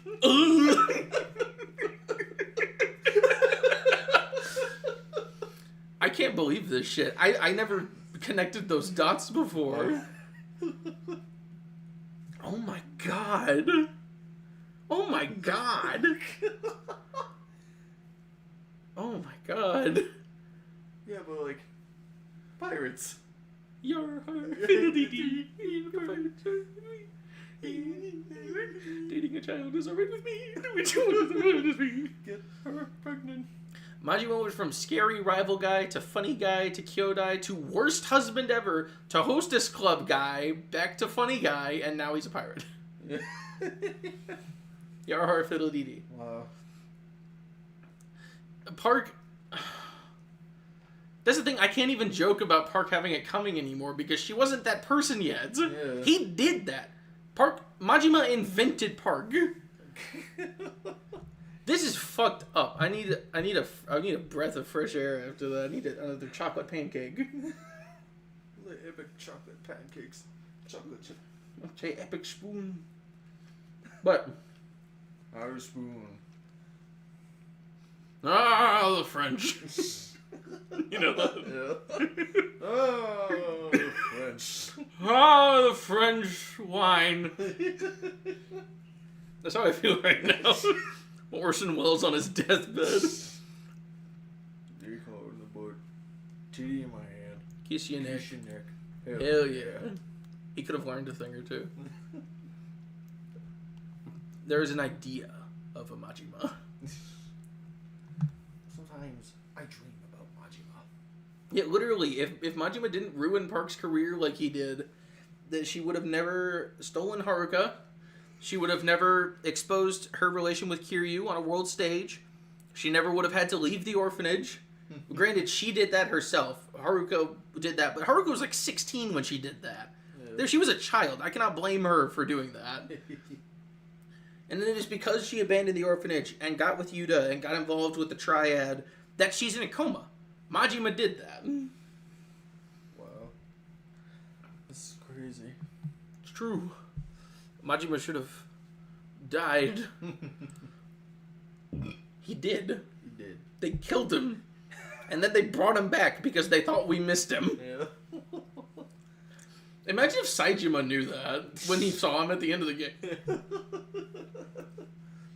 But imagine if Saejima hearing about that between 5 and 6. Yeah. He gets out of jail, sees me, and Majima's like, "Hey, you're back!" And he's just like... He's like a Sonic CD turning around.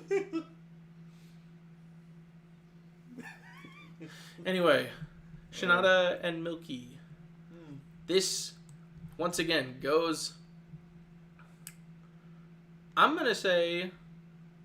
best. Wow. I'm going to say objectively best couple in the series that we have covered so far. Yeah. Shinada and Milky... literally are like Kiryu and Mayumi done right.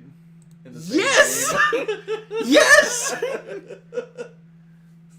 That literally, like, the whole thing of it is that, like, he came to that town alone. In it, like, he tells her, like, the first night that he was there, he wasn't sure whether he wanted to live, and he just went to see her and just cried in her arms the whole night, and she let him. It's like, imagine being there for someone when they're at their lowest. Yeah. Couldn't be Kiryu. Like, literally, it is Shinada sweet, but at the same time, Milky is such a kind person to Milky is a good enough person to be worth Shinada. That's her biggest accomplishment. No, without Milky, Shinada wouldn't have thought to push through to find what happened to... Exactly. Milky is the reason that Shinada is even a functioning human being at the beginning of his part in Yakuza 5. Like, she's the reason why he has a job. She's the reason why he isn't, like, the most miserable person of all time. Like, they complete each other so much. And it's like... Milky's so good. Shinada deserves it. Yeah, once again, Shinada saves Yakuza 5 from ruin. Like, literally, like, between Shinada and Milky and Majima and Park, we've sandwiched the entire list. Yeah. We've got the best and the worst. Must we stand by and watch? What about Daigo and Shinada? We'll get to Daigo and Shinada. Do not worry. The Shinada Milky scene on the rooftop is literally one of the best scenes in the series. Shinada and Gondawara... Real! Gondawara probably knows all the kink clubs that Shinada could go to write about. Yeah. If only they would have used Gondawara in a good way. Shinada would not kink shame. He wouldn't, because he loves MILFs. He loves GILFs even, but he wouldn't call them that because he's respectful. Yes. I call them women. Hashtag replace Mayumi with Milky on the cover. True! Literally just true. True that. Literally just true. Yeah. Mayumi should not have cover privilege. I would rather Mayumi get replaced with Yahara on the cover. Or like Morinaga. Or something. Yeah. Aizawa. Maybe he should be on the cover. Hello, guys. I will be important later. I'm the guy. I am the shadow on the moon at night. Find the witch. That too. Oh. Is the OG translation for the ending of Shinada and Milky is funny? They have an ending? I don't think I've read that. I know, like, at the end of Yakuza 5, Shinada's part, like, oh my god, what's his debt collector's name? I don't know. Takashima, not Takashima. It's Takasugi. Someone should have put Shinada and Takasugi on this list. Yeah. Because, again, talk about chemistry, but, like, yes, Takasugi, thank you guys. I'm sorry, I'm not Yakuza 5's strongest soldier. I failed you, Shinada. I failed you all. But yeah, I think he calls Shinada and he's like, hey, Milky's gonna give you like a 2-for-1 bonus deal if you come back or something. And he's going, I want Milky's. I want mommy, I want milk, I want to be held. I want cuddles, I want comfort. That was Shinada at the end of it. Kurosawa looks at his phone, it's the PragerU video playing. But yeah, Takasugi and Shinada would have been nice. Milky and Shinada is like RGG at their absolute peak. Writing a couple that cares about each other and is good for each other.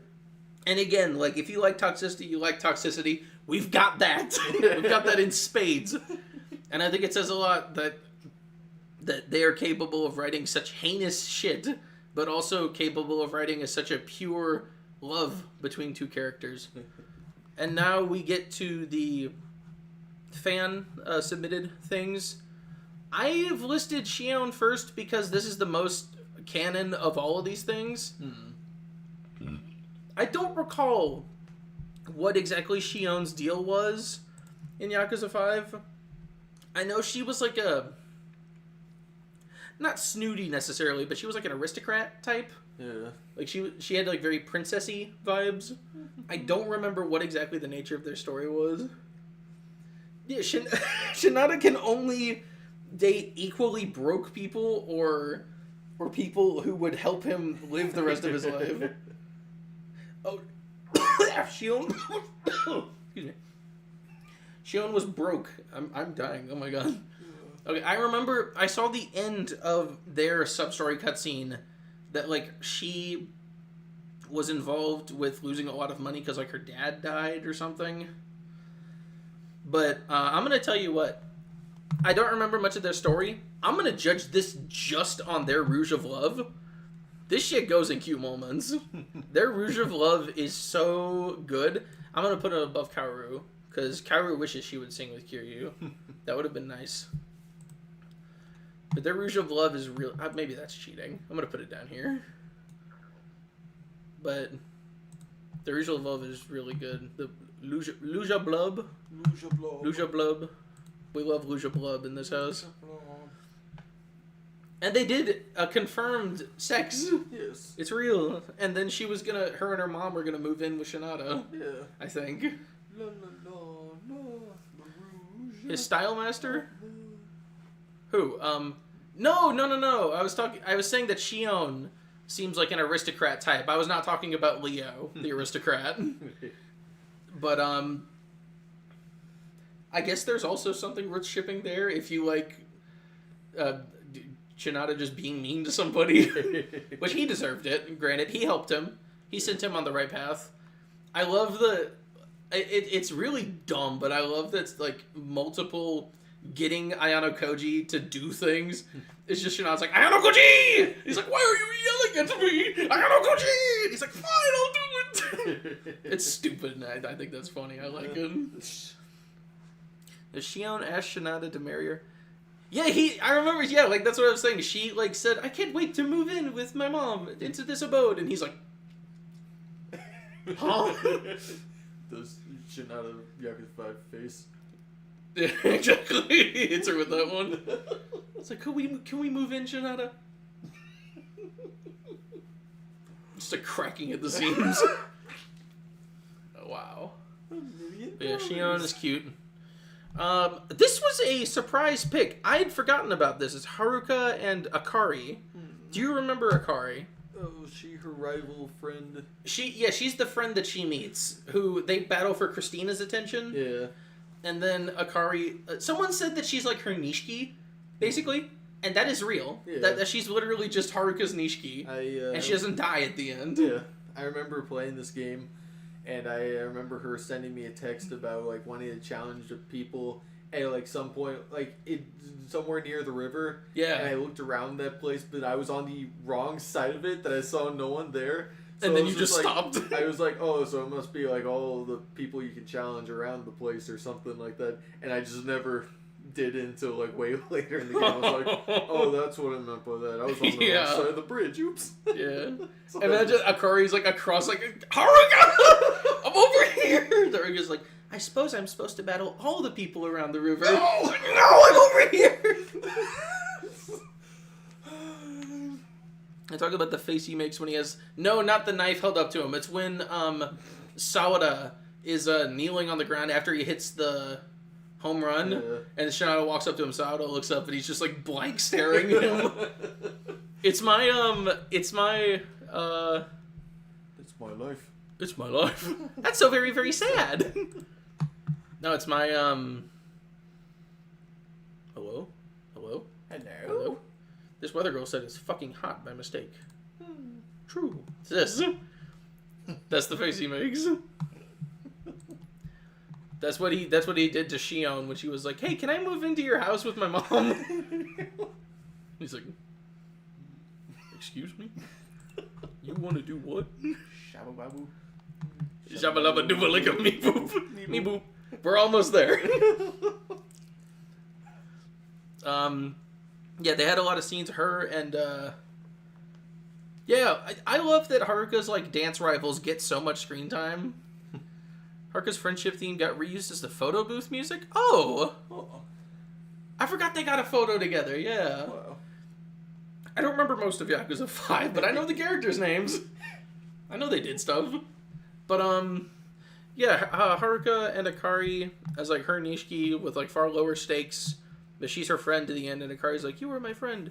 Haruka's like if Ichiban was good. Yeah. Haruka's the real power of friendship, and it works because she's 16.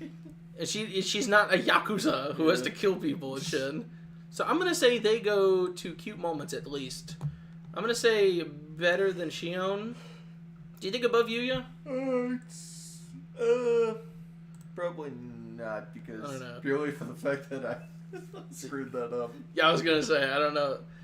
What do we think, guys? Are we going to be above Yuya or below Yuya? I don't think she would get above Kaoru, but above Yuya. Okay, we'll move this to above Yuya, man. We'll put it there. In Kazakhstan, we say this is best ship. My wife. That's what Shinada said about Milky. A cute moment here.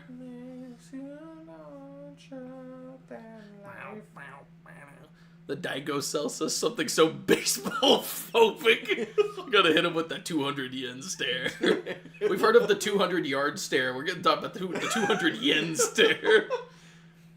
How much Shinada has in his pocket right now, stare. Wasn't it literally like 180 yen? I don't even think it was 200.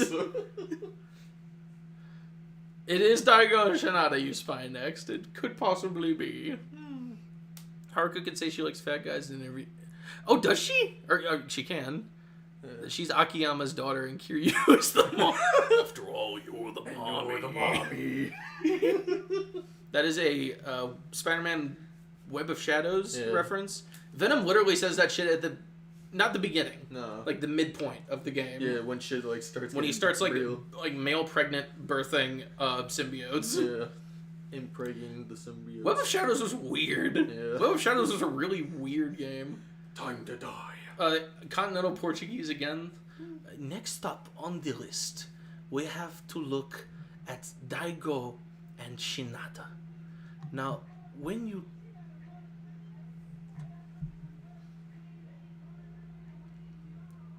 We got some ancient fucking Young Thug started playing outside. I don't know if you heard that. I'm booking before the bitches are yawning. Millie bow on the piece of card. And the band's still in love with fucking ties. The function when Daigo and Shinada hit the scene. Literally. Ooh. It's fine. Yeah, that was the celebratory sound for Daigo and Shinada. It's fine, guys. It's okay. It's okay. We just have to be patient.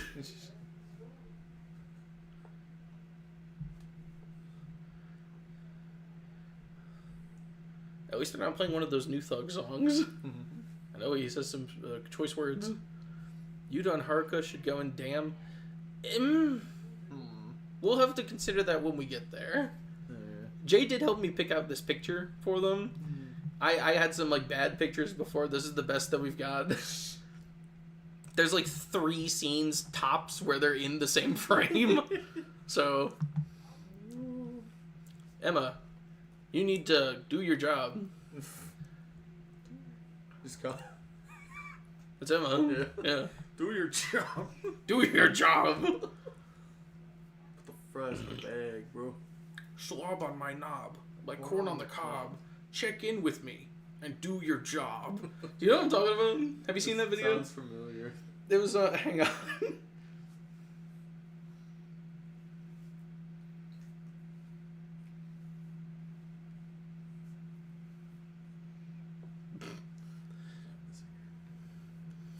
Oh no, I don't think it's here. I need, oh my god, please.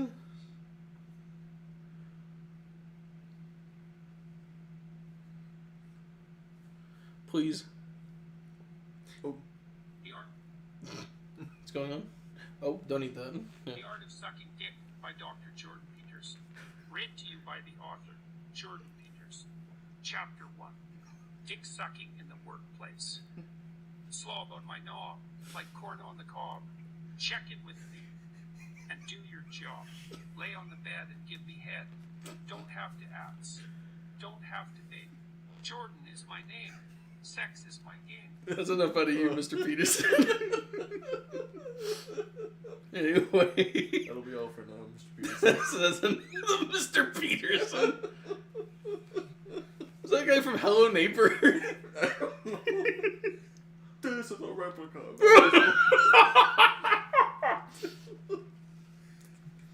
Anyway. That's what, Daigo was listening to that on the train to Kanecho. Yeah. And it's like an audiobook. That was real truth, alright? This is real shit. The paperclip. Let me be a simp for a paperclip. Well. Anyway, Majima... Huh? Huh? Shinada and Daigo! Majima. He's back. Majima... Ah! Shinada and Daigo! Shinada and Daigo. This was going to be my submission, even over Kiryu and Rikia, because I got to thinking about this somewhat recently, and I need to pull up... I went on a whole, like, rant about this in someone's DMs on Discord, because I couldn't stop thinking about it. Let me get this real quick. This is going to be my own dramatic reading. It won't be as good as that one, but, you know. The Art of Sucking Dick. As read by Jordan Peterson. Slob on my knob.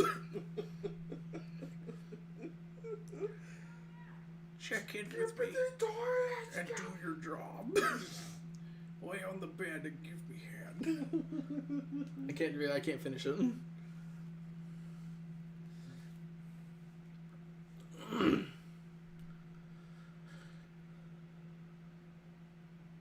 Okay, okay, here we go. Yeah, I found it. Because it was hinted at so much. It's a decent ship because you have that Sirius X Goofy, true, and Daigo needs something lighthearted. Exactly!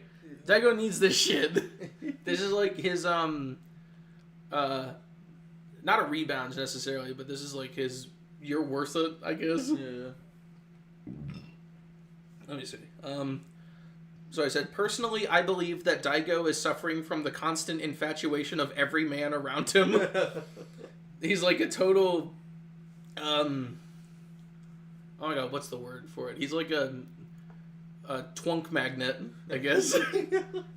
It is his childhood crush. That shit is real. Literally childhood best friend that doesn't make it. I said, that I don't know what's more romantic than Daigo remembering Shinada since high school and literally going across the entire country to personally meet with him instead of trying to drag out the Yakuza himself. Because that's what he was trying to get Shinada to help him with, right? Yeah. But he didn't have to do that.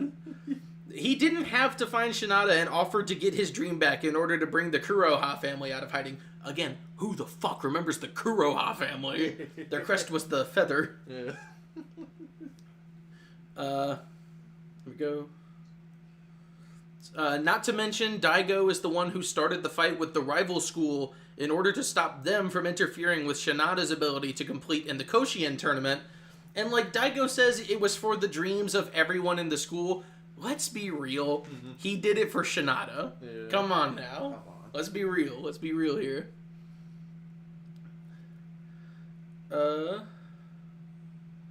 And then I sent the fucking... If you haven't seen the Wild Romance FMV... FMV? Whatever. The thing that Devil Leon made. The Wild Romance thing. Yeah. That is literally what opened my eyes. I saw that like 5 years ago and I was like... Wait a second! Maybe they're gay? Oh my god. Like, this is about as on the nose as it gets... Especially when the last person Daigo was involved with said that he loved him. This is as close as we get to that. Yeah, there's a line in the song, and it like lines up with it. I said, like, look at this and tell me that Daigo doesn't feel something from making Shinada work to achieve his dream. And it's the line, your being so hard to approach is the reason why I fall in love. It's like, damn! Damn, Daniel!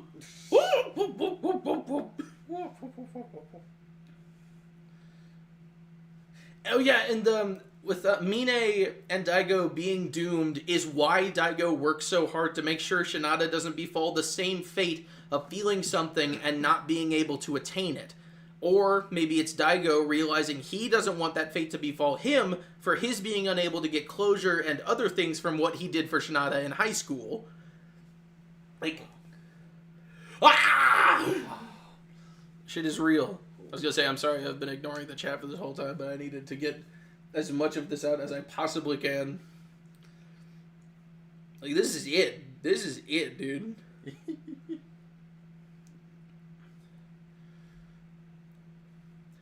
I probably would have made a video about this last year for Pride Month, but a certain pirate got in the way. Literally... That's a part of why I hate that game so much. Majima stole Pride Month from me. The gayest man in the series said, "You're mine for the next 30 days."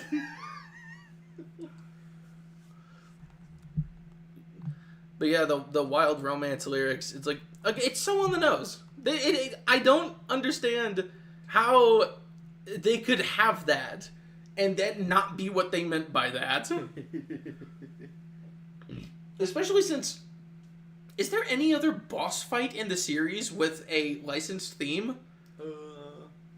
I don't think there is. I don't think so. Like, in Kiwami 2, the abracadabra plays in the pandemonium thing. Right. But that's an optional thing. Yeah. I think that this is the only main game boss fight with a licensed theme.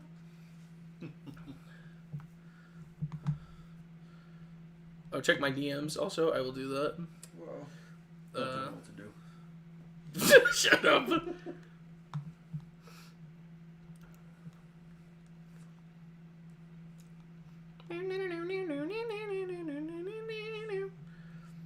the baseball ties. Where he connects Shinada points. True.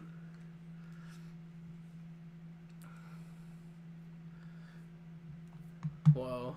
I'm just reading through the chat to see what all I missed.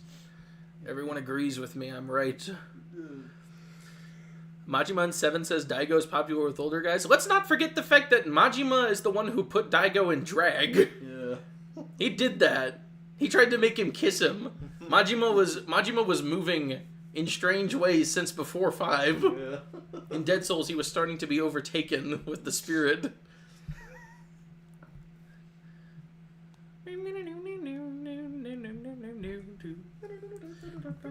No, what? I was doing the noodle theme. Oh yeah, and Shinada visited him in the hospital. He visited Daigo in the hospital. But like no one like told him to do that. Yeah. And we don't even get to see what they did. Oh yeah, the Kurohyo games have the licensed Final Boss themes. Oh yeah. Okay, so never mind. That's not the only thing that he has, but still, it's something. End of Evangelion. I know. Shinada and Daigo. Who's in the background?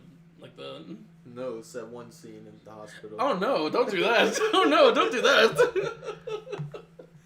I'm a terrible person. That's the funny thing about Kiryu and Daigo is like Kiryu's only like 15 years older than Daigo. Because like realistically, Daigo in Yakuza 0 is like 10 maybe, and Kiryu's 20 in that game. The whole son I never had thing is like kind of hard to whatever. It's really weird because they're like basically the same age.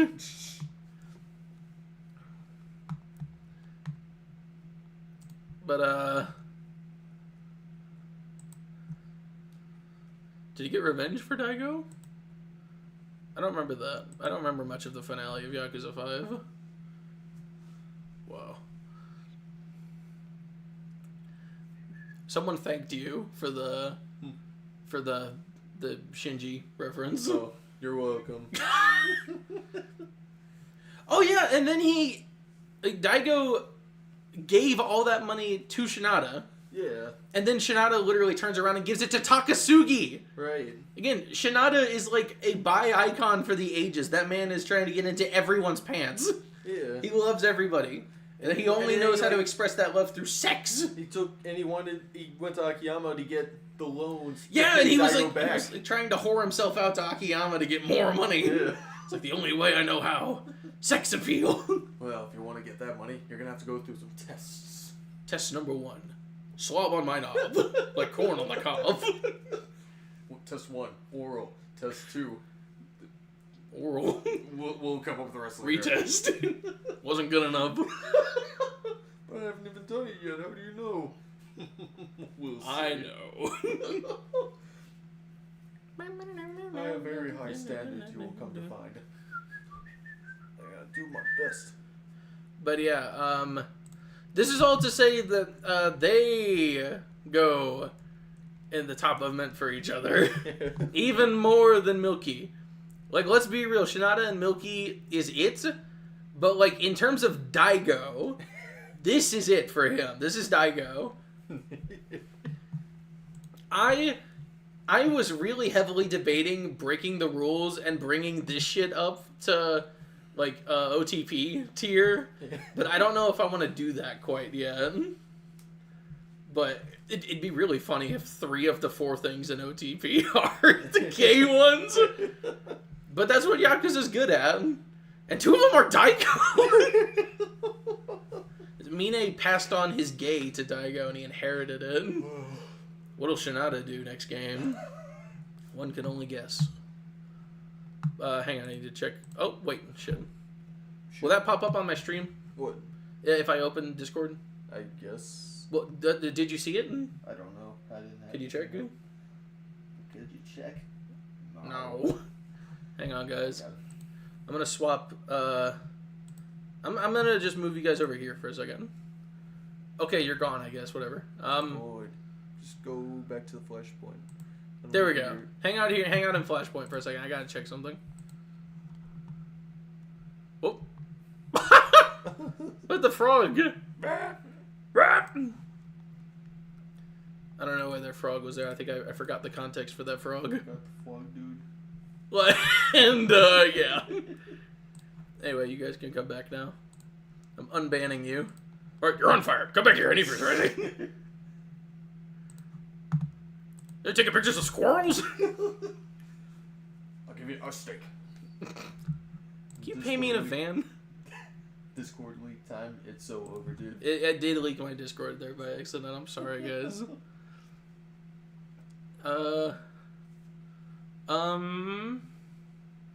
Did someone put Yagumi's two dads? No one suggested Matsugane and Genda. I would have put them there. I was locked in. I didn't like Judgment at all. Even I knew that Genda at least felt something for Matsugane. He had a whole ass picture of him on his desk, and he was like sad when he died. Wow. Dang, even Ichiban doesn't get the originality of having two dads. No, he doesn't! Yagami was the two-dad king.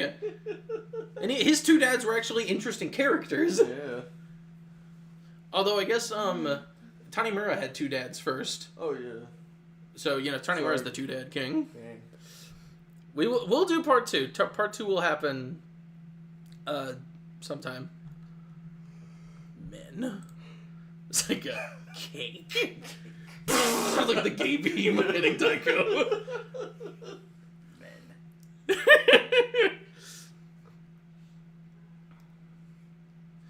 Yeah, Genda and Matsugane is like bordering on canon, same thing as Kiryu and Rikia. Like it just feels like pretty obvious subtext, but maybe it's not obvious, I don't know. Death battle for Daigo's hand. Mine at full strength versus Shinada with the funny infinite durability stun-locking knife. Who's to win? Who can say? Threesome. Both? Both will do. Another very powerful gay couple. Although they weren't powerful enough to resist the charms of a woman. Sadly. Well. Chell Dorado, indeed. Who? That was her name. Chell. Really? Yeah. Huh. So they could probably... entirely so they could make the pun Chell Dorado. Is her name, last name Dorado? Yeah. Dorado. The name's Dorado. Chell Dorado. We shall name her Chell Dorado. Say that again. This was Vinny. When he was playing Golden, I was like, the name's James. James Bond.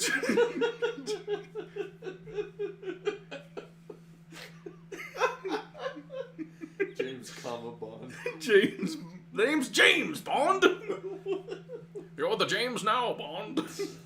Anyway. Maybe it's a 00 James. We need to, like, I emotionally, like, decompress after this shit. This happened so many times. Update from work. Celebrating Valentine's Day with a Stitch and Angel book. Who is Angel? Stitch and Angel? Stitch and Angel? Who the fuck is that? Who the fuck? How many straight ships? Well, that's the thing. It's not even the straight ships. It's just the straight actual relationships. Yeah. Like, it's not even our fault. It's RGG's fault. Unrelated, I remember Mine's OG moveset was reused from... Yeah, it was from, Scratch Out? Oh my god, what's it called? Strike Out? No, something out. Get out! But yeah, Mine was reused from that. I don't know why. Loki Hamura was... I don't know that I'd say Hamura was gay for Matsugane. I think he also saw him as, like, a father figure. Because that's, like, when he realizes he and Yagami aren't so different. Yeah. Because Yagami doesn't even cry when Matsugane dies. Hamura's carrying the weight of the emotions in that scene. Yeah. It's a really well done scene. I like it a lot. It really humanizes him. And it sucks that Yagami doesn't cry. Yeah. It's really weird that he doesn't, but Hamura does. BT Dubs, this guy's the mole pie. Anyway, oh yeah, and then he has to tell him. Yagami can't even figure it out. Kuroi was the mole, by the way. Huh? Just thought you should know. Ski ed toilet. Ski me the toilet, creeper. Importante. No be creeper. That's my attempt at Polish for all you guys.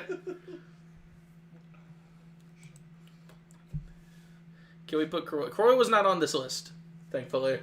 He was not gay. He's asexual. He only wants progress. It's a fire progress. Progress. No, yeah, Yagami is like evil as hell. I love him being evil in Lost Judgment. It's his fault. He'll straight up, Yagami let a murderer free, blah, blah, blah. Yagami gets someone killed in Lost Judgment, and it is his fault. Oh. It's like destiny, you know? What is it? God's plan? Yagami, what the fuck? Yeah. Yeah, Hamura is super duper touchy with his undoing, so we'll get to that later. Again, I'm sorry I keep getting off track. But,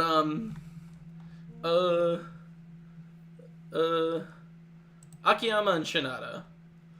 They don't share enough screen time for me to think much about it, and even then, like, there's no room for that in my heart. There's only one man for Shinada. That's not true. Takasugi also. There's only 2 men for Shinada, and Akiyama is not one of them. Oh. But they do have a nice dynamic. They're very like barely keeping it together, but serious, and like the guy who has no idea what's going on. It's funny too, because like Shinada has he's no idea what's going on. Akiyama acts like he knows what's going on, but he has no idea what's going on. So they're very like stupid together. The IQ drops when they enter the room. So I'm gonna put them at the top of lukewarm, I think, because there's potential for them together, but I don't see it personally. It's just not for me. And then maybe I'm missing everyone in the chat screaming of no.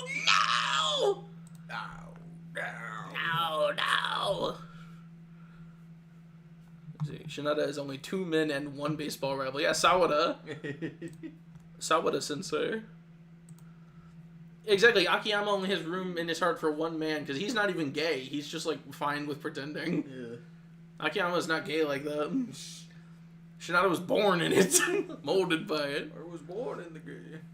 Yeah, literally, Shinada just like followed him around like a lost puppy that whole chapter.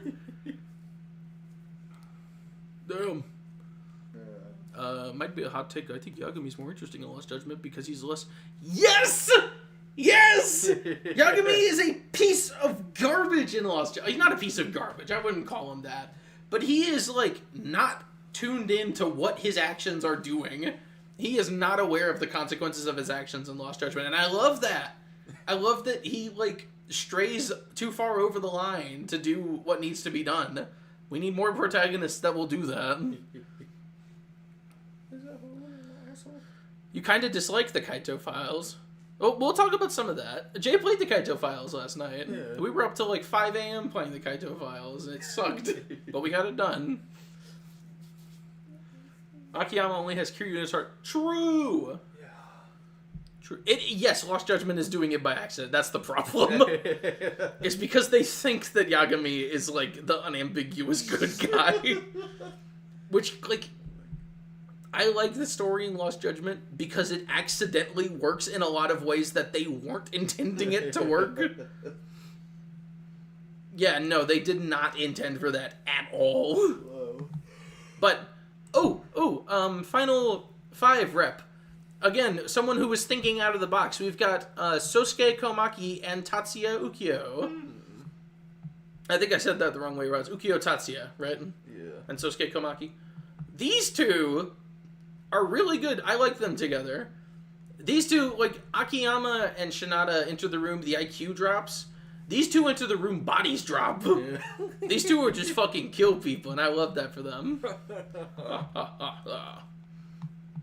They would do evil laughs together. Yeah. The idea of them doing evil laughs together instantly puts them here, at least. Yeah. Yeah. Yeah. That's the thing. It's like, they would be interesting.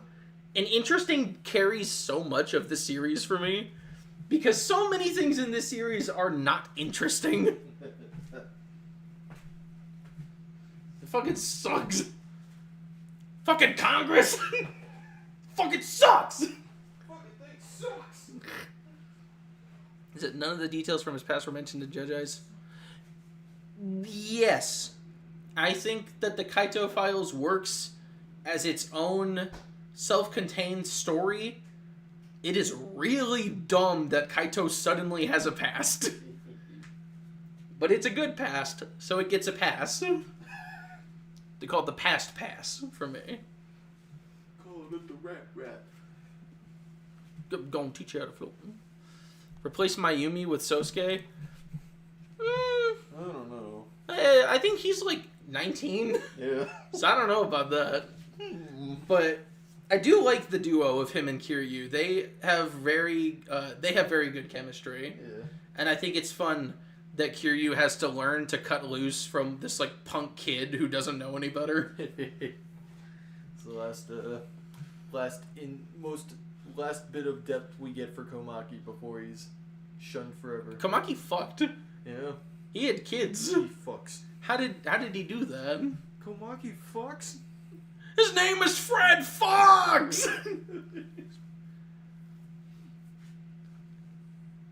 Oh, on the cover. Okay, yeah, that makes more sense.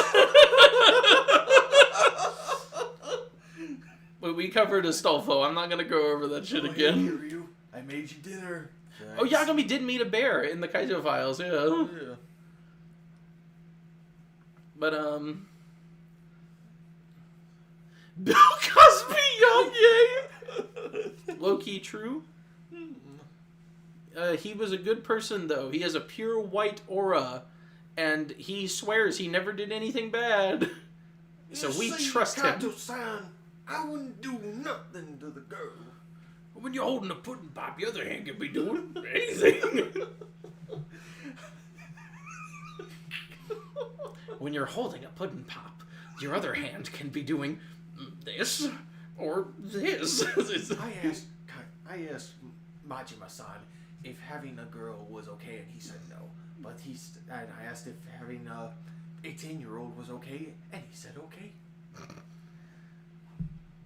He did. He transported through time to tell him. Like that dude in Thor Love and Thunder, that guy whose like head just like pops up through the portal. That's how Majima communicated with Shirakawa and told him what to do. He's like Tamashi from Mortal Kombat Deception. It's like, Shirakawa, you must take this woman in and never let her know the outside world. It's like, but why should I do that? That sounds morally ambiguous at best. You should do it because it is good. Bye. I am the one who accidentally let Majima free from his cage. And I must fix my wrong from this act of Born deception. of deception. Yeah. Anyway.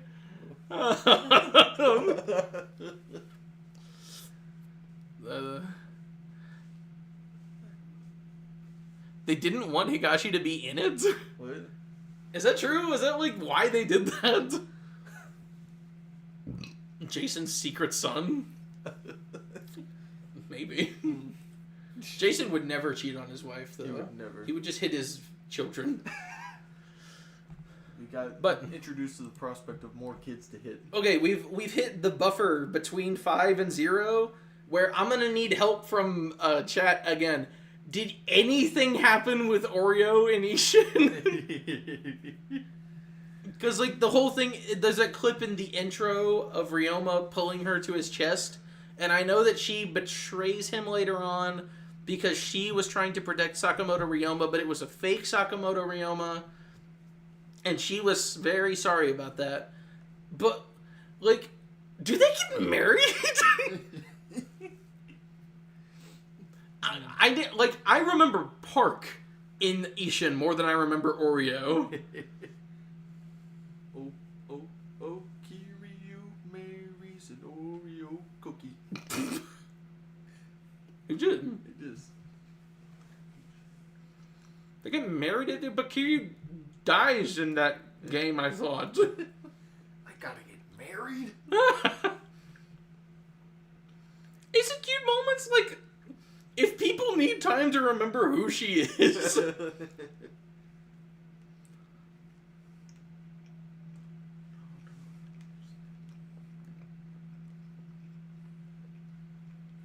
Martian Manhunter X Oreos? Oh. Is that a reference to something? That's a whole thing with him. He likes, has a in the comics and just random media, I guess he has a liking to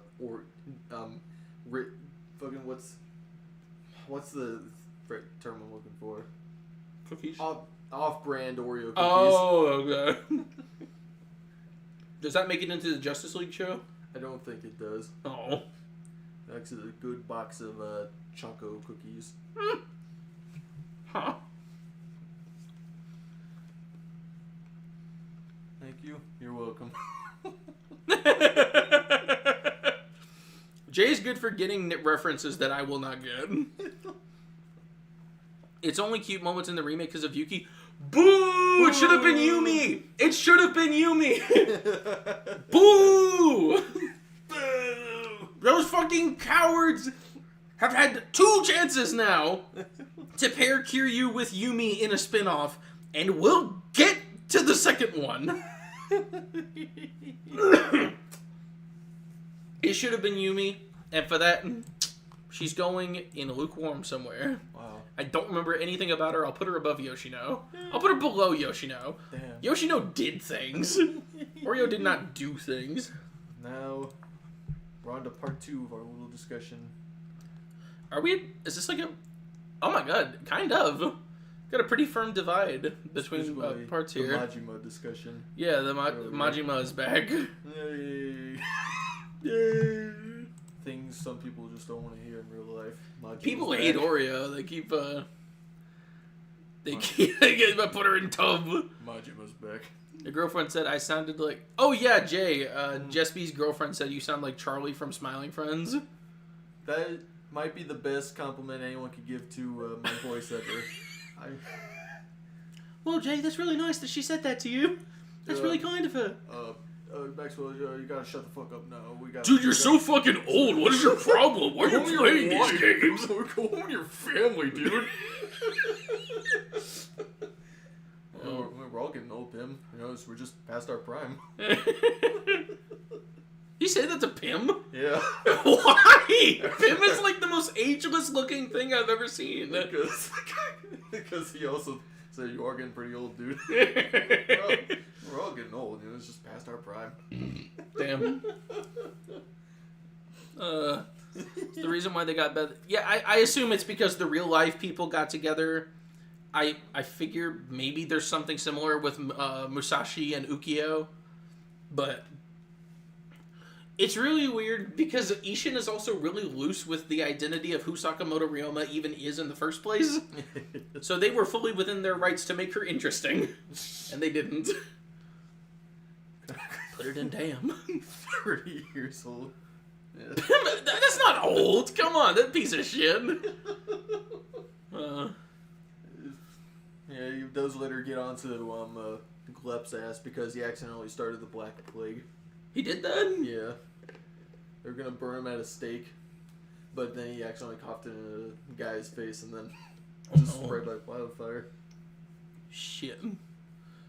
Where would I put Charlie X Pim in this tier list?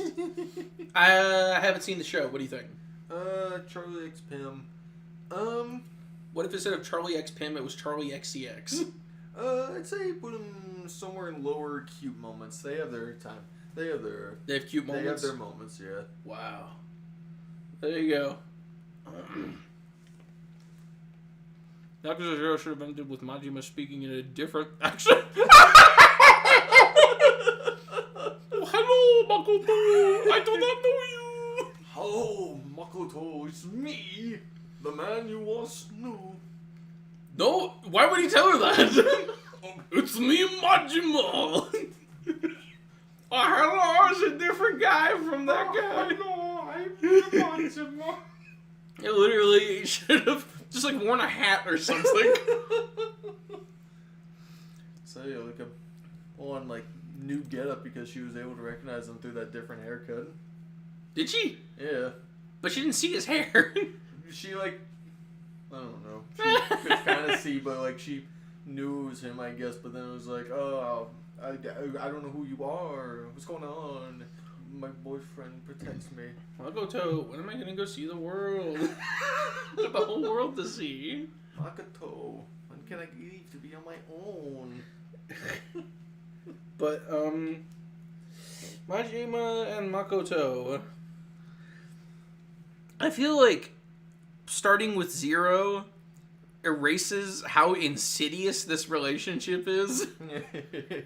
Which, like, granted, he did this before Park, so he didn't know better yet.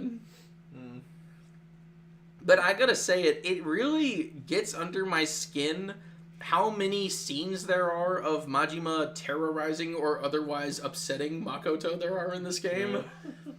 Like, the whole thing of, like not comforting her while she's, like, crying on his legs, which I get it, he's still debating on whether he wants to kill her, but then he, like, drags her to, like, the storage room, just, like, throws her on the couch, and then, like, leads her on for, like, 5 minutes, and he's just like, yeah, at least dead, by the way, I lied to you. And she's like, what?! It would... I don't know, he never really treats her well enough to warrant the cute moments, in my opinion. Like, I know he gets with the takoyaki and shit, but then he fucking drugs her? Which, like, holy, girl with trauma from being in the sex trade, you drugged her? How about when she wakes up? How's she gonna feel about that, Lee? We're gonna see if this makes her deaf this time. She's got 4 more senses, and I'm gonna see how many we can lose. We shall lose everything but taste, and then she'll love me. Because I taste good. He, like, rips off some of his skin, he's like gingerbread or something. Like, you're right. I get it. I get it now. Yeah, Majima and Makoto is very, like, he's very much him projecting onto her. It's shut up. It's so unhealthy. Which, like, I would be fine with a toxic relationship because, like, I'm open to the concept. I'm open to the idea. But this is another example of RGG seemingly not realizing what they're writing. Because it feels like they're just trying to write a wholesome romance story between, like, the kidnapping victim and, for all intents and purposes, the kidnapper. Which, like, and I'm not saying, like, Stockholm Syndrome or anything like that. And I do like that she, like, grows into her own by the end of the story. Yeah. But it just feels so gross to me that, like, she never has any agency for the entire game, and when she gets agency, she does the stupidest thing of all time. Is immediately taken out after that. Yes, and then gets shot for it. It's like, Dojima, could you please kill your 3 lieutenants for me? And he's like, no. No. Mods, ban her. And then he bans her. You're banned. Wow. Oh shit, we don't get Majima and Sagawa because no one suggested it! How did no one suggest Majima and Sagawa? That shit is Kino. Alright? Wasn't he, like, on some Majima-chan shit for the whole game? Yeah. Didn't he call him that? Maybe. Or Majima-kun? I don't know. He calls him one of the two. I think Nishitani calls him Majima-kun. What if the... Oh no, what if the guys who approached Sagawa at the end were Daidoji? Uh-oh. Why don't you talk to you about a proposition? I want you to join our team.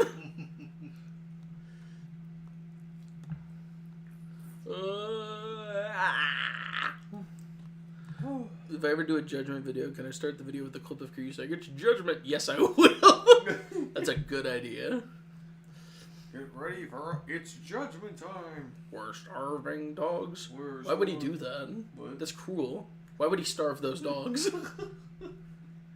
We're starving dogs on the rail. In my garage. Just getting by on with any just small scraps scraps they can find. The dogs I feed mean nothing to me. Their tails won't wag for no one else. Won't wag because they're too weak. The dogs won't have their day. Their days are dead and gone. No. Oh, I don't know if I want to keep doing this. It's stupid. That's what they said. That's what she said.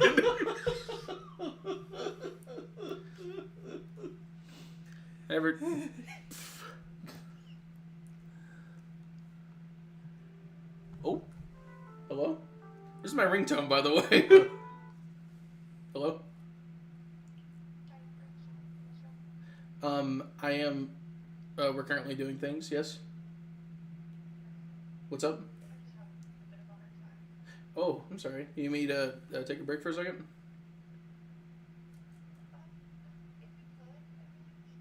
Yeah, sure. Keep the people entertained. Jay, taking a break real quick.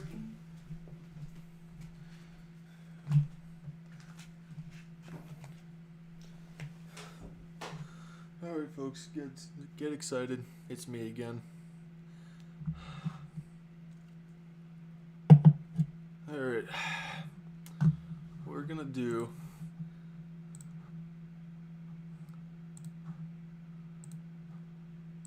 Alright, we're going back to Flashpoint, folks. See if we'll find something else. What's up, little guy? What's up? Let's see.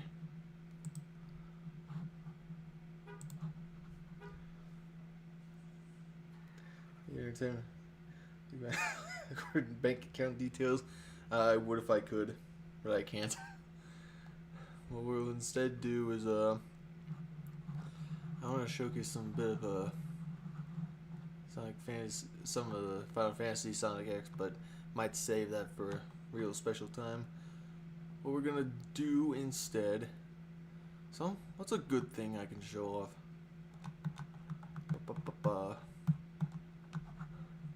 Alright, I know what we gotta do. Just gonna look up Sonic, and then we'll see if I can find it from here. Sonic. Sonic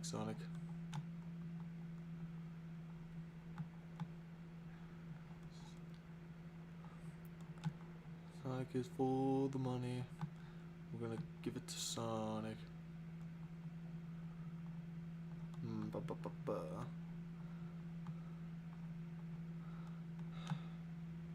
It's a lot of shit here. Here it is. Alright, I'm gonna leave it here. I'm gonna give you guys some time to process this. Saddest Gaming returns. Yes, it's not gonna be me who's the sad one. If I'm gonna be sad, I'm taking you all with me.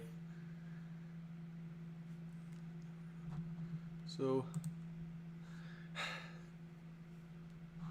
alright.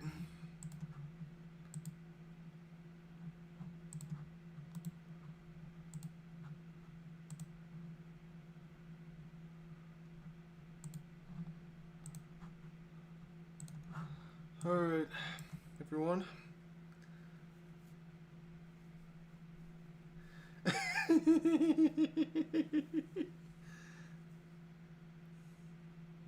So, this is a Sonic Adventure Kiss. Features a favorite blue hedgehog. And what number? What can anyone here tell me what number Blaze is on a hottest female Sonic characters? So the Native American girl can play in the Himalayas for hours. Edwards. Yes, a shipping tier list. This it's a little thematically appropriate for what we've been doing so far.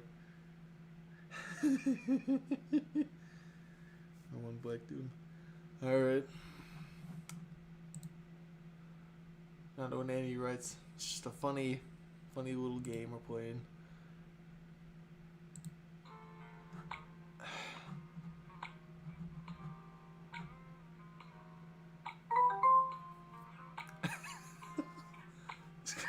Just gonna leave it right here for a bit.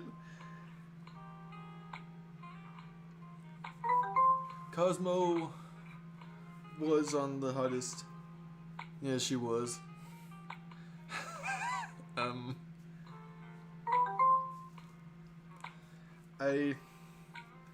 So I'm not sure about some of the placements on those.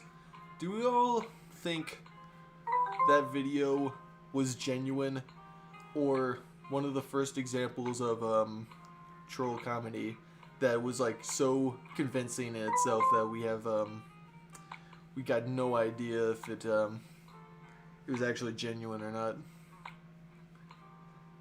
I would certainly hope it was intentionally meant to be like that, but I have no idea.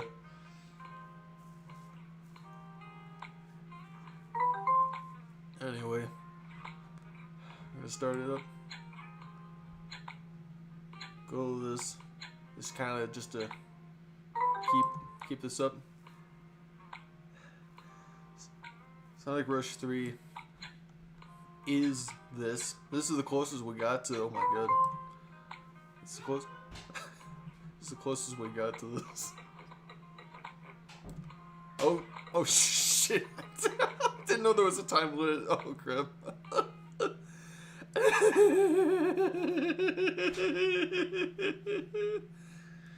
Alright. This is genuine. There's no way keep a straight face for that whole video. Well, we have our fun here. We love having fun here. Thank you for keeping Chad entertained. I heard that sound and I was like, is this a Fetch with Rough Ruffman game? No. I know that sound though. This was made for Valentine's Day. Yeah. Wow. Thank goodness it's on here. Why Blaze? Did I make this in the future and send it back in time? We're going back in time. To the first Sonic Rush game. To get Blaze Sonic off. That's right. To get turkeys off. Sonic Adventure Kiss is better than Pirate Yakuza. Let's be real here. It just might be.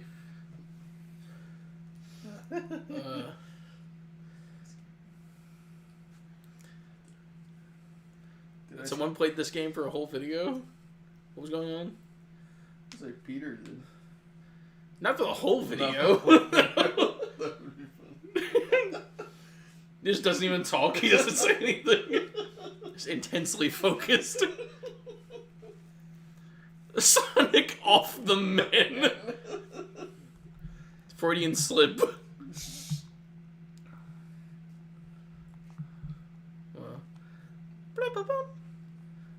Oh yeah, Cosmo was on the hottest Sonic girls females list. Wow.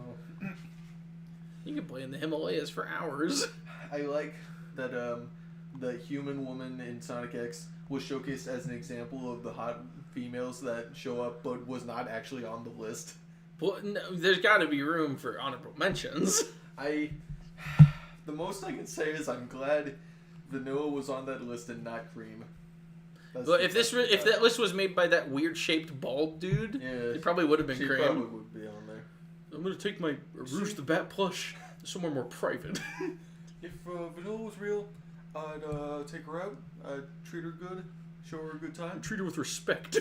I'm gonna expose you. Sonic and Blaze, I hate to interrupt you, but I'd like to introduce you to the Fixer. Ah! Don't eat my fucking pancake! No. He's gonna die. Oh, he goes. My roast is ruined. He'll be okay. Good Flash games. If Kiwami 3 was peak, it would have a Flash game tie-in. Yes. Yeah, like Shadow the Hedgehog. Anyway, so many people have the power to bring Flash back into reality, and they won't. Oh, what time did I start streaming? I started streaming 5 hours ago. Granted, it was 3 hours for the final bosses thing. And there's a lot more to discuss here, so it's understandable, I think. And we also didn't have others to talk to. Yeah, that too.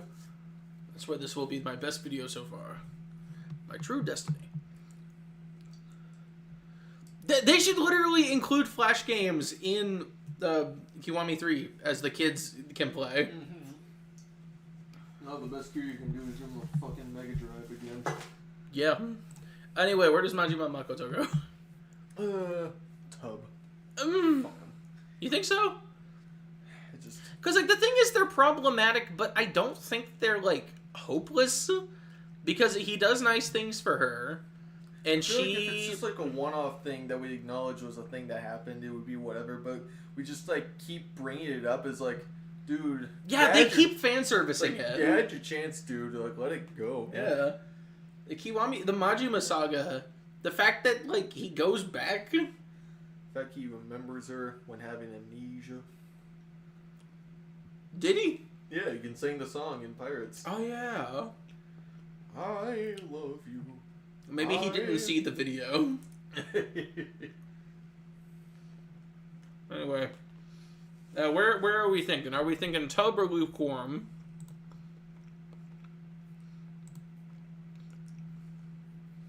Or are we thinking cute moments? Are they cute enough to get into having cute moments? Oh yeah, Majima and Goro. The cat? Oh no! I forgot. That didn't. It was not. There was no cutscene. Yeah. It doesn't count. They don't see that, can they? Probably not. Hopefully not. I think it's fine. Industry plans. She's an IDF soldier. He didn't remember Park. It's true. Yeah. He doesn't give a shit. No, he stopped caring about Fuck the them kids. Majima Dawson. Majima beefing that other woman. Majima beef. Kept happening to me now. Well, the Majima brain rot. I'm gonna put him at the top of Tub. Because at least him and Makoto had something. Nishiki and Yumi had nothing. At least there was a little bit of something between the two of them. Now, this one was not suggested, but it occurred to me that according to my rules, Nishitani gets in. You can see. Excuse me. I have defined a relationship. Oh my god, it's heartburn. I've defined a relationship as any sort of romantic / sexual connection between two characters. That is my genuine opinion, including some instances of one-sided infatuation. That means Nishitani counts, because he gets hard fighting Majima. Self-admitted. So, we are not counting Nishitani's unrelated crimes. 6 people left. Wait, is everyone gone? Wow. Oh no. No, there's like 15 left. Okay, it's fine. It's okay that people have to leave. But don't mess with the Zohan. What happens with the Zohan? That one Dojima lieutenant who says he can kiss Kiryu. What? When? If you were a man, I could kiss you. Does Awano say that? No. Maybe he does. I should have included Amano and that woman that he shot. Oh, yeah. Assuming that they had love. Wow. I don't know. I'm going to say that Nishitani he protected Majima. Yeah. And he told him to live his life to the fullest. And he called the cops to make Majima fight him. That was nice.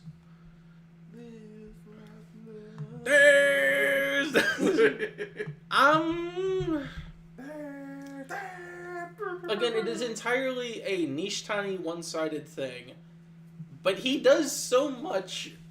Like, he basically condenses all of the years of Majima at this point into one guy for Majima instead of Kiryu. I'm gonna say he gets I'm gonna say he gets at the bottom of cute moments. Because he does have moments. He does he does.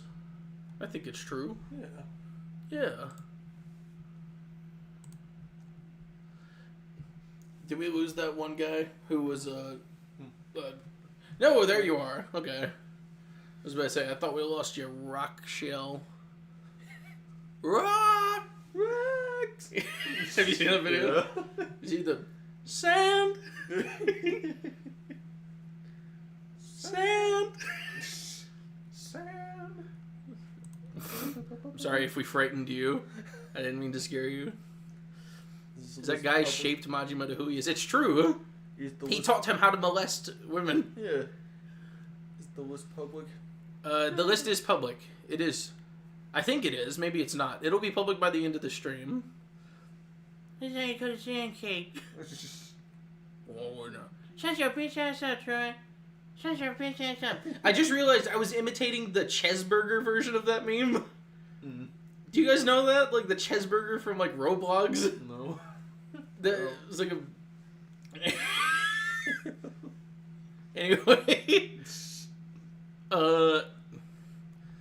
Yeah, Nishitani retcons Majima's whole deal as for the lulz, which I'm not a huge fan of, but Nishitani meant it. All right, he meant it when he did it. Cheeseburger.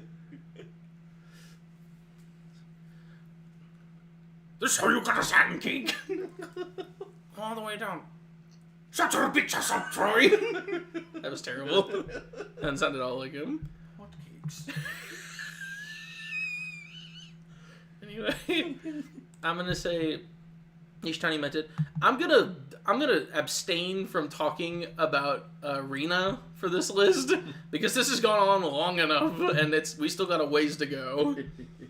But if anyone is curious, I put that there in the hopes that we would have time to talk about it. But I recommend reading this article.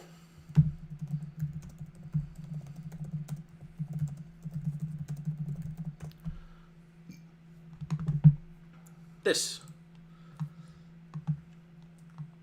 Dojima's Dragon Girl is badass. Catalogs a lot of stuff. She is, I believe, cataloged this interview with Ryosuke Hori about inventing karaoke, which is a very enlightening article. He looks like the rat from Judgment. You know? Well, when you get Alzheimer's, it's when you forget. That's not what she said, or it was better in Japanese, about the supposedly lesbian/bi hostess in Yakuza Kiwami. This is a goddamn good article. It is very enlightening. And Maxwell, don't what? Did I do wrong? I'm not making you do research. You don't have to read this, even though I said you have to read this. You have to watch. It's okay. Goodbye, Arjima. What? What happened? What do you mean? What? Huh? I just said I said like gibberish. What? Why did you start to panic? I thought you did something you didn't. I X out the whole thing by accident. But yeah, Dojima's Dragon Girl rocks. Oh shit, is it? Uh-oh. Oh fuck, I forgot about that. Sorry about that, gamers.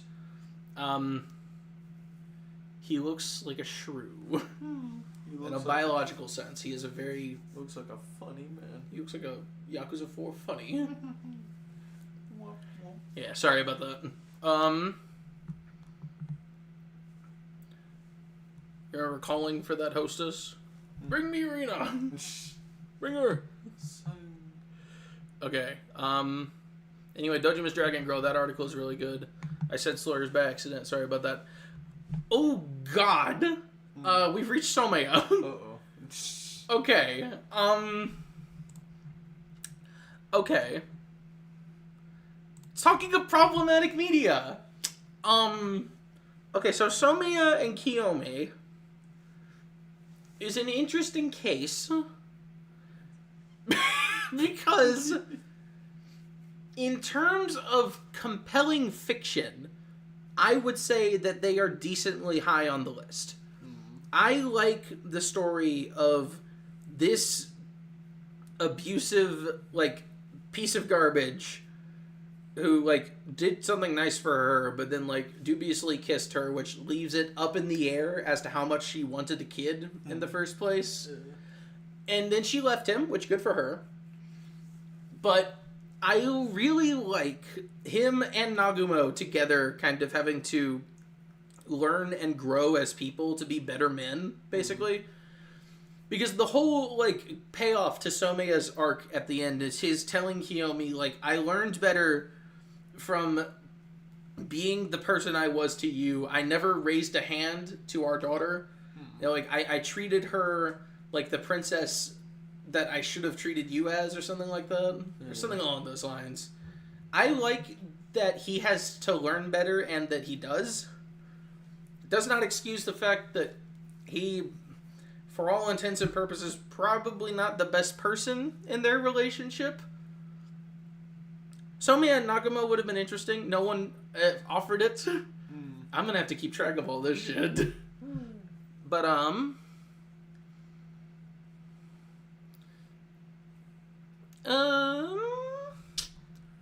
it's like, realistically speaking, like, I guess they'd be at the top of Call the Police because, like, he learns better and apologizes, and supposedly, at least she accepts the apology. But as, like, a piece of fiction, I think that they're good. So I guess, yeah, I'll put it at the top of this.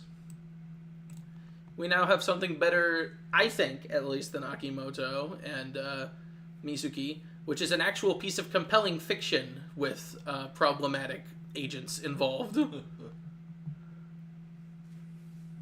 But that's the thing, like, we don't see the abuse, but there is that scene. The scene that I took that screenshot of is where he, like, forces her to kiss him, and then she, like, pushes him away, and then he pulls her back into it when she does not want to, and then she just kind of stops fighting back, and it's really uncomfortable to watch. Like, I get what they're going for, and I think that the music being so sappy in that scene is meant to contrast with what we're seeing. I hope that that is the case. Because, yeah, the whole thing rides on the fact that the game is suggesting that that their relationship was built on dubious consent. And, yeah, that's what I mean with the Japanese music. It's, like, so overly sappy that I feel like it has to be at least partly ironic. But it's hard to tell with 6, because some things it commits to really hard, even though it probably shouldn't. But, yeah, that's my 2 cents, at least. For a story about... Excuse me. A story about an abusive husband learning and growing from the person that he was into a good person, I think that's good. Now, for Nagumo and Kiyomi, got a very different angle that we're coming from here, which is the childhood crush, the backwater dumbass learns that women get to do things, basically, is their arc. Because his whole thing is like, oh my god, you're telling me that she's divorced and she has a kid? She's ruined. She's tainted. She's and it's no like, longer pure. Exactly. But I like... Yeah, like, they're the opposite of Shinada and Milky. They're like... He like, comes at this, like, from a way judgmental angle of her past. And then Nagumo's whole arc is him having to learn and accept that, like, women will be women, basically. Women are allowed to do things. Women. Sure, that's not what I meant. Women get to be anything they want. They get to spread their wings and fly. God be with you. But, I like their conclusion. I like that the conclusion of his arc is getting with Kiyomi at the end and vowing to raise her and Someya's daughter. I think that's a really good end of his arc, and I like that he is able to overcome his biases. It's really cute. Yeah, co-parenting, exactly. So yeah, I'm gonna say... Yeah, exactly. People criticize Nagumo for being like that in the game. I think that people have spoken about how, like, backwards the game is because it is so judgmental about it. That, I think, is the point. Again, it's hard to tell sometimes because Yakuza 6 also commits to very strange things that it's trying to do that aren't really the best storytelling decision. But regarding the the stuff with Kiyomi, I think it's mostly on the up and up. It could, like, especially with there's that scene where Takashira says, like, hey, Yuta, how come you didn't wear a fucking condom when you and Haruka, like, did it? And Nagumo, like, gets up and smacks him for, like, saying anything about sex. Yeah. And he has to learn by the end. He's like, oh, sex is real. Then it's okay. It is. So I'm going to put them... You made all the condoms. I don't know that I'd say made for each other, necessarily. But again, as a piece of compelling fiction, and I do really like their dynamic of him being, like, the big clumsy oaf, and she's, like, the very, like, mild-mannered, not timid, but, like, very... She's a very small personality. He's a very big personality. I like how they bounce off each other. I'm going to put them above Date. I think that they have very good... Not necessarily old married couple energy, but they have very good high school crush energy. I like that about them. Sick of them killing women, but golf? Oh my god, yeah, why the fuck did they kill her but not? I mentioned in the Final Bosses video that Koshi Mizu is a really weird character. I still don't get why they did that. Because, again, they scramble for an excuse as to why he would do that. Like, they're literally like, man, anyone would get sick of being Iwami's lapdog for that long. I bet he did it because he felt bad, or whatever. And I was like, yes, that's true, right, exactly, that's why he did it. And it's like, can't we get the words from his mouth? Like, I know Kiryu punched him in the face really hard at the end. Are we to assume that he's dead? Or did he go to jail? I think he went to jail. But it's so dumb that we don't get any of that from his mouth. Yeah, Nagumo wasn't in Infinite Wealth. No. This means that he is a Daidoji agent. Yes. Yeah.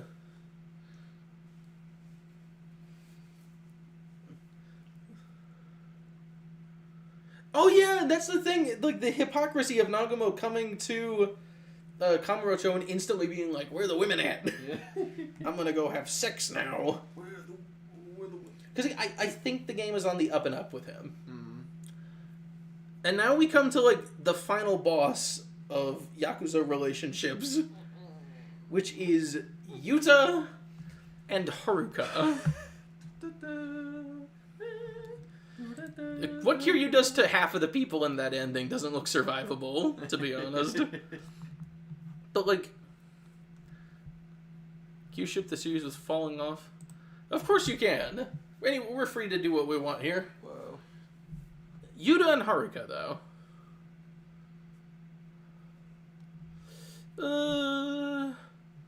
Yeah, they're very... This is the potential man right here. He's not a fatty, and Haruka said that is true. Yeah. She's gonna feed him a lot of food. Akiyama is proud. He's like looking down from heaven, even though he's not dead. He died during the Millennium Tower raid. Shipping Yakuza 6 with people that don't know how to pay attention. Akiyama, don't look at that. That's hush hush. Don't look at that. Yeah, I get the sense that Yuta cares very much about her and his son, and I really like that. Part of the inherent problem of Haruka being in a relationship is the one thing that the game does incredibly well is it makes me feel gross imagining Haruka having a child. Because, like, that's my daughter. I can't imagine my daughter, like, getting with somebody, especially without my knowledge, like, behind my back. It doesn't necessarily make me, like, feel betrayed. I don't know that I'd say Kiryu feels betrayed, necessarily, but maybe he does. I don't know. Everything surrounding Yuta and Haruka in Yakuza 6 is so underdeveloped. Haruka is older than Chitose. Is that true? What? Because Chitose and Ichiban have, like, a minor thing. Yeah. She shows up as part of the ending thing with his harem. Yeah. Anyway, I'm a gamer at heart. Can't you tell? The Haruka 5 trust dialogue where Kiryu... Oh, God. Uh-oh. I forgot. I don't even think I knew that. Oh my god. Oh my god. Stay with me, Haruka. I love you. But oh yeah, like naming the kid for Yuta. That's cute. Huh. Yeah, Haruka's like 30 now. Yeah. Haruka was 16 in 2016, I think. Because she was 9 in 2005. Yeah. Add 11 to that. No. What? No. What? I thought she was 10 in Yakuza 1. No, she's 9 in Yakuza 1.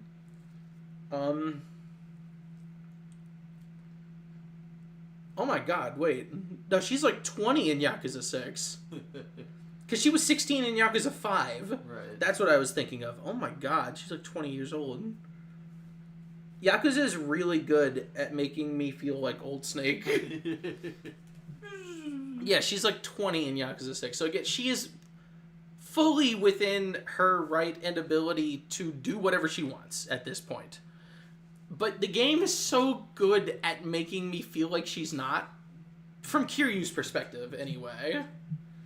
Yeah, and then Infinite Wealth is like 8 years after that. So yeah, it's like, my god.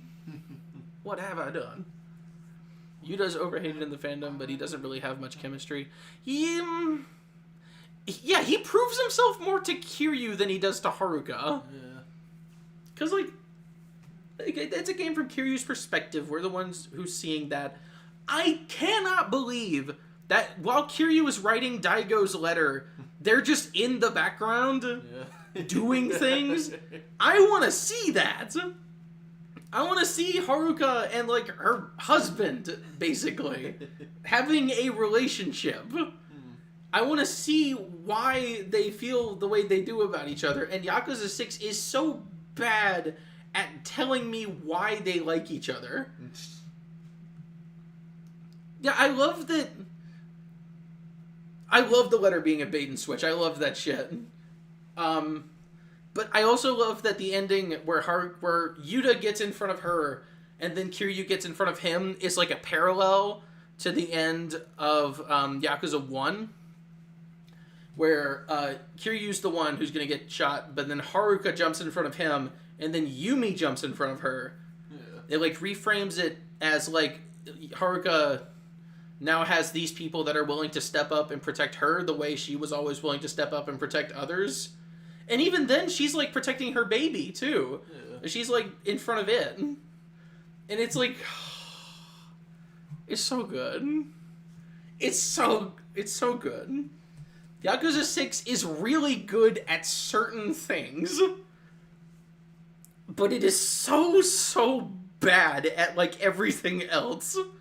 And as like, top 10 Yakuza 1 fans in the world, like, I'm going to love it no matter what, but, like, yes, it's incredibly racist. And it's incredibly stupid, and it's incredibly backwards in so many ways. And it's so concerning, like, the things that it says with a straight face. Like dumping the whole, like, hey, Heisei, that's basically a conspiracy. Like, the whole, like, oh, China is sending their babies in to, like, infiltrate Japan. It's so, like, it's so weird, and, like, the shit that it does with Korea and Jungi Han. Yakuza 6 is so bad at so many things. But when Yakuza 6 is good, it is so good. And it's so difficult. Yeah, Yuta would have survived, like, one gunshot also, let's be real. Yeah. But, yeah, that's the thing, too. Yuta was the first person to treat Haruka normally. And she fell for him, maybe. I want to see that. The most they showed was, like... They show him beating up a paparazzi, which is not him treating her like she's a normal person. Well, like, showing us there's some kind of, like, parallel between the two of them and the girl in Somiya with the same license. Yeah! Yeah, exactly. But Yuta didn't force her to kiss him. Yeah. It's like... I did this for you. Yakuza 6 is really good at setting up parallels between characters and shit. Like, I don't have to talk about Nagumo holding Hirose in his arms and Kiryu, like, off to the side seeing that and, like, obviously feeling a type of way about it. But it's just so good at setting things up and letting these moments speak for themselves. But when it opens its goddamn mouth, it says the most bizarre things. I just accepted the series will never be good at dealing with minorities, which sucks because you have to put that aside to appreciate the games. Exactly. Yeah. Like, I don't want to put those things aside, and I have to consciously remind myself that for every good thing Yakuza 6 does with its narrative, it is saying weird shit about, like, politically Japan and where it is and, like, the rest of Asia in relation to it. It's tough. It is tough to like the game as much as I do because the game is so good at not rewarding me for liking it. But it's like...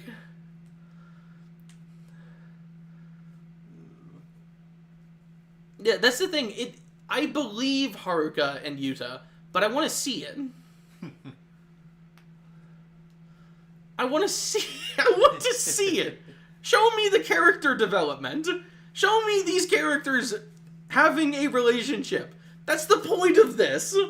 I got to see Yuya trying to save Miyu from getting kidnapped by the Yakuza. I get to see, like, characters interacting. I get to see Kiryu and Yumi, even if it is for the one time, and they put everything on the line. In that moment, I believe that they love each other. I believe that Haruka and Yuta love each other, but that's mostly just because the game is telling me they do. I do. It was censored for calling Taiwan a country. At least they got that part right. Hello. So you know what? This is for entirely different reasons. I'm putting them in damn. Oh. And it's not damn because of, like, the same reasons as Mayumi, obviously. It is damn because I want to see this, and they don't show it. They tell you that Haruka and Yuta are a thing, but they don't do any work to build their relationship. And that's not a bad relationship. That is a non-existent relationship. So I suppose that is the similarity it has with Mayumi. We are told that she is deeply in love with Kiryu, and the only thing that we get from that is a sad, naked woman. Yeah. So there you go.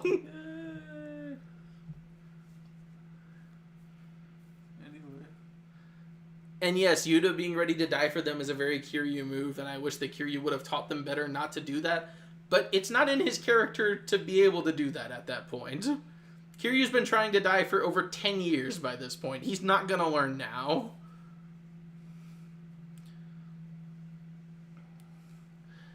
That is true, I did like the third and fourth wheel. Oh yeah, the Yamato. Woohoo! Chitose Ichiban is on this list. I don't remember nothing about them, but here's the Yamato Mark II.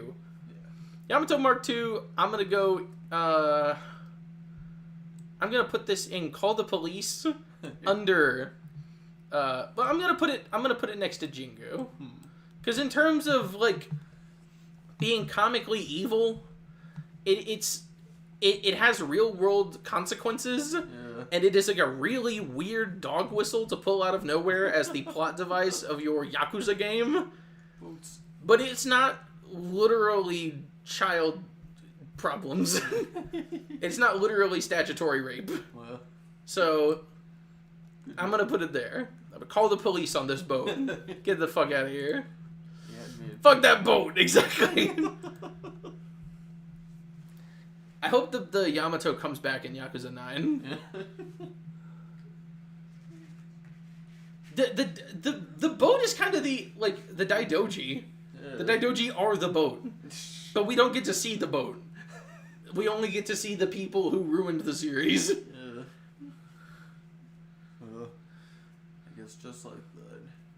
But, yeah, Big Low was pretty cool.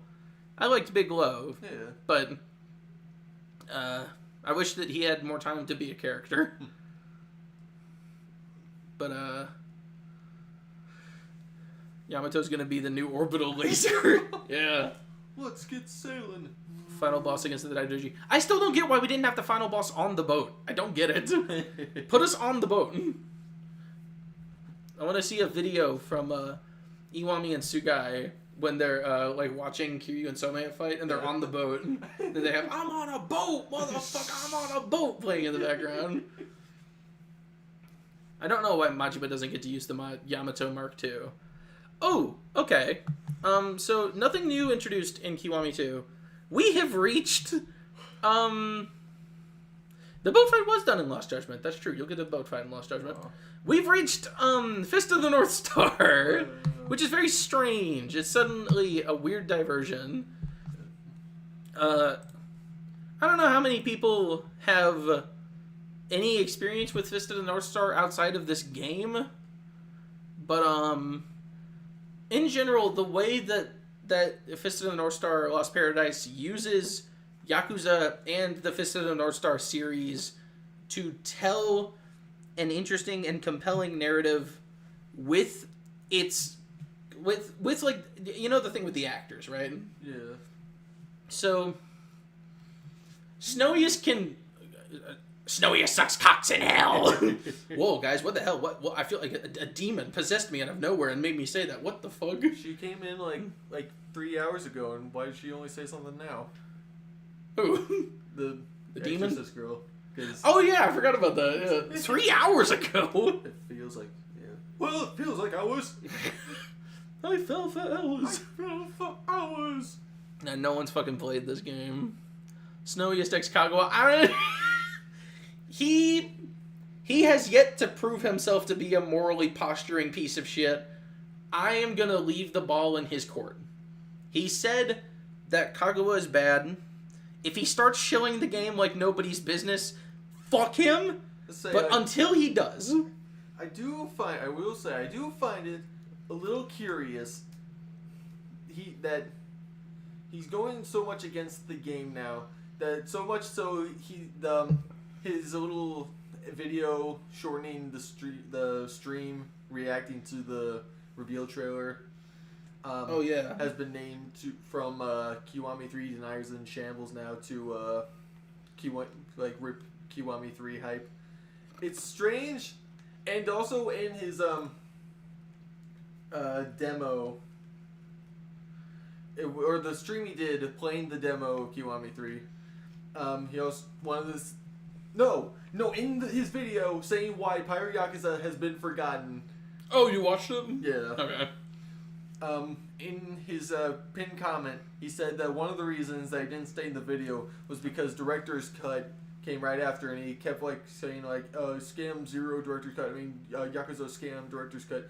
It's so strange that only now, when the series is now starting to go through a very rough patch, where most people who would have been defending it are now mostly negative from what they are seeing. It's strange that only now he is also negative with them, and is showing from going from Yakuza 0, yeah, I mean, this game was it's whatever, I just wish it had a bit more to it than full on saying Yakuza 0's director's cut was a scam, dude.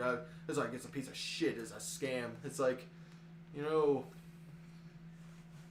it gets me curious. You could be a little less obvious. I'd say Yakuza 0 director's cut is not a scam, because it gave you everything it said it would. It's Yakuza 0 on the Switch 2. It gave you new cutscenes, a new game mode, new languages. That's it. Yeah. It advertised what it was. It gave you exactly what you wanted. It just took what you had. You got what you wanted, but you lost what you had. It's not Kagawa, Yagoyama. Won't you shake a poor developer's hand? Yes. Are you ready? Are you ready? Anyway, truth explosion. I want to see the truth gif flying all over the screen. Yeah, Lost Paradise gets repetitive after a while, but the combat is so fucking bonkers that I forgive it. It's really good. Please,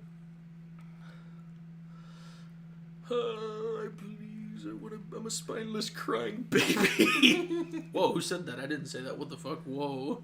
One more mention. in the stream, I already told you this, in his stream, in the stream of him playing the Kiwami 3 demo, he at some point randomly said he hates Nagoshi stands because of how much they say. It's like, oh, the Nagoshi stands saying, oh, he made the games good and all the games sucked before he left, but he actually made, he made Dead Souls and Lost Paradise, and those are the 2 examples he named. So... He hasn't played Dead Souls. That's a whole other thing. He still hasn't played Dead Souls. You say it's a bad game, but he hasn't played it. He still has not truly played it yet. Or he never will, I guess. And also, I'm not really of the belief of like one person truly making the difference of if something is good or bad or not, because obviously it's just a whole thing with a whole collaborative effort. But as I told you, if we're going by that metric, can we take a look at the track record of these games since Nagoshi's departure? Yes, we can. They're all peak, but the fans all forgot them also. But also not peak. Scam, yeah. Slowest fun I ever had, but it's also forgettable now. Also. But still pretty peak, no, not gonna lie. But also not, though. Factually incorrect. I think I mentioned this to you also. Nagoshi was making fucking Judgment. He was not that involved with the Fist of the North Star game. That was the budget title compared to Judgment. Like, a bullshit detector alert?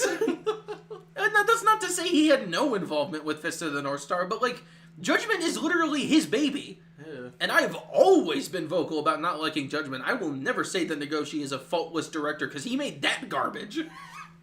But to insist that, like, he is the... Like, that he's somehow a worse director for having been involved with bad games in the series? Yeah. It's like... Snowiest, in your little retrospective of the series... I'm sorry, Judgment fans. I didn't mean both that. The Judgment games, you have labeled asking if they were the ones that were peak. You labeled the Judgment video saying, like, is this the most peak Yakuza game? Versus saying Lost Judgment is peak. Yeah. Like... I don't so you love Nagoshi's work. I think you were a bit of a Nagoshi stan yourself. Yeah, you love the most Nagoshi games in the whole series, it sounds like. So maybe there's a bit more argument to that. No, my goddess washed glory to Snowiest. You criticize Pirate Yakuza, no one bats an eye. But as soon as you say something about Judgment, everyone loses their minds. Loses their minds.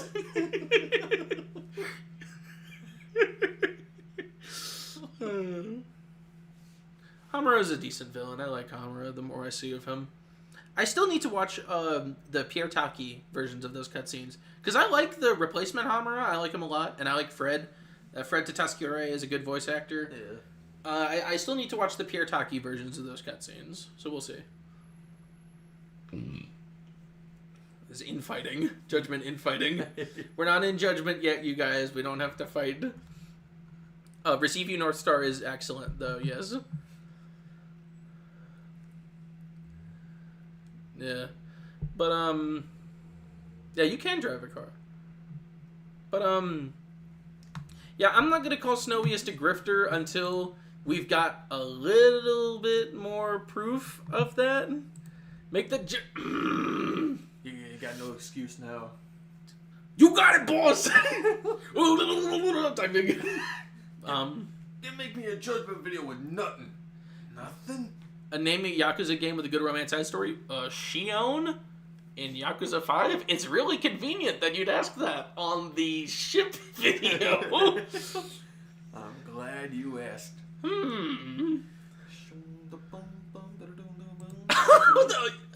Oceania, you get to dismiss Snowiest as not one of your own.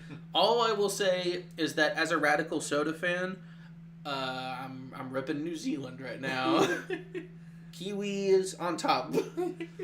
Kiwis are real. Anyway, I'm not gonna call Snowiest a grifter until I see him shilling for Kiwami 3. Yeah. Then I will.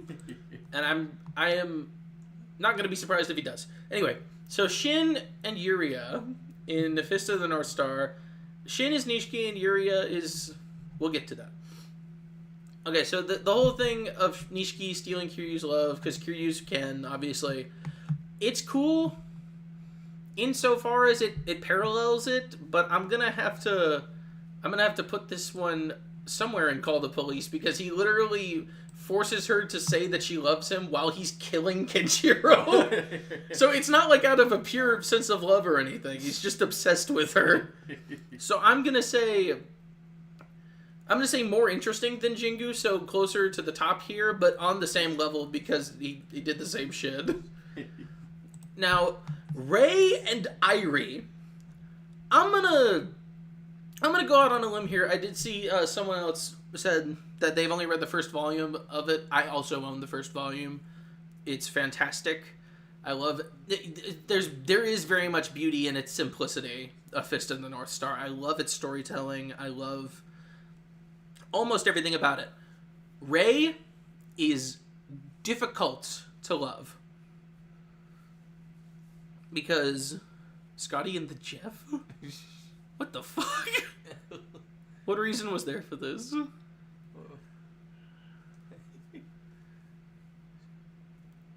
Ray and I, or was Irie his sister? Am I fucked up on this? Am I forgetting that Irie was his sister? And what? In Fist of the North Star. I don't know. I thought that, yeah, she was gonna get married to someone else.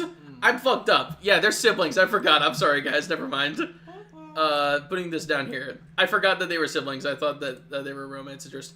Because Irie does not matter.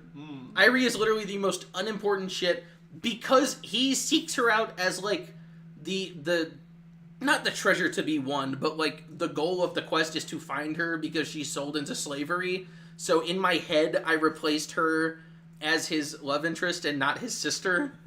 I apologize for that one, gamers. I forgot that they were siblings because Irie is so uninteresting that I forgot that she was a different character. Now I don't have to talk about how horribly Ray is misrepresented in Fist of the North Star Lost Paradise. I hate that shit so much. Why does Kenshiro just smoke him in the boss fight? The series makes it clear that they're equal in strength. So he shouldn't have just been able to smoke Ray like no one's business. The series literally said that if they fought, they would kill each other. And in the game, you just beat his ultimate move with no fucking effort. It's one QT. Wow. Anyway, that's enough. Nerd rage over. Nerd rage over. No, I'm not ranking. I forgot that they were siblings. I'm sorry, gamers. I forgot that. I literally made a whole point about this earlier, and I forgot. Oops. I ain't slipping, man. I'm slipped. Moving on to Toxic, we've got Souther and Kisana. Souther says that Thouser, I guess. Thouser. They call him Thouser in the game, and I think Thouser is a way of translating his name, but it uses the same consonant, I think. So like in the anime they call him Sauza, but it's meant to be Souther, as in like of the South Star, because he's a Nanto something user. Nanto Hohoken, that's the name of his style. But everyone left. They've all abandoned me. You fuck up once, everyone loses their minds. You ship a guy with his sister one time. Everyone loses their minds. Everyone loses their minds. Loses their minds.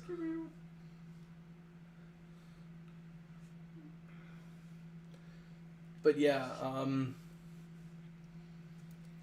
I think it's Souther anyway. They call it Souther in the TV show, so I call it Souther. Souther fart gif. Anyway. That was Ray's sister! Who told you to ship them? Who told you? Anyway, I need to leave soon to get Emma again. I hate to leave on that note. I'm gonna real quick, Souther and them, put them like here, I guess, because they're really nothing. He just says, it's like a Shindo thing, but there's like no setup for it, and it's really boring. And I haven't finished the Souther arc in the anime yet, so I don't know what his story is. I'm sure he has some stupid tragic backstory, but in the game, he's a total mook. And I hate that too. Fans hate that too. He's fucking Morinaga. Oh. And he gets like the best boss theme in the game and arguably the best boss fight in the game. It's like the only puzzle fight in the Yakuza history. But yeah, he's Morinaga. And on the boss fight videos where people fight him, a lot of people are like, man, this is the fight Morinaga deserved. And I'm like, there are Morinaga fans? And it's really illuminating that even Morinaga has fans. Yeah. The Bowser fart gift got popular. Fake. Huh? Okay, that's fine. Whoa. There's an Ichi Polycule. That made it in. Yeah. The Ichi-cule. Anyway, on that note, I'm gonna have to leave. Jagre and Kisana is cute. I like them. They're lukewarm because he doesn't really say anything to her, and the whole game isn't super duper focused on them. But I'm gonna say that they're at least above these guys. And we'll get to this when I get back. Oh my. I've got things to say about this. Goodness gracious. Anyway. Oh god. I'm gonna go do a Bowser fart gif in the toilet. I can just put this somewhere. Okay.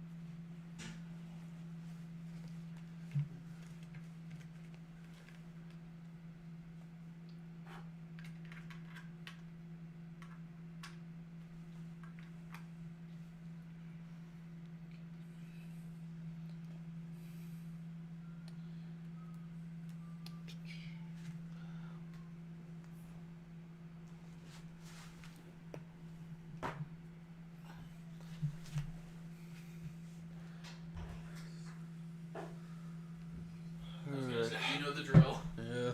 I'm sorry I keep having to disappear. Oh, good. This will be the last one, though. It'll be fine. Oh, see you. Anyway. Happy birthday to you. Be doing something funny when I get back. I will. Alright. I'm sorry, guys. I'm busy today. It's for horses. Bye. What? Bye. Bye. Alright.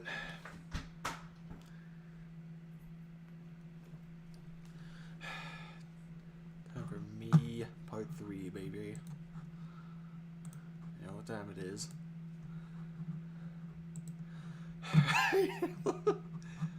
We can try to make this a little less embarrassing. Let's try to find something actually good to play. But what would that be?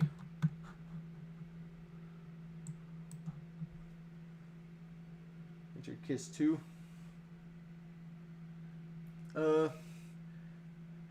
Is there a Sonic Adventure Kiss 2? Hang on a second.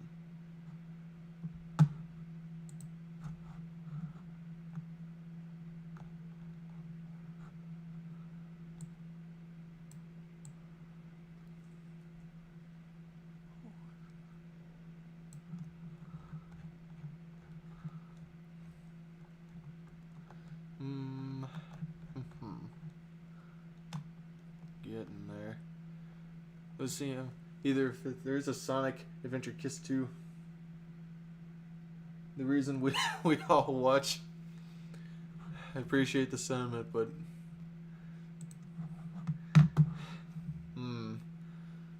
God, what's an actual good thing we can play so I don't just feel embarrassed.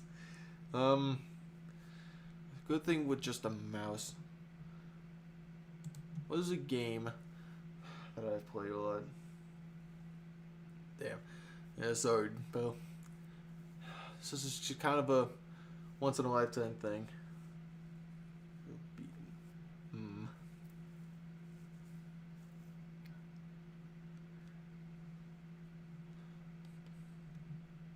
Instead, what we do is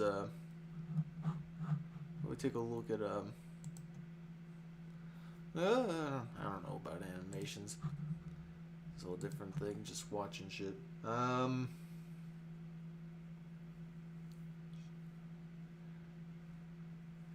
have to think about a good one.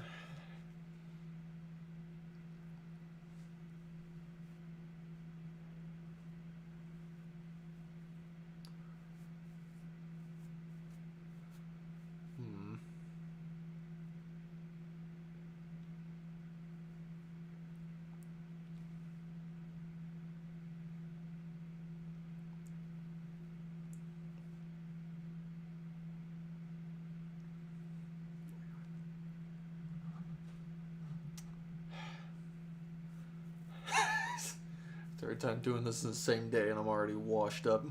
I got nothing left. Hey, don't eat trash. It's not bad.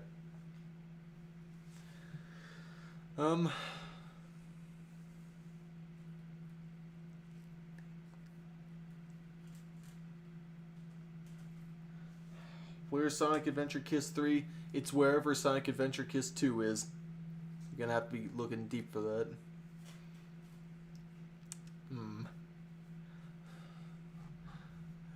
Let's just look at the congregate section.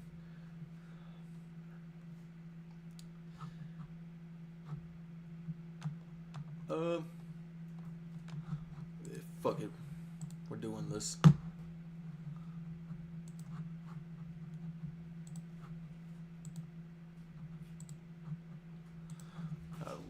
Learn to fly too, baby.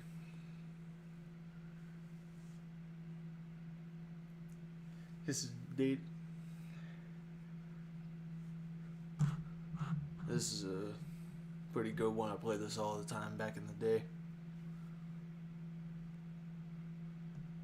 Just gonna keep it on this.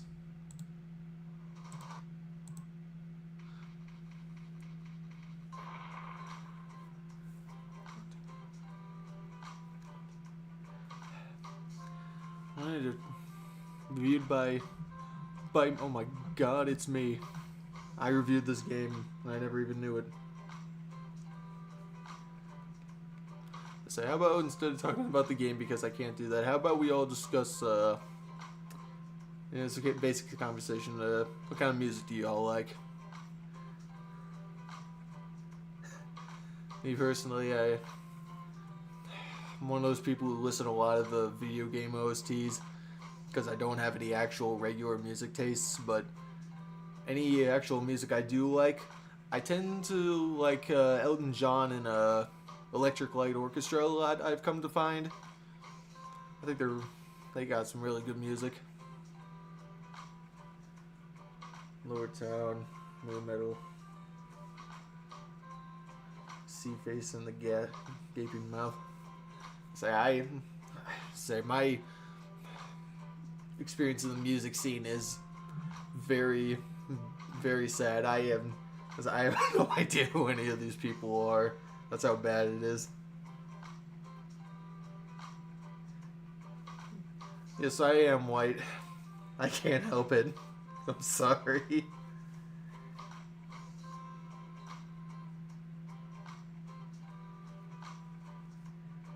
God. Yes, I am predominantly, tragically swagless. I am very sad about that.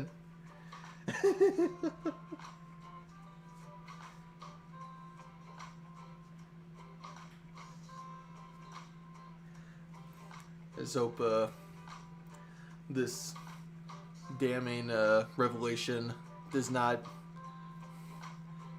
make y'all see me in a different light.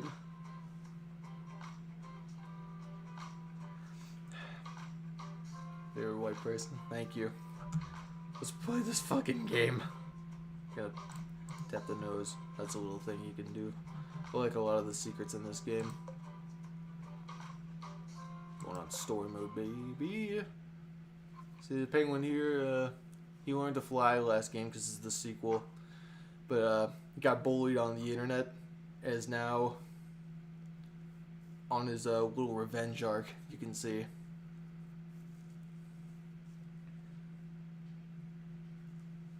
Shoegaze.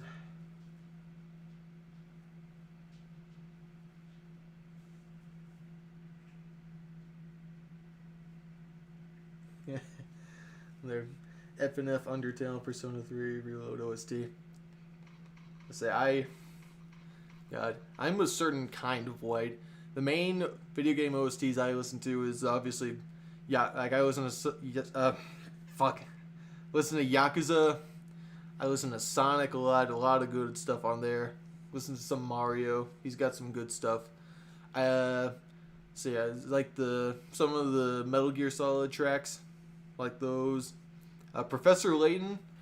Some of the videos I've edited for Maxwell's gameplay shit. I like to put a lot of Professor Layton music in there because those are some good stuff.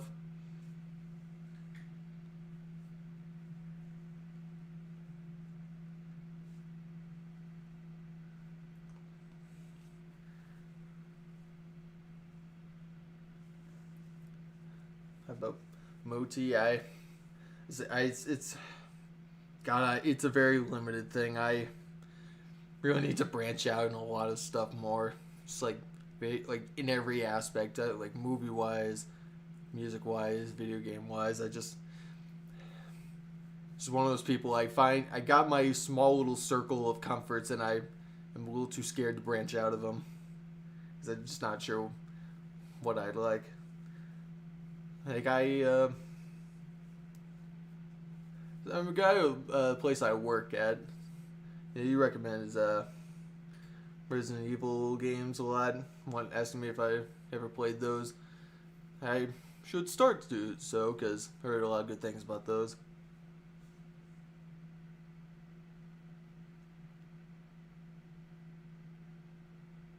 On the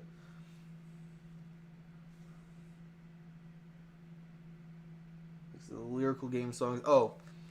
No, I have not heard of that. No.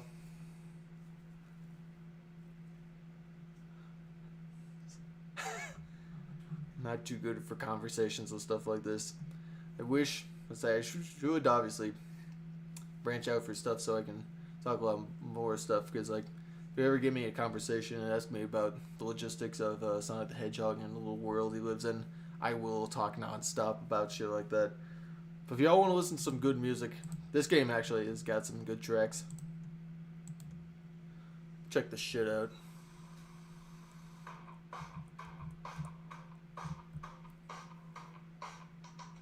There, did you like that? That's the end of it. That's all we got. It's got some, so we'll do the bonus shop here, got a lot of different varied upgrades you can get for your little sled and penguin guy. But also got to change up the music here with all these little music tracks here. Got genres of all sorts. Yeah, got the basic track here.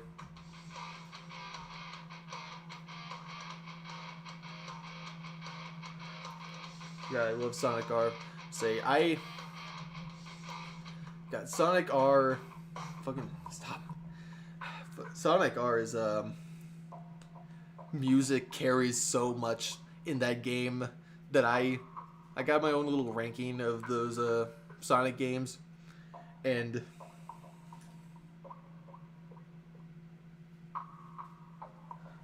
I gotta get ready for work. Yeah, sorry, you had to leave at such a slow part, but I will tell him you said something funny. Don't you worry about that.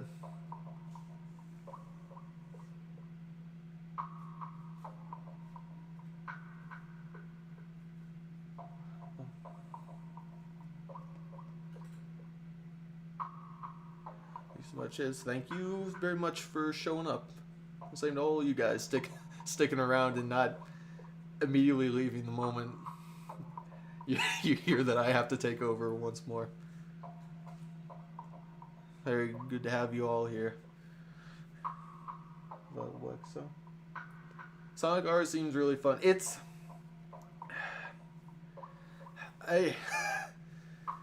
I like Sonic R enough. Like I said, music absolutely carries that game so much, but the controls are a little very tanky. It's hard to once you get used to it. I think it's not terrible. Like I don't think it's really like good or whatnot, but I don't think it's bad.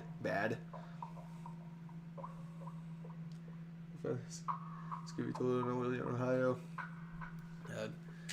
There's a lot of those old school meme songs that I tend to listen to as well. Like looking, I forgot what the actual name is called, but the Numa Numa song. You know, we all all know that, perhaps. I think it's a pretty good song, but I have to be in the right mindset of not cringing as to what that song is tied to. It's a lot of internet stuff.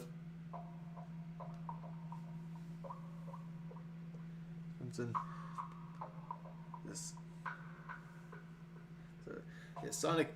I say Sonic CD's track is very, very good.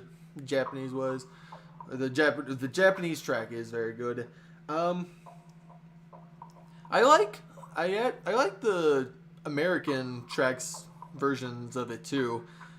I find the American side is a lot more atmospheric than with the Japanese tracks. They're a lot more like it gives the level a lot more personality, but the American tracks give like the gameplay a lot more atmosphere of trying to find like the little machines you gotta destroy. But there are some like tracks in the American version that I really like as well, that are actually like really good, I'd say.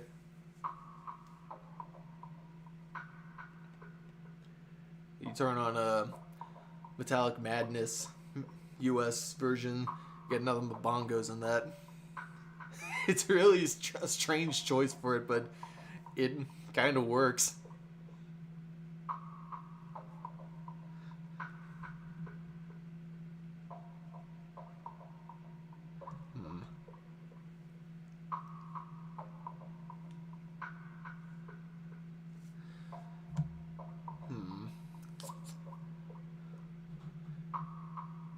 I got an idea of something.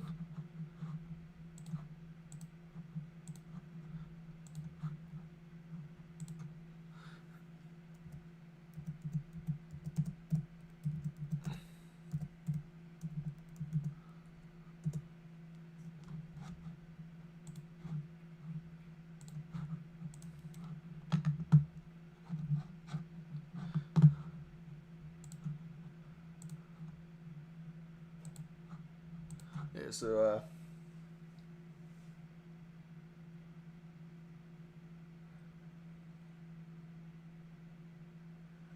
it says that 4Kids Sonic X5. Let's say the Sonic CD tracks in the Japanese version show a lot of promise of what we would later get in more modern Sonic games, and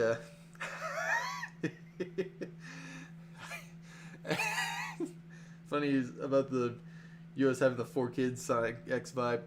I like the goal song, the goal theme in Sonic CD, the American version. Like it sounds like a commercial jingle or something like that. It's kind of funny. And the reason we're going here is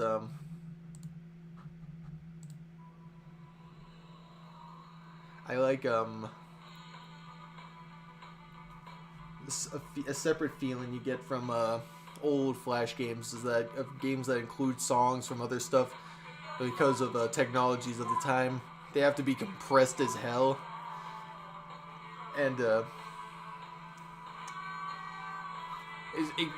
feel like this is its own like separate feeling I get of listening of old Newgrounds games and Flash games and whatnot.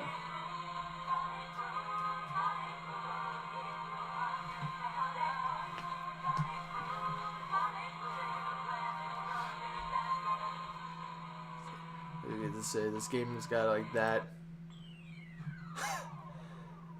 This game has weird little music selection. The 3 songs like got Sonic Boom, This Machine from Sonic Heroes, and it also has like I think, yeah, it's got What I'm Made Of also from Sonic Heroes.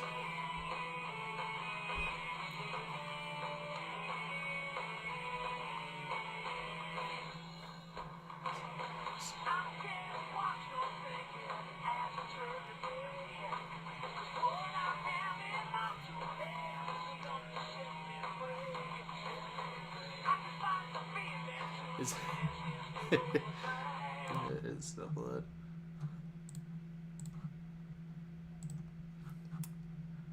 that. I gotta.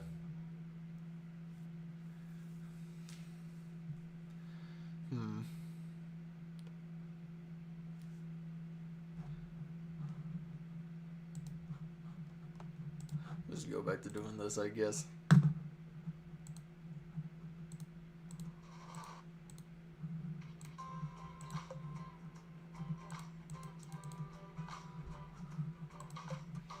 I'm just gonna not very good at entertaining, but I'm just gonna do this till Maxwell gets back and doing the thing he's doing.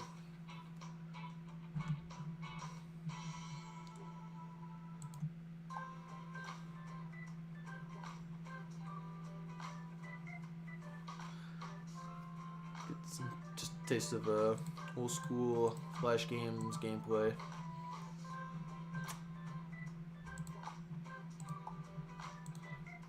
Know all the secrets from this front to back.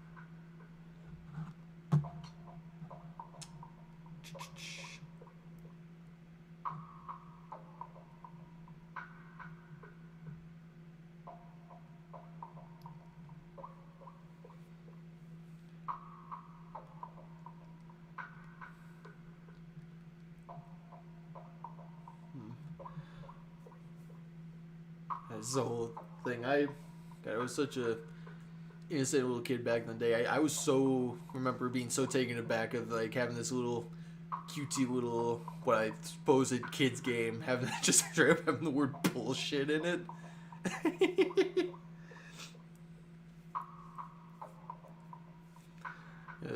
Took me aback.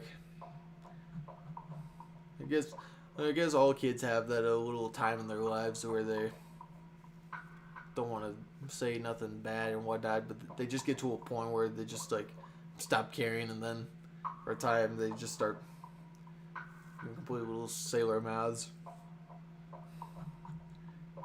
There's a little transition from I guess elementary to middle school. I'm not too sure.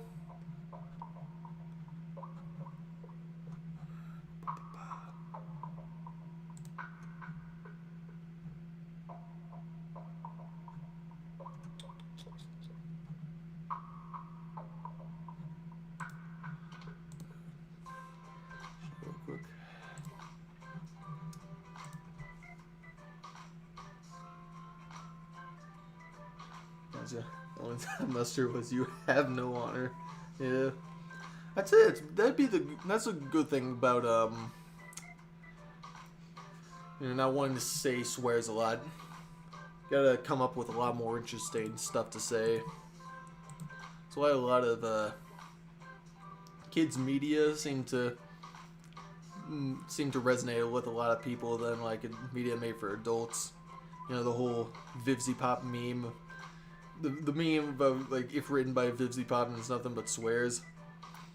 It's like when you're like having to like being restricted about what you can say and what to do. You gotta be a little bit more clever and find some workarounds about how to do so, and a lot of times it pays off a lot better.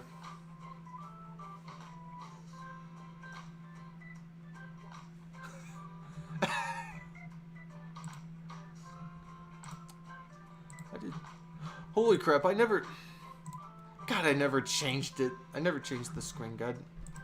Damn it.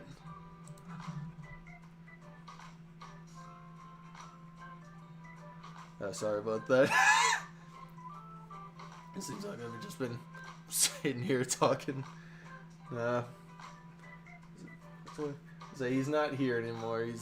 He's out. He will be back soon, hopefully. So this little nightmare can end for all of us. It'll be over soon. But for now, we'll just sit in silence. We will stay here in silence, say nothing until he returns. We all know about the brick, right? Everyone knows about the brick secret.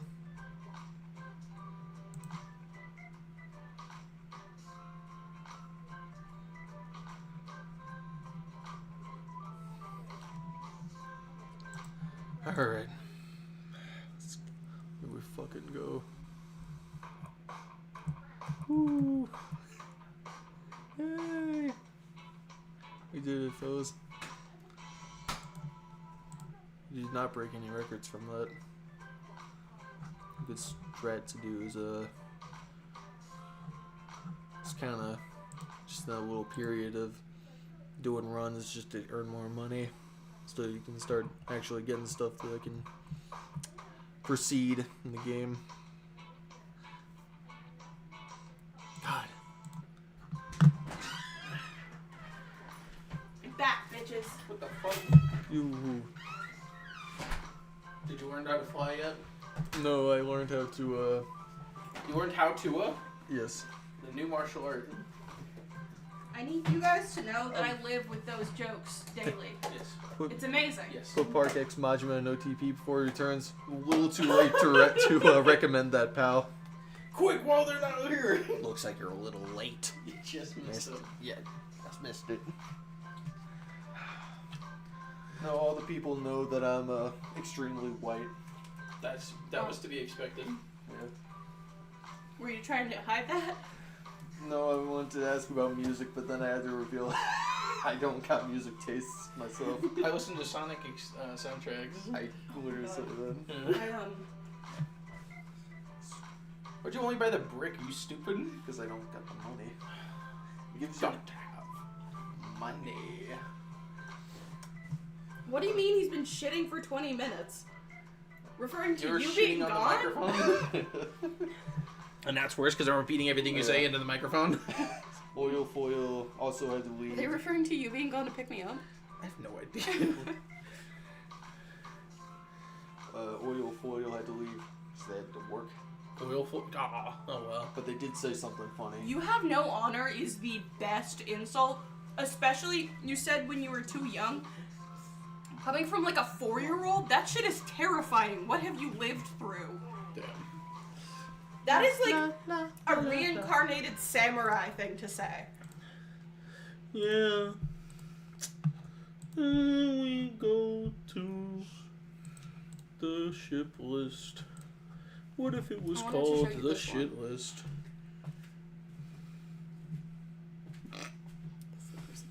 I know. That's insane.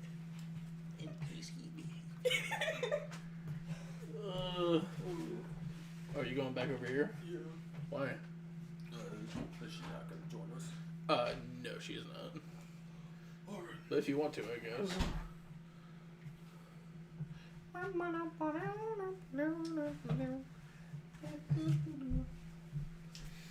He wasn't taking a shit, he was picking up a shit. Me. Yes. Thought I said that. Maybe I didn't. I just wanted to make the joke that I was a shit. Joke?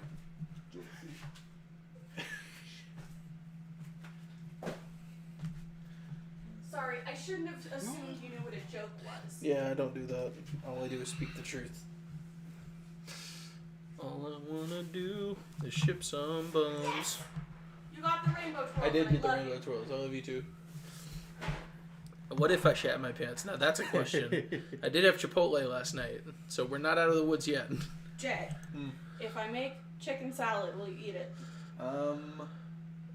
Say I'm not sure how much longer I'm gonna be staying. Right. I was gonna say, are you gonna see about staying through the end of this?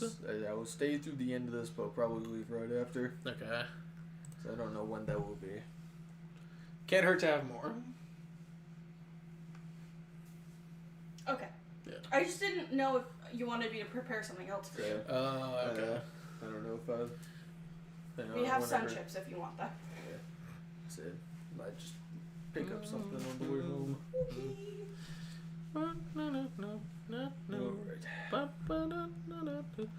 Anyway, what did that oil guy say? Something funny. Thank you so much. Oh, fuck.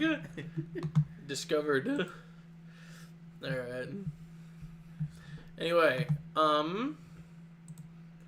Kenshiro and Yuria. Now that I'm back. If we get Kroger sushi, we get 50% off. I'm not getting Kroger sushi. Would you like food poisoning tonight? It's not gonna give you food poisoning. Kroger sushi is fine. Last time I ordered Kroger sushi, I had bones all through my fish. Well, did you eat them? No, stabbed Good, then you're into smart. my gums. Well, then you weren't smart. You should have known. They had it out for you.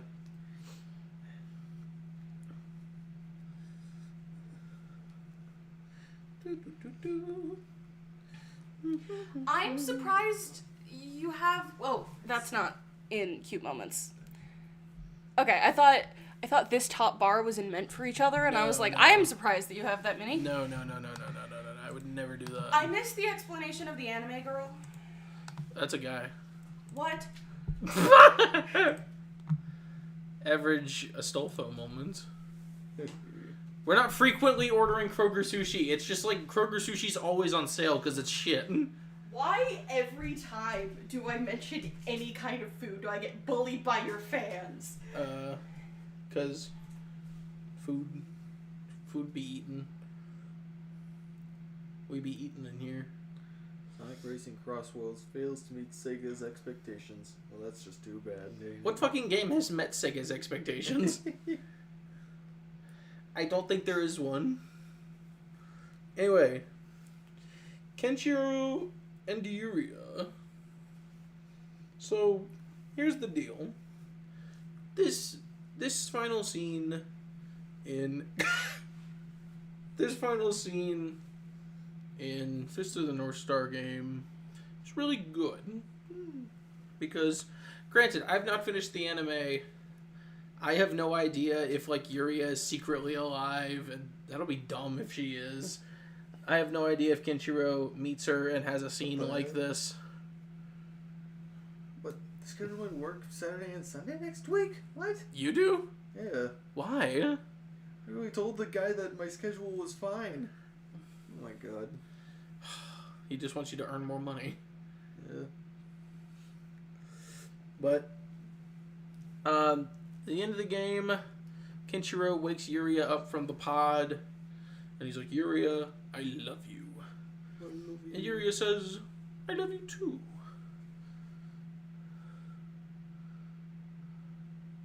Oh, really? Well, that's good information for the Crossworlds thing. It was before other sales. Oh. Never mind about my dinner plan. Every single one of the rotisserie chickens are out of stock. I'm sorry. It's okay. But,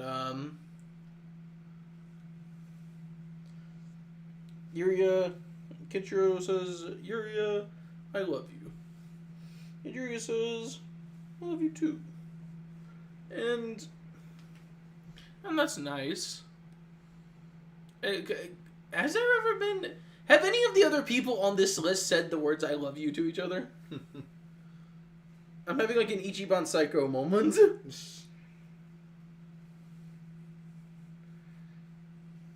What are you looking at? The schedule. Oh, okay.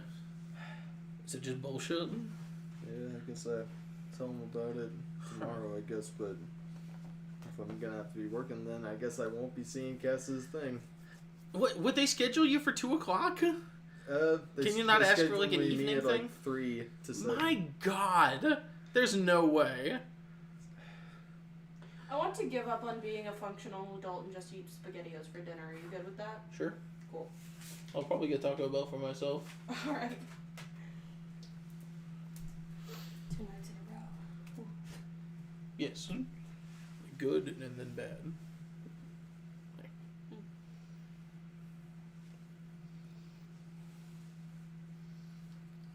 Do, do, do, do, do, do.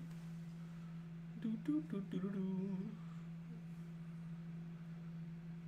I am very impressed with some of y'all's dedication to being here for the entire thing. Yeah. I know it was hard. Especially when I was gone.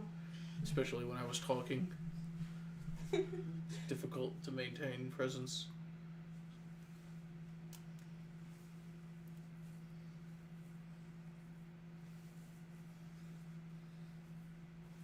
But Saejima and Haruka did Unemployed?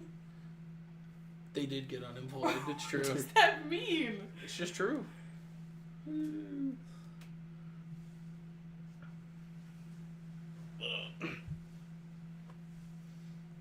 Okay, thank you for not dissing chicken salad. Yeah.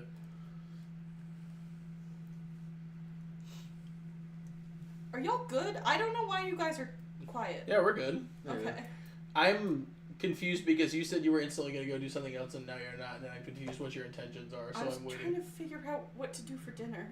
Ah. I did not know that. Okay. I'm sorry.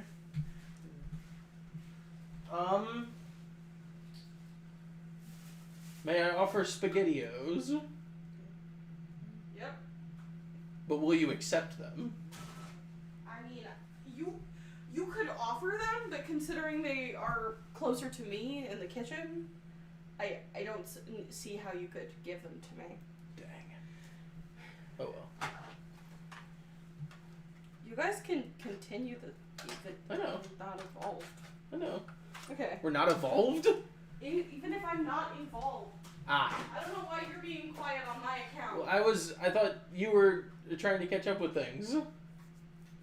I wanted to leave room for you to say something if you were going to say something. It's very nice of you, thank you. I'm not going to say anything. You're welcome. Okay. I'm also just waiting to see if people. Everyone's gone. Everyone's fallen asleep. They've all passed out. I mean, that's what happens when you're quiet on a stream.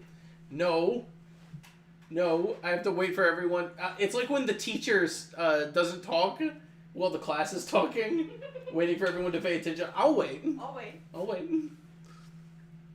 Look, I'm sorry, guys. The furry kid crying while parents argue. Whoa. You better be proud. That shit. We're having emotional revelations earlier, and now we're all tired. Did I forget Hammer on the Mole? Did I? Oh, fuck. Did I? Oh, no.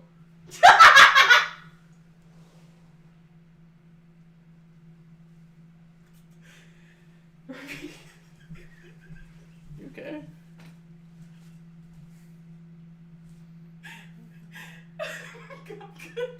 Okay. I can't believe you've done this. The stream has revelations. It's true. I fucking... Oh, no. Did I forget? I thought I got that. God dang it. Some glide blocks smorted everything.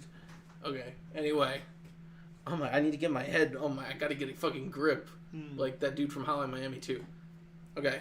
Ken and Yuria is cool because they say I love you. And that rocks. But here's the thing. We come to the same problem that we did earlier. Do you remember how I said that Ukyo should have been Yumi, Jay? This one? Yeah. I said that should have been Yumi and it would have meant something if it was Yumi and not Yuki for some reason. Yeah. This Yuria is Kaoru. Oh. In this game. Huh.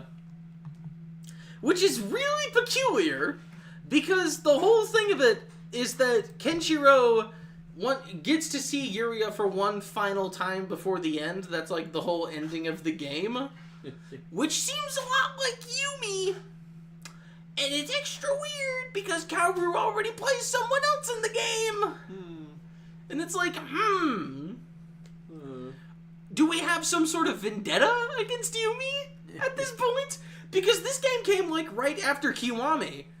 Her voice actor was presumably somewhere, and yet they had Kaoru play 2 roles in this game. It's like, This is just more... It's things like this that are why I feel as lukewarm on Kaoru as I do. It's because the series has done so many odd things.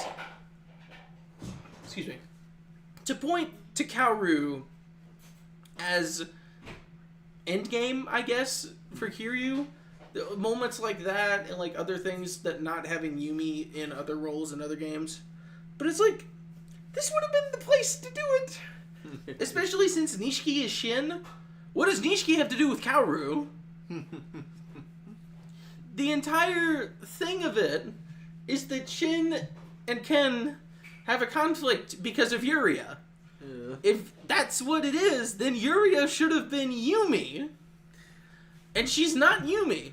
And so it's because of that Shin will stay there. This will go to Dam. Wow. This will go to Dam because it should have been Yumi. And that will be my final say on the matter. Because if it was Yumi, or if I did not care about this being Kaoru, this would be in mint for each other. Yeah. This is where this should be. This should be up there.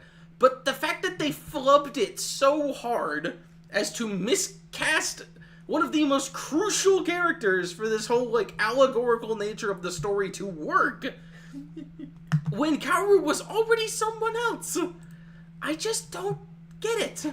And yes, Shinji and Akemi is right there, yeah. Yeah. They were lukewarm because we never got to see them talk to each other. It's quite sad. That's true. Like literally, like make her someone that's not Kaoru. Literally any female character, just make her someone that isn't already in the game somewhere, and it would have been better. Wow. Instead, Kaoru gets to do 2 things for some reason. Just doesn't make sense. What if it were a character that was like Kaoru in every way except mirrored and named Hikaru? Should have been Mayumi. Maybe then she would have meant something. You good? Yeah. You getting worn out? A bit. Yeah. So yeah, that's my big Kenshiro freak out. I'm too tired to give it the same freak out energy I had for everything else. It's a very interesting lineup in Dam so far. But we've reached Judgment now. Woohoo! Judgment! Yay! Yagami and Mafuyu used to be in a relationship. Am I correct on that? Yeah. Like they were a couple, but then they broke up? I think they were always like just had a fling for each other. They were always like a will they, won't they thing? Yeah.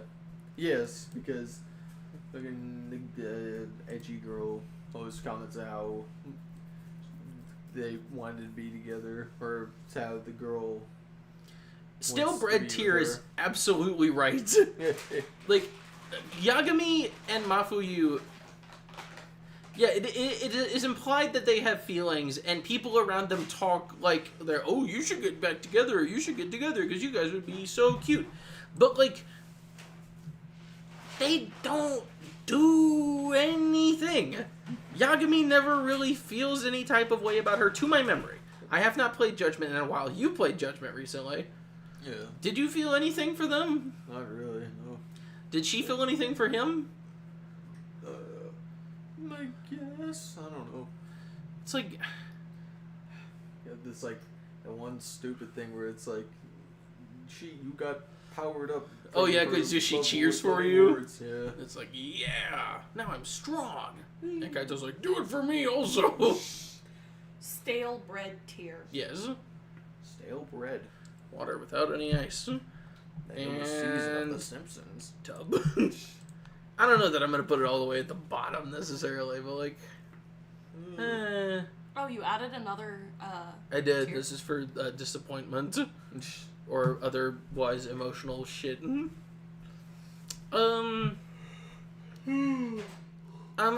For being a boring will they, won't they, I'm going to say below Majima and Makoto, personally. Because the will they won't they only works if I'm vaguely interested in them getting together, and I'm not. We're covering Tsukino, because that was what you submitted, I believe, Mr. City. Insane how I like watching Akiyama and Lily. That's the thing, though. Akiyama and Lily it wasn't a will they won't they. It was like a slow burn. Yeah. It's like a categorically different thing. You were watching them to see their chemistry and see them slowly learn and grow together. But with Yagami and Mafuyu, it's like they just kind of have to embody this limbo space of they would be together, but we don't feel like committing to that. The well made of stone and water. That's very... Oh, I didn't see that. Anyway, yeah. Talking of boring will they won't theys, Hoshino and Saori, at least they committed to this. Yeah. Now, I feel nothing for Hoshino and Saori, because I do not care about this, like, stupid rent-a-girlfriend ass protagonist and, like, generic goth girl GF shit. Well, no. Like, at least Yayoi was passionate. I mean, granted, he's passionate, I guess, but also Lost Judgment kind of made him look like a giant dumbass for no reason. I still don't get why they did that. They reused the entire Saori at the club then. In Lost Judgment. You have to do it again. Except Hoshino and Genda show up and don't do anything. And it's like they're just there and they make things difficult for her, and I don't know why. It could have worked. If they had written them to be more interesting and wrote them to be more mature than like a middle school crush. It's not even a high school crush. It's like a middle school crush. Like, the fact that, like, they're so shy about holding hands, and the moment you catch them in the office, Mafuyu's like, ooh, someone's got a secret. It's so, like, immature. No. It's so weirdly immature for Judgment. And it's like, that comes right after the big revelation about the district attorney's mom... Alzheimer's or whatever. Yeah. It's like such a weird tonal juxtaposition between everything else that's happening and this weird, like, cute bait subplot between the two of them. Yeah. Oh, alright, goodbye. Hope you loved shipping while I was here for a little bit. Good luck editing. But, it's just so fucking dumb. Boring. For me, at least. Like, they could have worked if Judgment on the whole had more solid writing for moments like this. But it's just... I don't know. Oh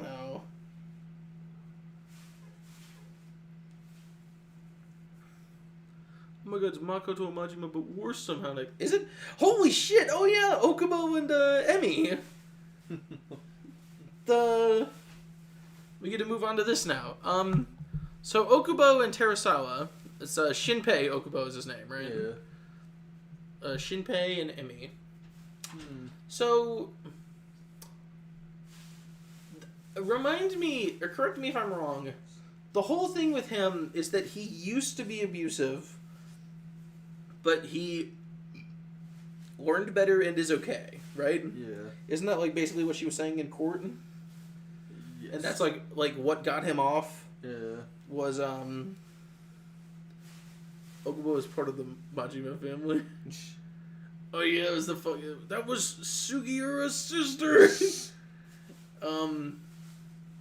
I finally get to stop dodging my way around Judgment spoilers. Thank God. Here's the deal with Okubo and Emi. On the one hand, I think it's nice that Emi is so devoted to him and, like, stands up for him so good during the trial. even when he feels like no one else has his back because of his like past and like his unfortunate past and the fact that he thinks that he'll just be judged for that regardless, but then she's able to stand up for him. It's nice. But then she dies. Yeah. And it's basically her fault. Like, it's not that she did it to herself. But the thing that Jay was talking about the other day that got me thinking about the Yagami let a murderer go free thing is that Yagami says that her surprise testimony in court is basically why Okubo got let off. Which implies that were it not for her, he wouldn't have been able to get him a not guilty sentence. Which means that she is the reason that Shono had to come and clean up that night. So it's not even Yagami's fault that the murderer went free. But it like absolves him of guilt in a way by putting the blame on her. It's so bizarre. Cause like I don't get why they would even include that in the story. It was thanks to Emi's heartfelt speech that Okubo ended up getting off the not guilty sentence. So it's not your fault? Suguro is not even a hacker. He just has the anonymous mask. But you wouldn't know it because all he does is he's part of like a thief gang, but like he never really does anything thief-like. He just parkours and helps Yagami. But their relationship outside of her vouching for him doesn't really exist. Like, I'm sure he loves her, and obviously she loves him. But like,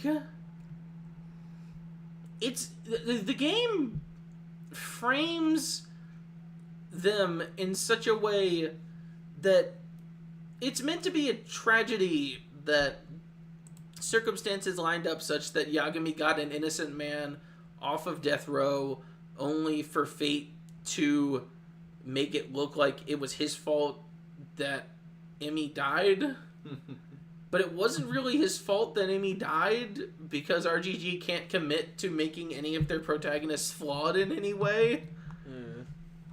So it's like, I don't know, that doesn't really leave much room for their relationship at the end of the day.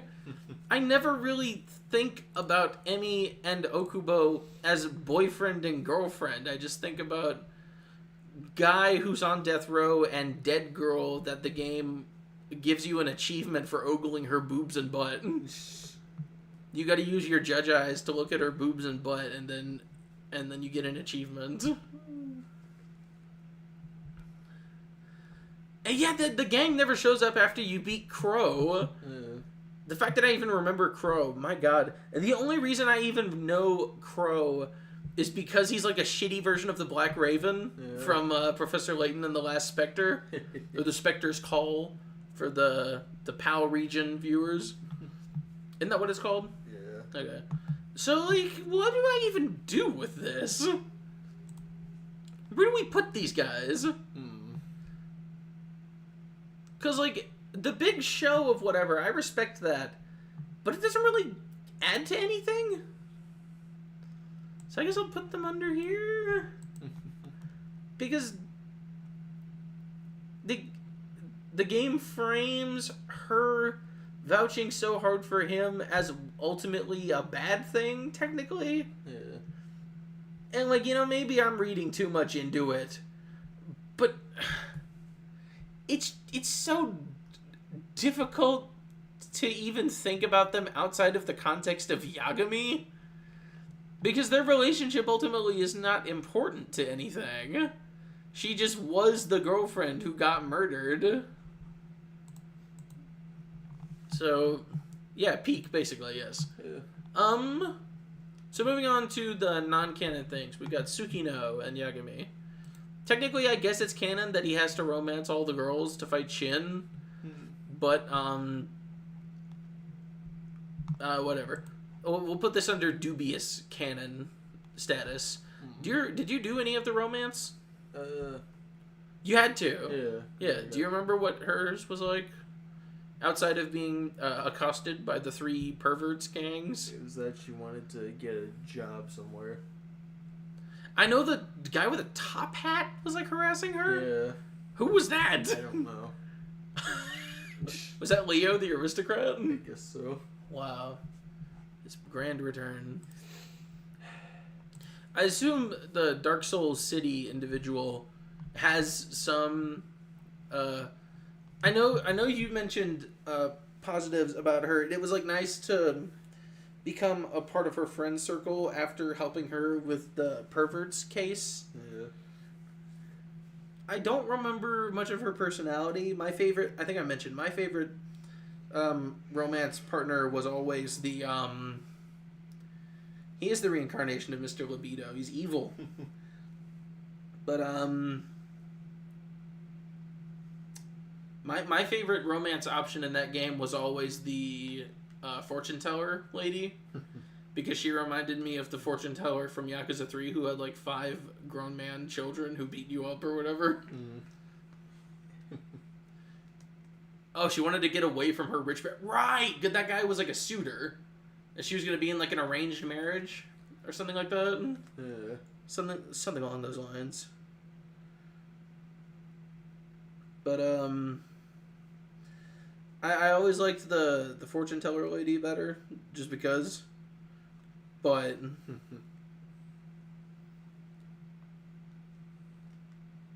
the hell is this? I need to find...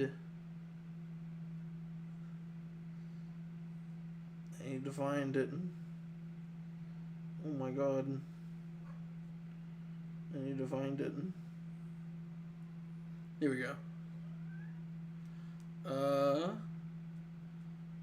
That cat needs to shut up or I'll kill him. Say the word and I'll kill him. That's from Kanye West's epic album Vultures 2. There's also the fact that a couple of sub-stories involve her romance that unlock after you beat the perverts. Yeah, because her brother is friends with a big boobs girl at the other club who doesn't like when people touch her big boobs. And you have to get all of your weird virgin friends to go and hang out with her. Yeah. Even though one of them is like into that, but also just doesn't for some reason. I know one of them like lectures her about it, which is weird. It's funny. But, it's fine.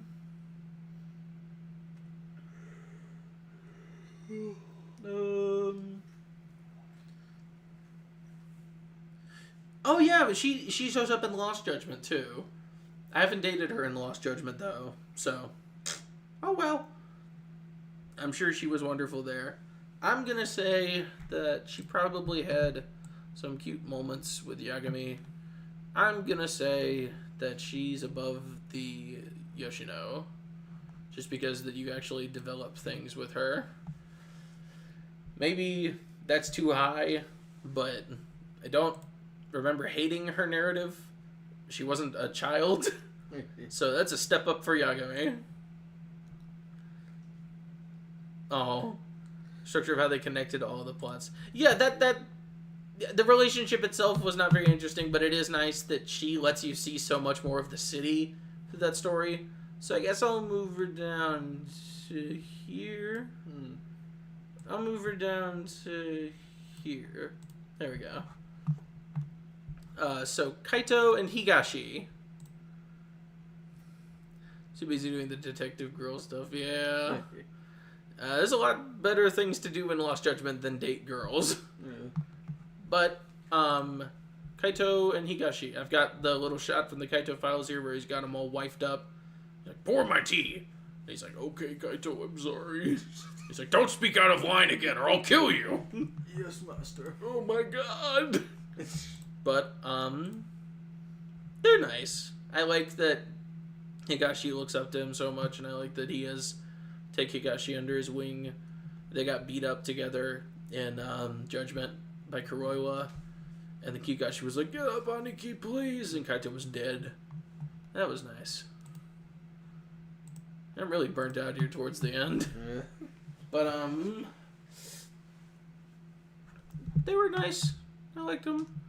I'm gonna put them at the bottom of cute moments. Just because there were only cute moments in the first Judgment, and he didn't matter at all in Lost Judgment. Excuse me.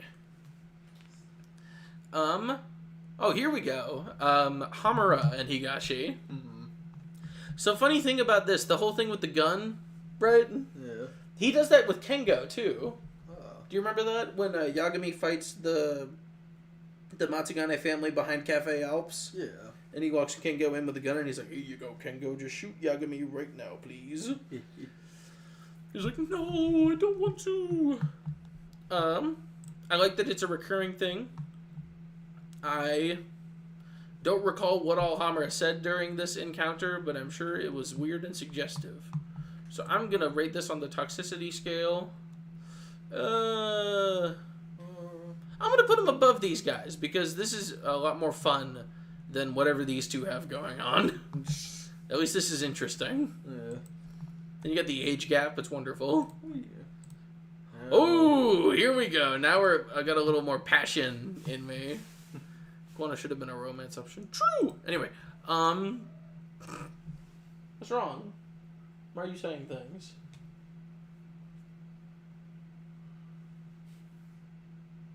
That's what I thought.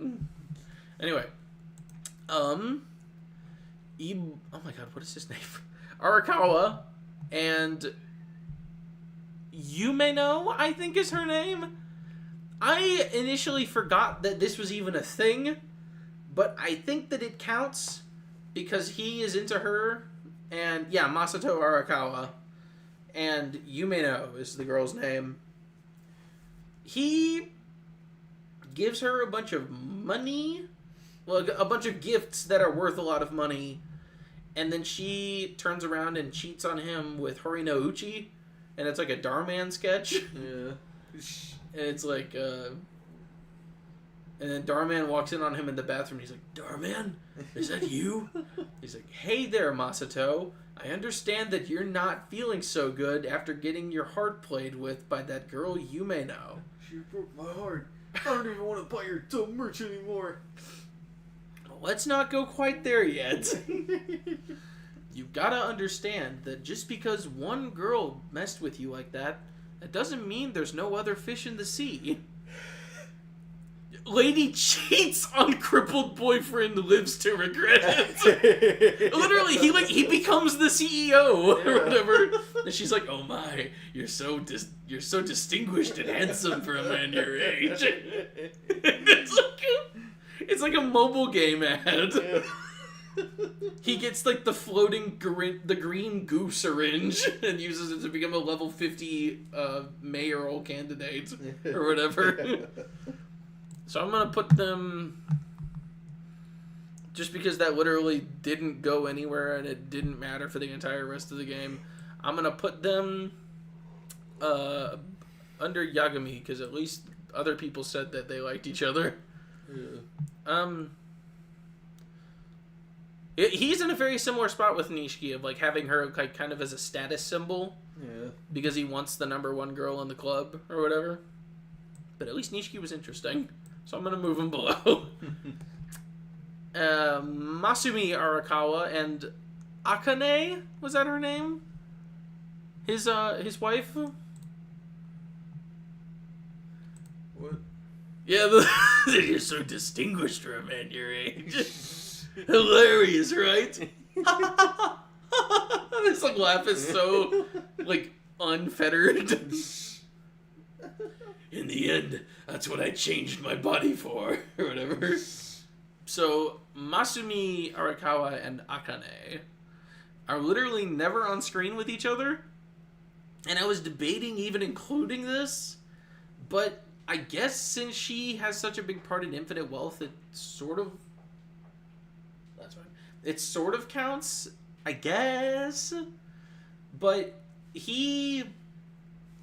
Eiji and Kubo and Charlie Kirk, what? Who's Kubo? Is that the Kubo and like the 2 strings? I don't know. The kid from that movie? Are you talking about I'm gonna bleach Japan for you? I don't know. What was that guy's name? Kumo. Is it Kumo? It's something along those lines. Yeah, something like that. Kume? Kume, yeah. Yeah, Kume. It's Kume. Yeah. He can join with the Arakawa Hate Club with Ebina. And I think Eiji. I don't remember what Eiji's role even was in Infinite Wealth. He was like a journalist. I don't know. He's burying the food so no other cats find it. He's really bad at it. Yeah. But, should this even go above Tub? Like, Masumi and Akane? Mm-hmm. If we're just counting 7, he loses her tragically, and that's it. Yeah. And he was with her even though the boss wanted him to be with his daughter, and he didn't. So, I guess they loved each other. I don't know. To speed this up. We're losing steam. Yeah. All right. Just in time. It's funny too because I don't think there's any heavy duty hitters here except for the Kaito files. Yeah. So I don't even know that this needs much discussion. I'm gonna say he didn't hit her, so we can go here. He actually loved her, so we can go here. Wow. Maybe Majima loved her. I don't know. But he did cheat on her. Yeah. So Ichiban and Psycho in 7 specifically. Mm-hmm. They are coded as romantic in 7, but he was a Bleach Japan member who joined Ebina, and that was it. Okay, into becoming Nuxtaku. Wow. Wow. Ichiban and Psycho. Ichiban and Psycho in 7 have like the remnants of being written as romantic partners, but then it never really amounts to anything. What's he doing? You okay, by the way? You good? Yeah. He's tired. Yeah, sorry. All right.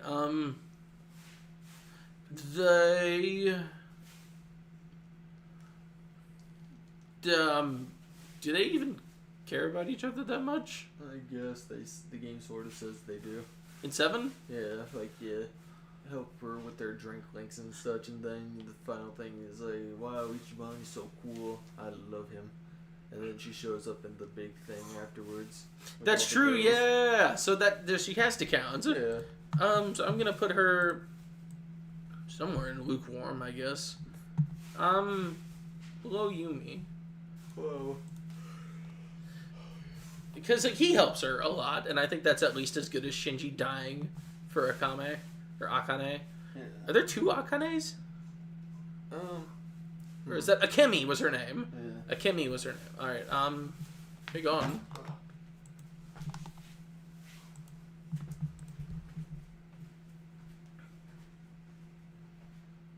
Are you tired of him doing that? Yeah. Oh, we've got a bag for bags up there, hanging off the other thing.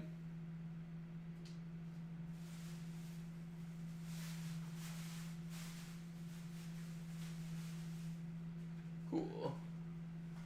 Now you can't do anything. Ha ha ha. He's like, why did you do that? No, someone's gonna take my food.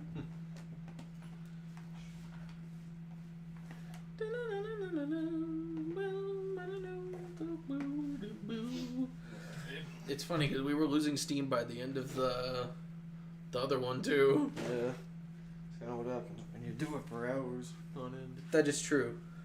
I don't get how other people rank these things faster. Maybe it's just because it was only Devil Leon in the video and he had no one to bounce off of. Anyway. Ichiban and Eri. At least Eri feels something for him. Yeah, Eri's a little cooler than Psycho. Yeah, she's cooler than Psycho. She's way cooler than Psycho. Yeah. It's dumb that she's just kind of stuck being an Ichiban simp, Yeah. but at least she's cool. I put cool on a 2 tiers below Munakata. I probably did. That's true. Character is cool. The fight could have been better. Eri goes. They have a better dynamic. Because that's the thing. I like her more than Psycho. So I'll put her above Psycho. Because she was better than Psycho. Yeah. No. And now, for the Ichiban harem that just rapes. No, they all raped him. Yeah. Separately, and then they kill him to hide the evidence. This is like one of the most bizarre things I've ever seen RGG commit to for more than one game. Yeah. Like the fact that they did this twice and no one stopped them. It is so insane. I'm gonna put this in. I'm gonna say worse than Shindo. Because they all raped him. He got raped like 6 times in this game. Yeah. Did Psycho rape him? No, she. I don't think she did. Non-consensually kissed him, though. Yeah. Did Eri? Yes. Same thing? Yeah. Okay. Okay, so yeah, that can go here. Not quite getting sold into sex slavery, and not quite this guy. The Ichikul. As there we go. No, I'll just put him right here for now. I've never really been like the line she randomly says in the business game UI where she says she likes dark beer. Yeah, exactly. Like Eri clearly has like a personality. She is a character outside of liking Ichiban, but that side of her rarely gets any attention. Yeah, and the thing with her grandma always being like, "Oh, you should marry that kind young man," and she's like, "Oh, grandma." It's so dumb. I wish that she had better.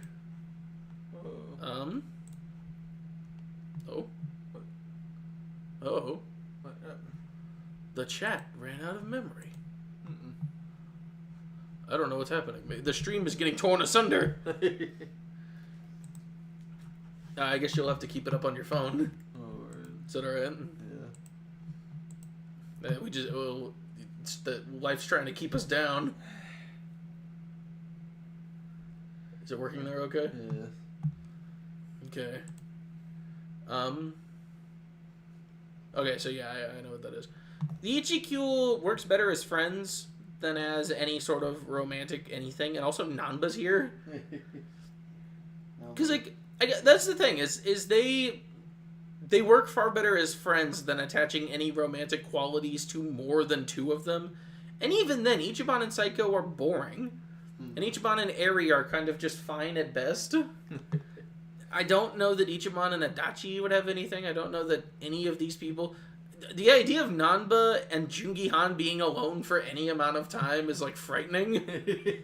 One of them's gonna die, and I hope it's Nanba.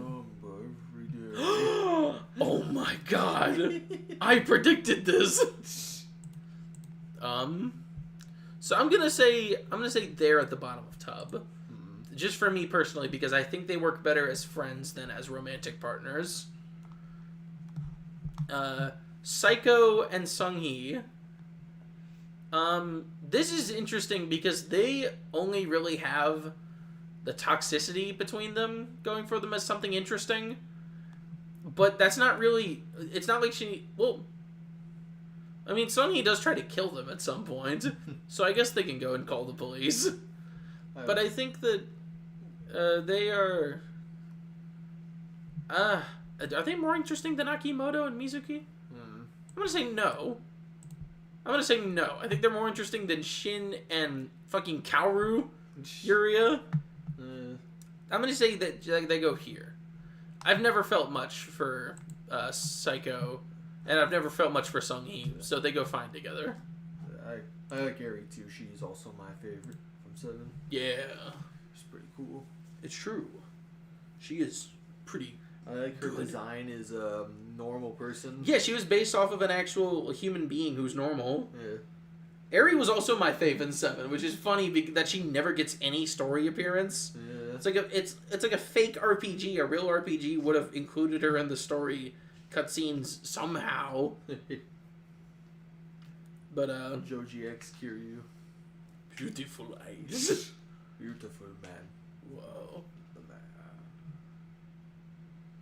Or you didn't get the psycho thing until the game told you you should care. Yeah, pretty much. Like I said, like the game sort of it makes it impossible to ignore that she was initially written to just be Ichiban's romantic interest, and they kind of repurposed her into more of a character from there. Yeah. But things like him saving her from the wrecking ball and like them having their talk by themselves at some point that I forget, those feel like remnants from a very different game. It's interesting. They made Sunhee and Kiryu yes, they did. They made they ruined Sunhee, and I didn't even think they could do that because she's already so boring.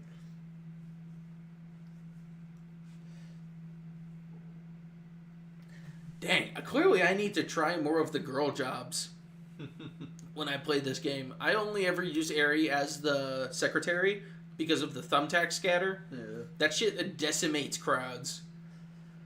But, no, yeah, I just need to try out the female jobs more in general. The Dark Airstrike thing is overpowered. Because I only ever have Psycho as a idol, you know? Yeah. Because, like, no one else in the party can be that good of a healer as a girl as an idol can. Yeah. I wish Nanba was more suited to healing. But I don't think he can do a group heal, can he? I don't think so. In Infinite Wealth, they gave him a group heal ability, right? Like the sharing a bottle. Yeah. Yeah. But yeah, Eri's easily my favorite party member, so I wish they wrote her better.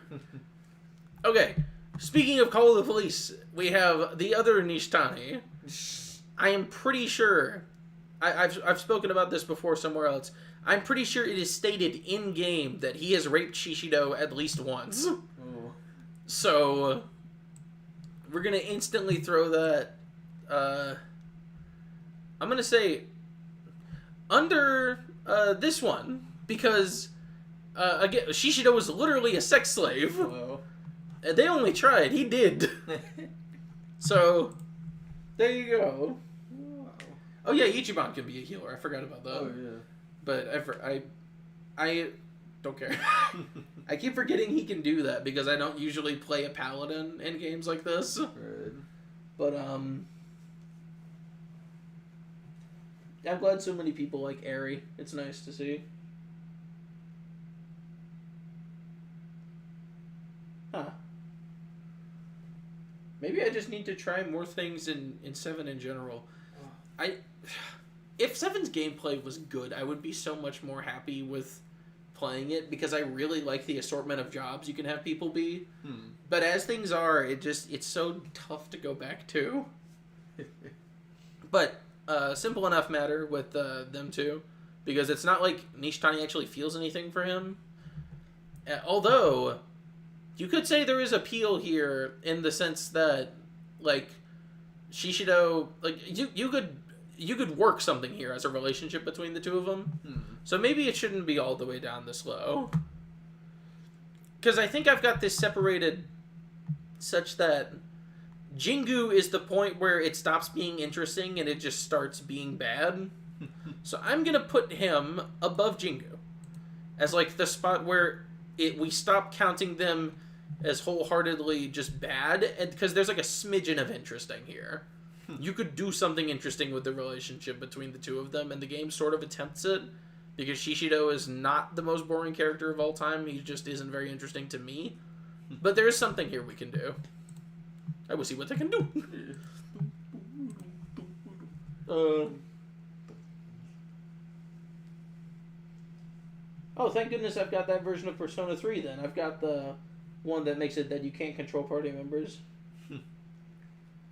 He was still terrified of Nishtani in the ending, but even then we can do things with that. It's not just flavor text that doesn't mean anything. It reflects on them as characters, which is more than I can say about someone like Jingu, because he is not a terrifying presence despite having tried to kill a child more than once. Yeah. He's never scary. At least Nishitani, someone was scared of him. So Reiko Kuzumoto and Jin Kuwana in Lost Judgment. You don't know about that. That's spoilers for you. But I will say, I definitely see where the person who mentioned that, I believe it was the Devil Survivor. You're absolutely right.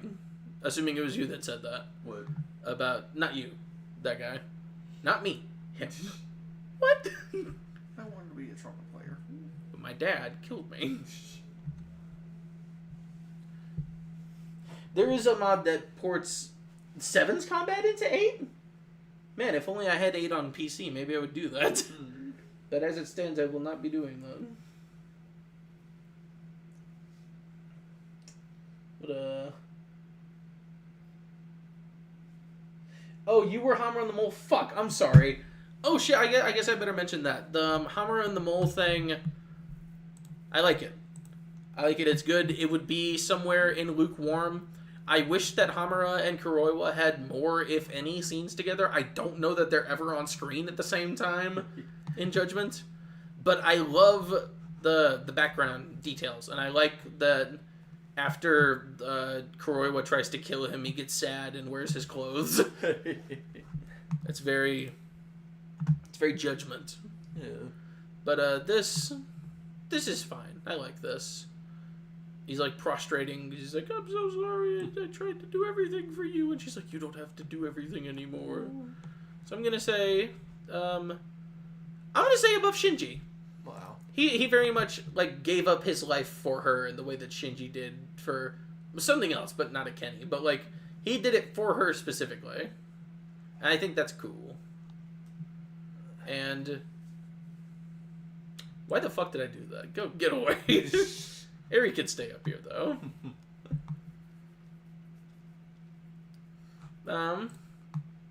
Here we go. We've reached Kaito Files. Mikiko and Kyoya. Where the fuck is this going in here? Because, like, the thing is, their relationship is not really fun to speculate on. He might be... I don't know that he's worse than Majima. He did have a kid to systematically abuse the kid and use him as leverage against her in the future.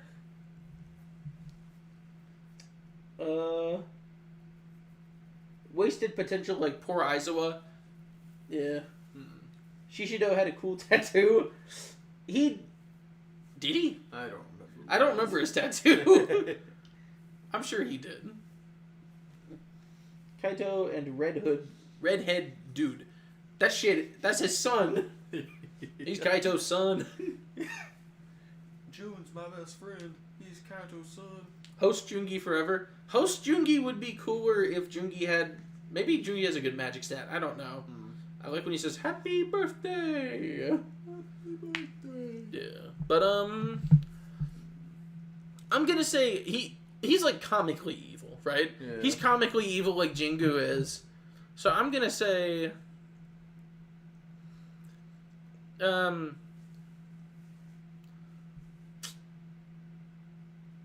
gonna keep him here. Because again, their relationship itself is not very interesting in any way. And the amount of shit that he did to, like, everyone, I think, puts him here. Kyoya Sadamoto is easily one of the most, like, fucked up characters in the whole series. And I love him for that. He's so cool. Attack effects, spell damage, more than magic does? What? Yakuza 7 stat management moment. So we've got Shirakawa and Mikiko.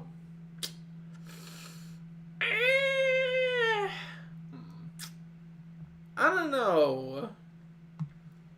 This is one of those things where it's like, I feel like I should put him and call the police somewhere, but like, in canon he didn't do anything to her. He's just not interesting at all. And she doesn't feel anything for him, also. It's just, like, him pining over her, which, like, his pining is okay.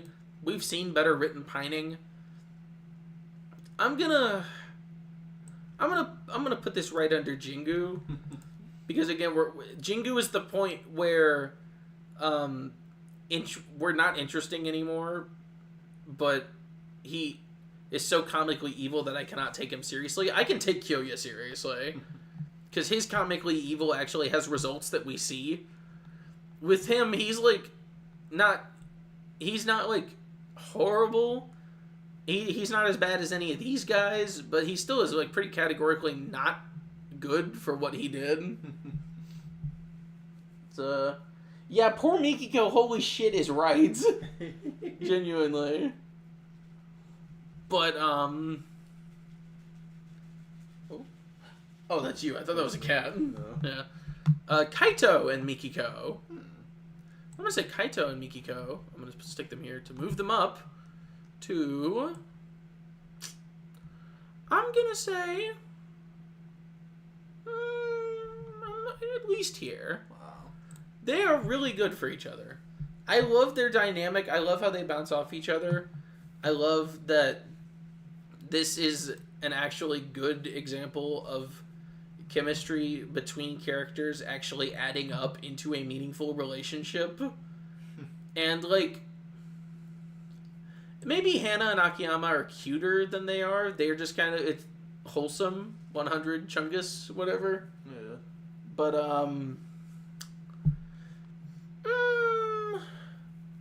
yeah. Yeah. Because I don't feel as strongly, because this story is so self-contained that it just kind of exists on its own terms. I don't fan out over Kaito and Mikiko as much as I would for Akiyama and Hana or any of these other guys. But they are at least as good for each other as... he never cheated on her. So he's above where Takashi and Kyoka are.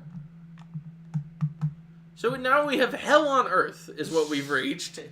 That being Ichiban and Psycho in infinite wealth. I don't know how you can write this. I don't know how this is possible. How are we here? How did we get here? What the fuck is going on? You good? Yeah. It's like... How do you do this? How do you start your game out on such a weird note of Ichiban, like, I was mentioning earlier, the thing with Kenshiro, I was like, how many times have a character said I love you in this series? He basically said that! Unless there's some, like, language nuances I'm missing with what he said to her in Japanese.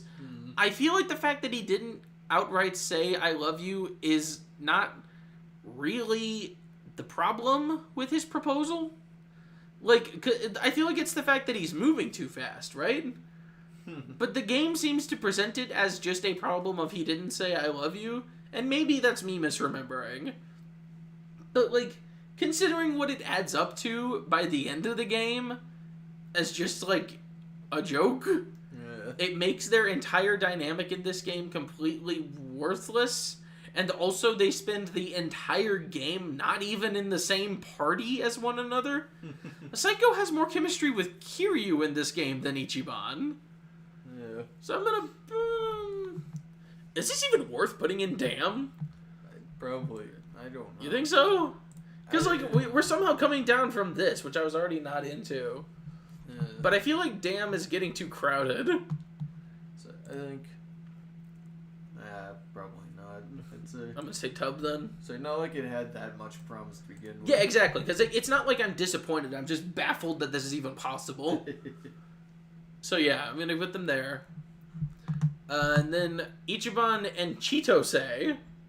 I don't even remember what these two had to do with each other. Like, do you? They met up once and then through the course of whatever time they spent together fighting the guy, she fell in love with him. I guess. And cleaning up trash on the ocean for the cold people. That's it. What?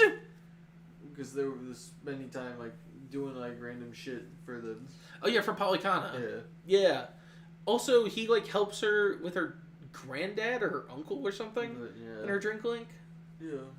Does she like kiss him at any point? I don't think so. So why is she even there at the end? Because, I don't know.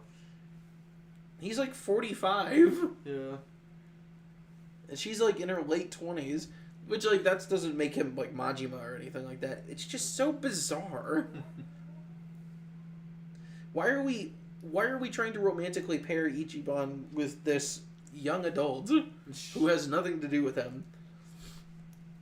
And it's like, I don't even know that they have much chemistry, really, but I just don't remember much of Infinite Wealth to even say confidently. If I do a funny gaming on Blue Archive, will I call it Blue Waffles?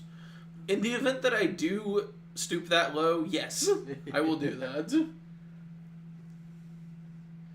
It's because he said, "Will you marry me?" Did he? Is it because he said, "Will you marry me"? I thought the whole thing with Kiryu was that Kiryu just said, "I love you" to Yumi, which would have loved to see that. Because like Kiryu's just like, I said I love you, and Ichiban was like, "Oh, no!" But I don't know. It's so weird. It's so comedy first writing, which is very strange for your like the heart and soul of your series to treat him like that. It's very strange. Isn't he like twice her age and he rejects her advances earlier? Ooh, Chitose? Maybe. Yeah. I don't even remember. You're saying, oh no, wait, what's going on with oh no, wait? He gets tricked by her twice. Yeah, because she was like, oh, I'm betraying you, but maybe I'm not betraying you, but I was betraying you, but what if I was betraying you, though? Yeah, but and then, I trust you either way. It's all and right. then, Dog. Wheelchair Wonder comes in like, she was betraying you, but she didn't even betray you that much, but she did betray you, though. How do you feel about that? That she betrayed you so much? It doesn't matter. She said we're friends now, so that's We're cool. friends. I'm doing the Nanba thing, but worse. I don't know. At least Chitose didn't kill a bunch of Koreans. Where did Akiyama and Astolfo go? Akiyama and Astolfo are up above Nishitani and below Akiyama and Lily, which I'm sure could be taken very insultingly. I don't mean it like that. It's cool. It would work. It's cool. It's okay. Everything's cool. They're going in tub. They're going in tub. Because they don't mean anything and nothing happens. So, this is... I don't even know if this needs to be here necessarily, but I felt like I wanted to bring attention once again to the fact that Masumi Arakawa went and had Ebina with the boss's wife that he wanted him to marry in the first place. Yeah. He didn't have to do that. He was fully within his power not to do that, I think. Yeah. But Riona, oh yeah, I omitted Riona and Mitsuo from this because they're kids and I feel weird trying to speculate where I would put actual kids on this list because we have like rapists and pedophiles on this list, so it feels weird to yeah, I don't remember much of Infinite Wealth in general.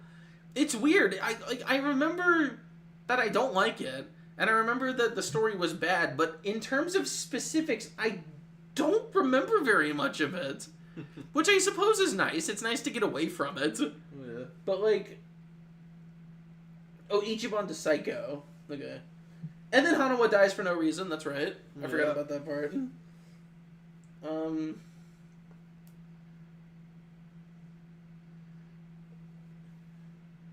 I did put Hirose and Haruto in OTP, but that was because Haruto is actually a 9,000-year-old dragon god, and Hirose is like his reincarnated lover. That's why he kidnapped him. It's okay.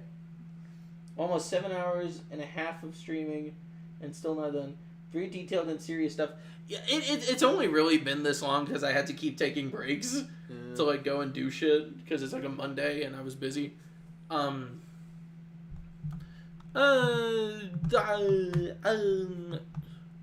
just not even gonna bother ranking this, honestly. It doesn't need to be here. I just wanted to bring attention to the fact that he did that. I don't think he loved her. Does she love him? I don't know. She doesn't matter. She's not a character. Who knows? We have... Who is this?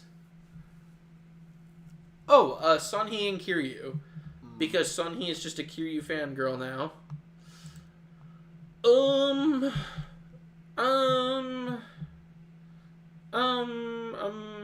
Tub?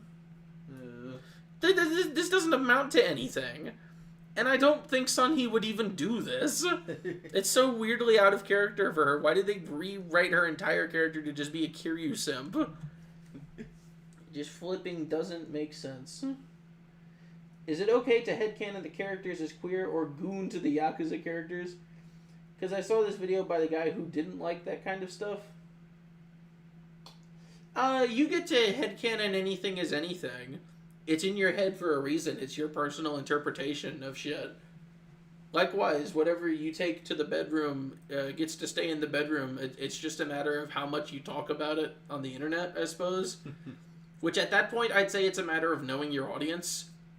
I don't know that I would stream this to, like, the entire world, because I feel like that would just kind of be weird to drag way more people into something like this. But the fact that this is something, presumably at least, the only people here are people that are vaguely interested in this. So, it's a matter of, like I said, it's a matter of knowing your audience. I'm putting this in tub because I don't care anymore. Yamai and Woman, the boss's wife. This came out of nowhere, and it was really dumb, and it didn't matter for his story at all, so I'm going to put it here. And it's funny to me that there were this many relationships in Infinite Wealth to consider. It's like the evil version of Yakuza 1, where there were so many and they were good.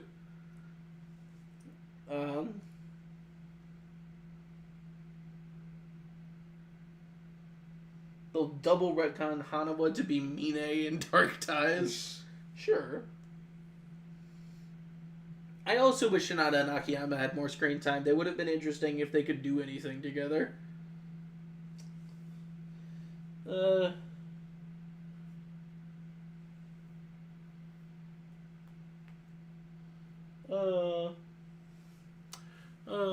Ichiban double rape.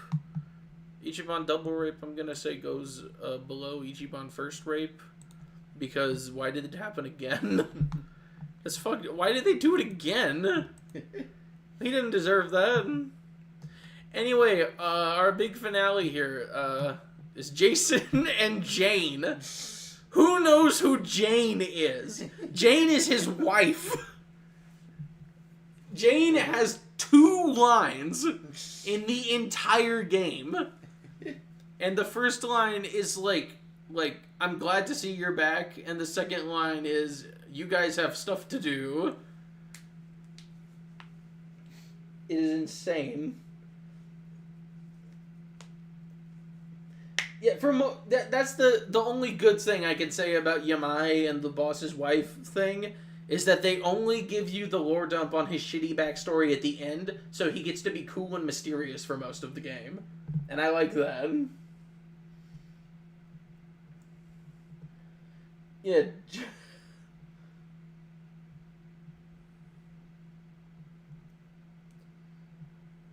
Oh, Jason, you're back. Exactly. I'm gonna just go tub. There you go, because there's nothing. Goromaru as a boat is a tub, but it goes at the top because at least it's a boat. Everything else here is bullshit. And there you go. That's my list. Wow. I accidentally. The only things that don't make it on are a call to read an article, a reminder that Masumi Arakawa sucks, and a guy who I forgot it was his sister. But there you go. That's my list. We did it. Oh, yeah, you didn't use your OTP poll. Oh, yeah. Do you want to use that now at the end of things? So I gotta put like something up in OTP. I mean, you don't have to, but if you want to, you can. I have literally no stakes in this. I don't care about anyone. Then why are you even doing this? I forgot why. Damn. It must be your Alzheimer's developing. But yeah, there you go. Oh. These are the ones down here. Majima made it down at the very bottom because we had a whole revelation about him.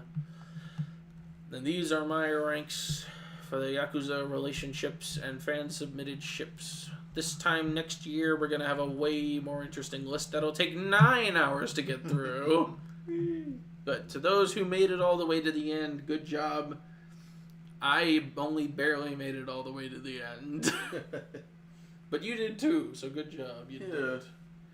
We did it. A Goromaru X Yamato? Now there's a ship. What kind of baby would that have? Here's my OC, Jane Majima Arakawa Dojima. She's married to Majima's aborted son, and she's Komaki's strongest student. That's the one thing I can say about Jane, Jason's wife. She doesn't have a last name. Yeah. What's his last name? Rich. Oh yeah! I forgot about that. Jane Rich. Wow. Wow. At least she's not a Mary Sue.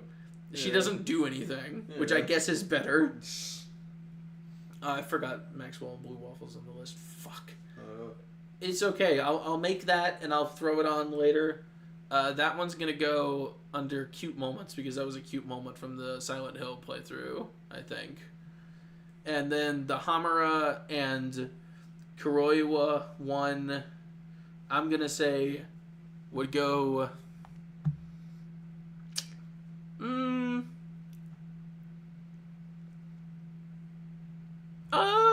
Above the other Hamura one. I was gonna say between this and Somaya, because I still think Somaya makes for the better story. But in terms of interesting character dynamics, I'm gonna put him above this guy. I wish we could have seen more of them together. But there you go. Wow. That's the list. Here we do it. Wait, Jay, put Majima Park as your OTP. You still have time. We did it. Jason is drunk dad coded who throws beer cans at kids and gambles with his child support money.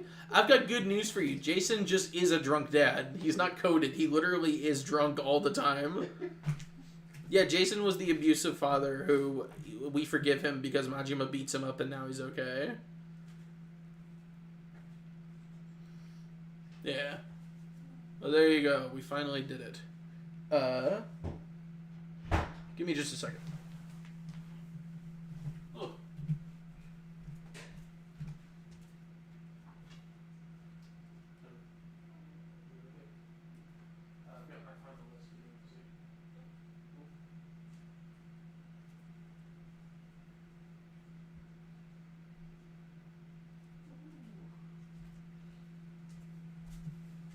Alright.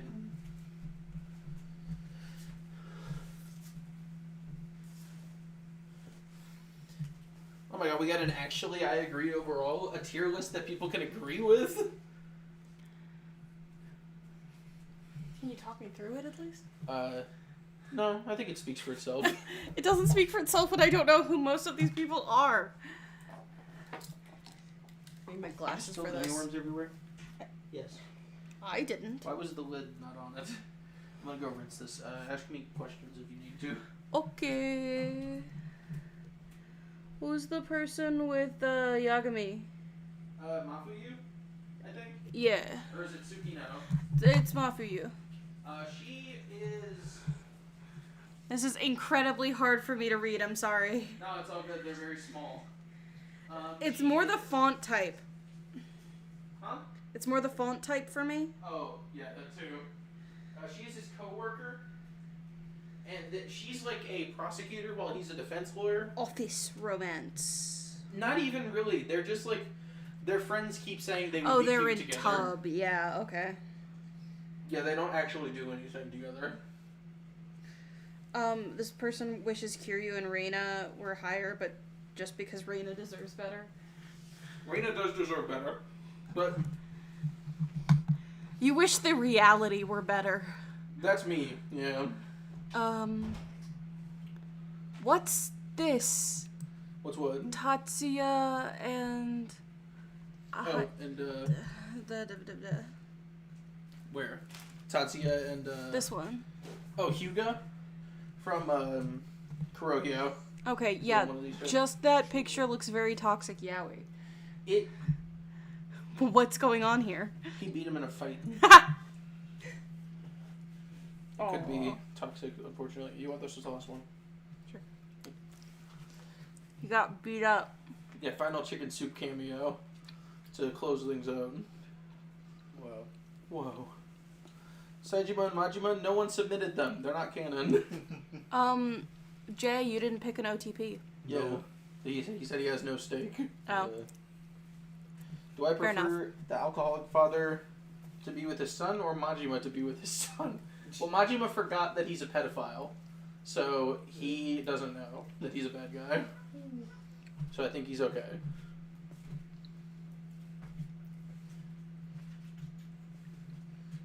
Takashi and Kyoka placement. I'm glad we like all the Yakuza 1 representation on this list. Okay. I'm surprised how many of them are functional and good relationships. I don't know if Reina can be overrated by anybody but me. How many Reina fans are there in this world? I am so disturbed by how many call the police there are. I'm not. I was expecting that. Okay, so the way I organized it is everything above Jingu is interesting, and everything below Jingu is heinous, basically. Wait, where's Jingu? Jingu is the Sepia one. Ah. It's because he's, like, comically evil and, like, tries to kill them, and that's bad, but it is so extremely bad that it loops back around to just kind of being funny. Okay, what's this? Why are they staring into the camera together like it's a He's forcing Christmas greeting card? He's his superior in the Yakuza, and he's forcing him to kill somebody. Oh, yeah, that's pretty toxic, Yowie. Yeah. Majima and the watermelon. What are you? Whoa. Chicken soup X nugget? That's not right. Saejima X jail. That's real. I have great opinions about all of these people that are really fleshed out and brilliant. Yes, indeed. I wish I could express them, but yeah. You're just sorry. so overwhelmed by how wonderful this list is. Yeah. Yeah. I'm just yeah. Oh, look at that. We're out of time. Yeah. Ichiban X poor writing. Is it Dragon Quest? Yes. Ichiban X Dragon Quest. He does love Dragon Quest, it's true. Ichiban X Akira Toriyama, the guy who did the art for Dragon Quest and Dragon Ball. Ichiban X Your Name. The movie? No. The Oh, trope. YN? Yeah. That I can imagine there's a lot of that. Yeah, they have so much in common. Me and Ichiban? No, Ichiban and YN. Senseless self-inserts? Yeah. Right. I get it. Namba X Tomizawa. Kiryu X No, that's Cancer? like Damn. Godlike's right hand. They're Yeah. the same person. Guys, the crack ships are supposed to be for next year. Is that what we're doing next year? Yeah. I forgot what we were doing next year. Namba's I need to get Socialist. playing. It's true. The Nam We missed Akiyama and 6. Yeah, I forgot, guys. I'm sorry. Nonsense. At least one person knew what I meant by your name. I didn't. It took you a minute.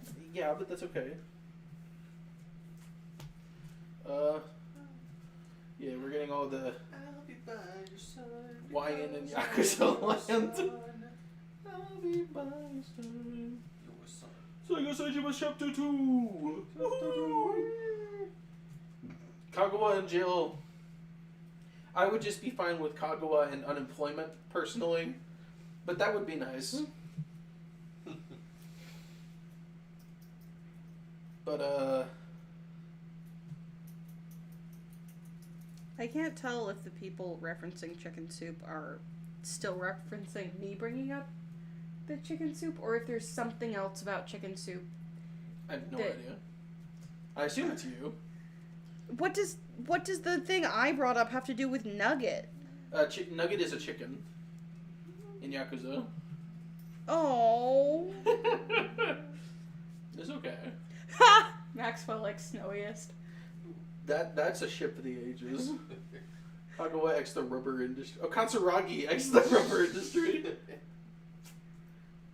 He was very familiar with their game. Kagawa X Damon Mills. True! Mame? Mame? Mame. Mame the dog? Does he not like the dog? Snowiest? I don't know. Interesting lore drop, if that's the case. Yakuza Max X Eddie Murphy. Again, that's a self-ship. Have I considered voicing my support for Gaza? It would be up my alley, yes. I don't know that here is the place for that necessarily, but Israel, I'm gonna ship you with middle finger. Ship you with bad people. I'm gonna ship. I mean, someone did ship Kago with Netanyahu earlier. I think that works out. I have not watched Snowy's video. It's true. No one watches Snowy's video. Who gives a shit? Who watches him anymore? Why is everyone talking about Snowiest? Apparently, even Snowiest is mad at RGG right now.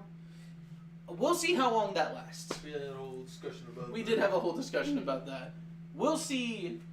We'll see who grifts who, woke moralists. Israel x Palestine, that's the timeline we're living in. I don't think that's true. I think that's the opposite of true. I think he's talking about the Snowiest thing. The timeline we're living in is where even Snowiest is mad at RGG. Oh. Snowiest X Pirates in Hawaii. I'm sure he still likes that game. Yeah. Guys, it's not that Pirates in Hawaii is a bad game, it's just that RGG sabotaged it. What the That hell? means it's a bad game. No.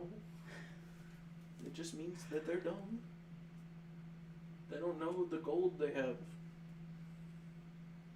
Toxic Yalu. Yalu. Wow. But yeah, I think that's gonna be it. We're officially... I'm exhausted. It's been a good day, though. I had fun. Everyone had an equal amount of fun, I think. Yeah. I'm glad we were all able to have a love everyone loves. And even you can love, too. If you...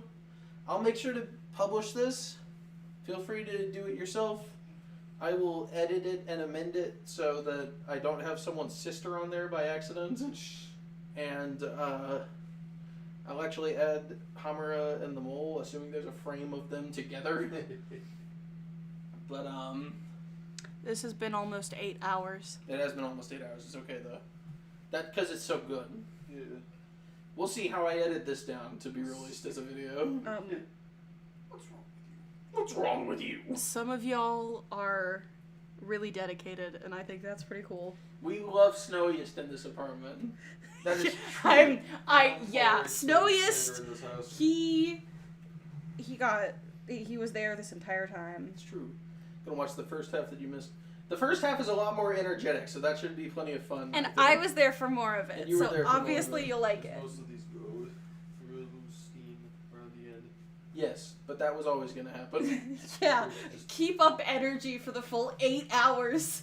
You scared us all because of the scary maze game. That made us all too tired to have fun. Once we edit this, We love once this gets Snowiest, edited Max. down- I fucking love Snowiest! Once We, we that's what says calmly. Once the edited video comes here, the video will be nothing but my segments. I was gonna say I was talking to Emma about it. I wanna maybe, you know how I just did gaming when it was me? Yeah. I'm thinking of just doing funny So- for you. I had a whole conversation about the people calling it saddest gaming. Saddest gaming. I recommend the title Unfunny Gaming. No. It's only funny when you're around. Is that like I bring the gaming, you bring the funny. things become funny First when we I'm funny, around, but when then it's we just- gaming.